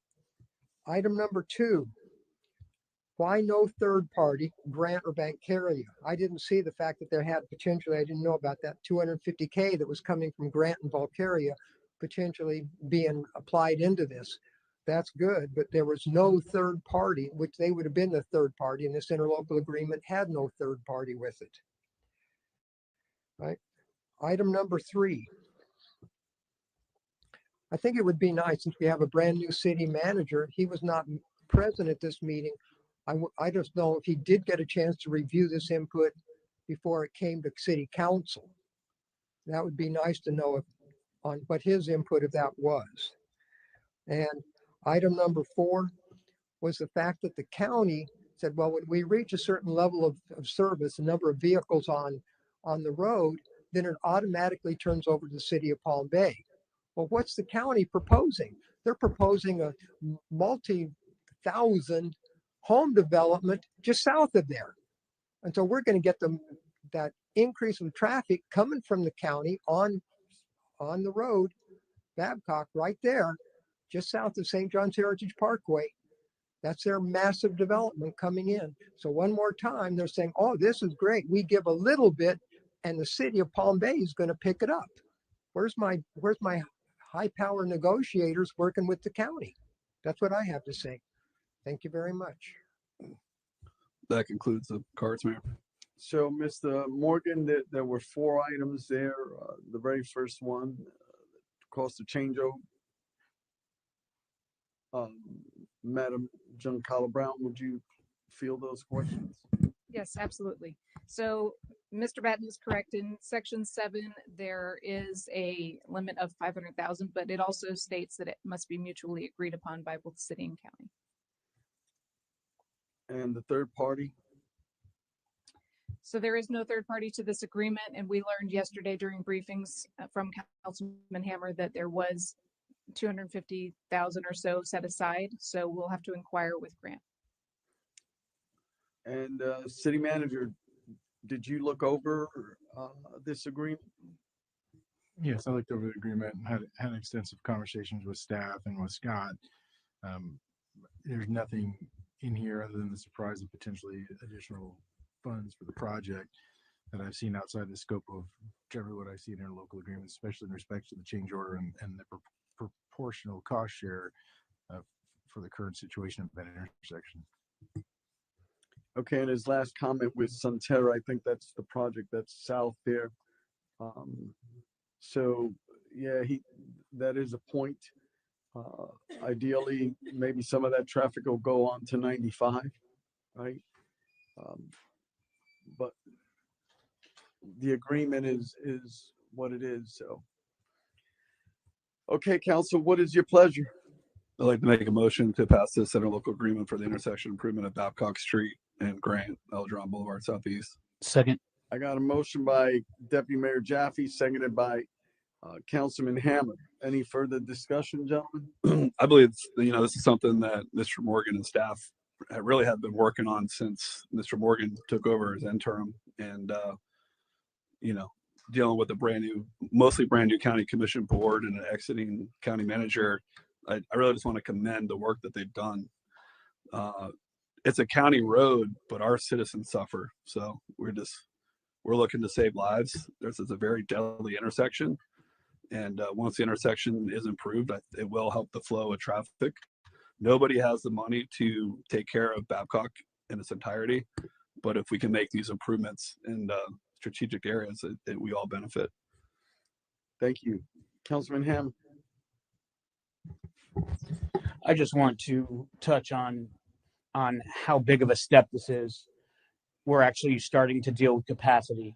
And like I said before, I do want to say thank you to staff. This is something, when Mr. Morgan came in, we had things we wanted to see. And one of my big things was to address capacity and road safety.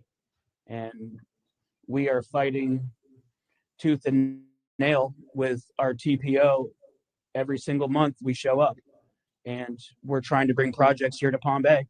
And I want to say 3 meetings in, here we go. We have one. There's 40 something projects going on in Brevard County, and we're 3 times larger than anybody, and we don't have any major projects whatsoever. So I think this is a step in the right direction. We're getting the project started. We're putting our feet in the fire, and I'm excited to see more, because I know it's coming. Thank you. I got a motion by Deputy Mayor Jaffe,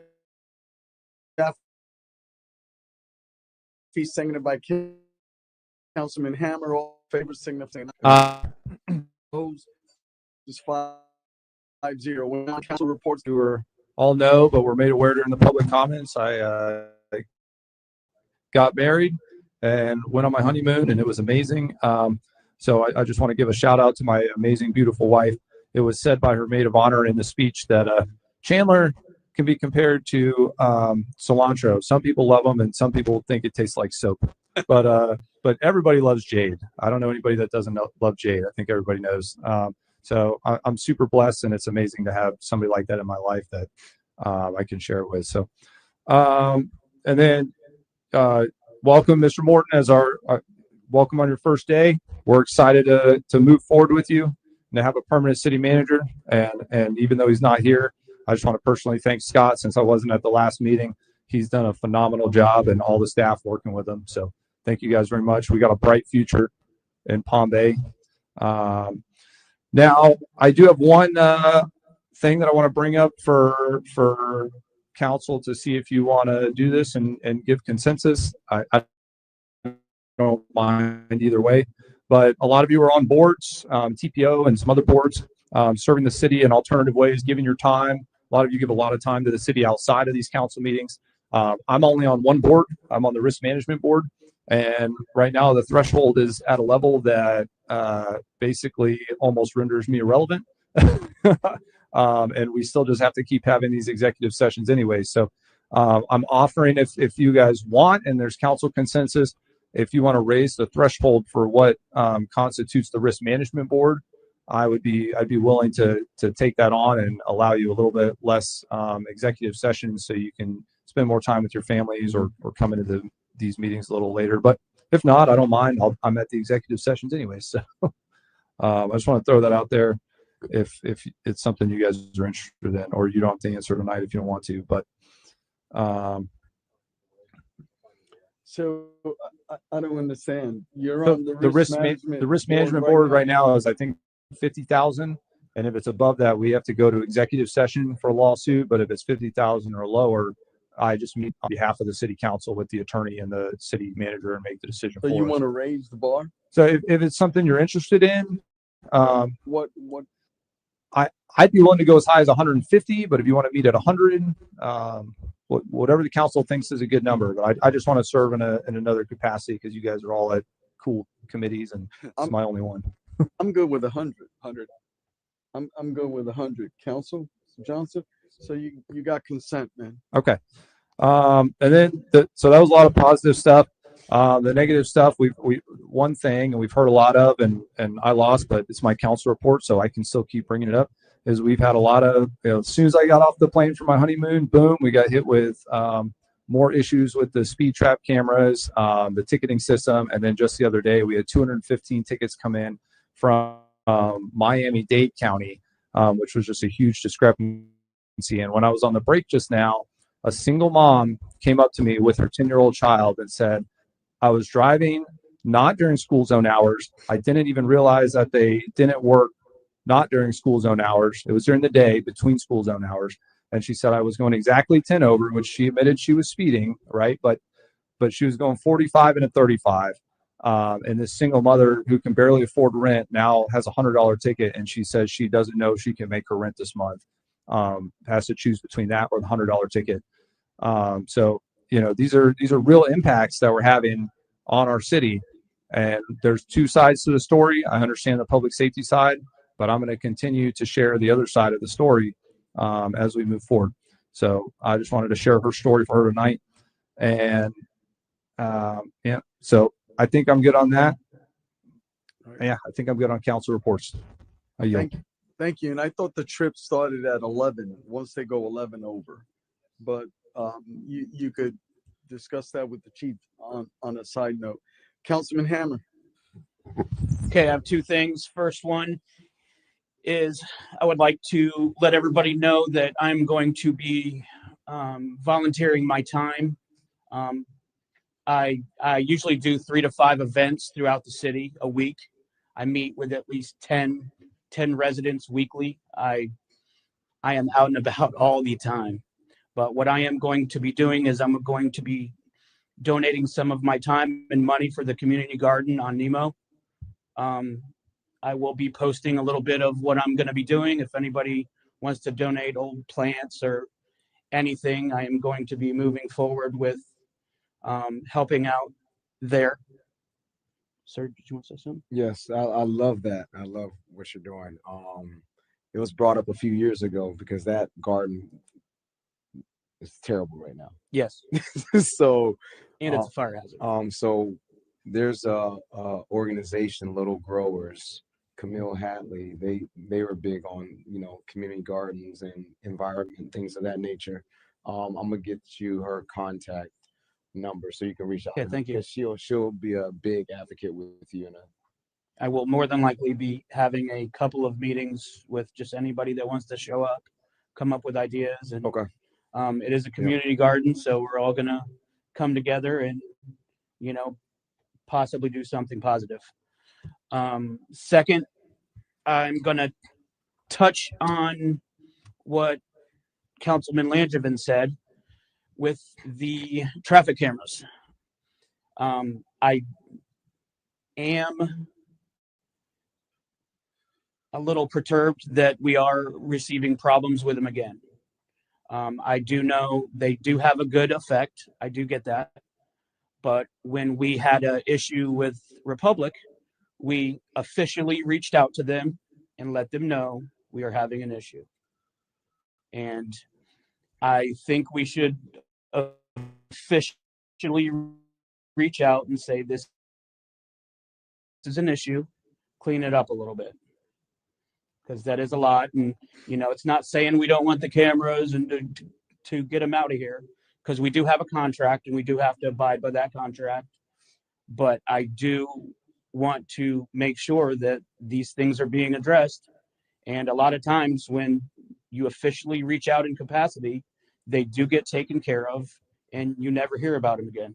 So I would hope we can get a consent to at least have that discussion, let them know this is something that we're dealing with. It's not the first time. This is something that could be a positive thing. It could be a growing thing.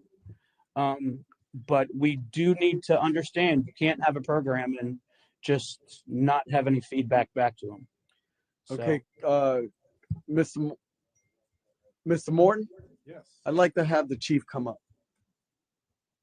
Yeah, so Chief, please come up, and I'm talking with the city attorney, and we want to be careful on the record. We are under contract, but we are approaching this from multiple angles. We took action on it today, so but the chief is prepared to brief. But we did spend a lot of time on this afternoon.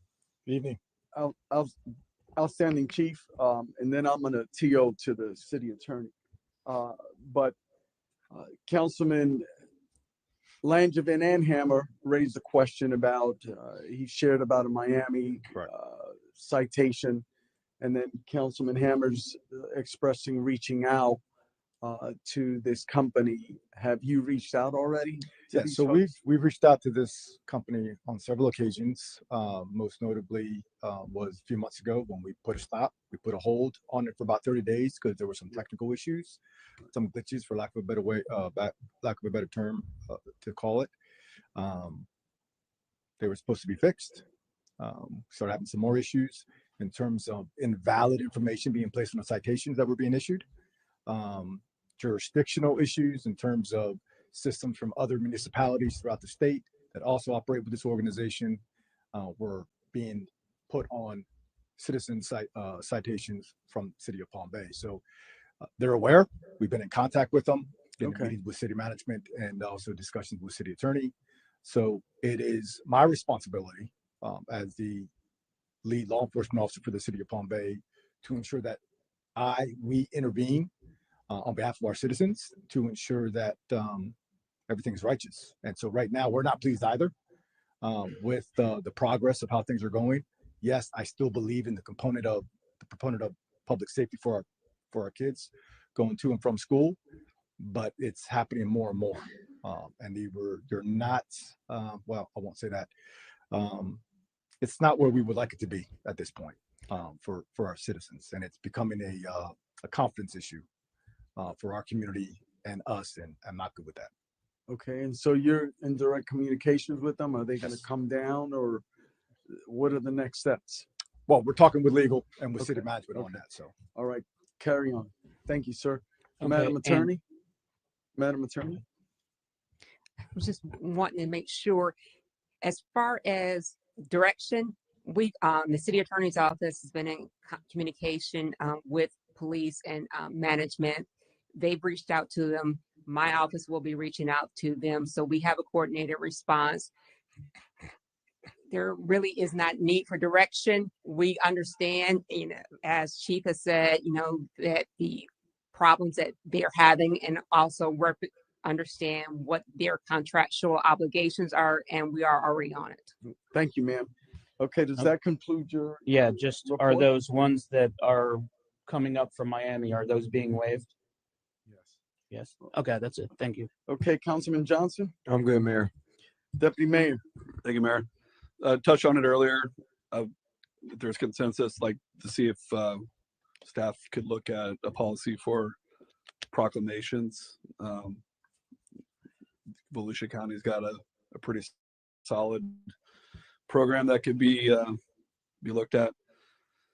And then a few weeks ago, I made a motion to pull an agenda item from another council member, and after a lot of thought, it wasn't the right thing to do, and I want to make it right. And if Councilman Langevin wants to discuss chickens, I'd be more than happy to have that conversation. I appreciate it. We will. Oh my gosh. Oh my goodness. That is I just have, you were here. I was in the audience, but you sat on this dais, sir. Oh my goodness. You know, if I have anything under my reports, you did the right thing. But I understand. Uh, First of all, I just wanted to give a shout out, and it was said earlier today, our firefighters, what they accomplished. They were getting taxed on a continual basis out there at the compound and everywhere else. So kudos to you guys for working. And this past Saturday, gentlemen, professional boxing came back to Palm Bay. What a wonderful event. Box Light Promotions, it was we had a championship bout.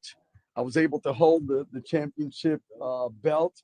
I almost put it on, but I you know, I didn't rate it, so I didn't go with it. But it was a wonderful event, and Palm Bay's very own, after a long hiatus from boxing, Joshua Pagan won a unanimous decision, and he looked really sharp in the ring. Anyone that has boxed knows that it takes a lot of footwork and a lot of, you know, lower body strength as well. And he looked really sharp. And so now his professional record is 6-0. If he continues that, I believe he'll have I'm hoping he'll have a championship fight here soon in his weight class. So kudos to Joshua Pagani. They did an outstanding bout. There was some really good fights, gentlemen, that you would have been really proud that was here in the city of Palm Bay. So now, Mr. Morton, your reports. I've got one item that's really brief. Just thank you very much to the community, to the mayor, council, staff for the warm welcome and the kind words. And we've definitely dove in hard already. It's only been a day and a half, and I'm grateful for the opportunity. Thank you very much for the opportunity that I've been given. There's a tremendous challenge, but I do believe that the city's up for it. And so I'm excited. I'm grateful. I think we're going to do a lot of good things. And I want to thank the mayor for doing my job for me tonight at the dais and bailing me out. So thank you. Thank you, sir. Madam Smith. No reports. This meeting's adjourned.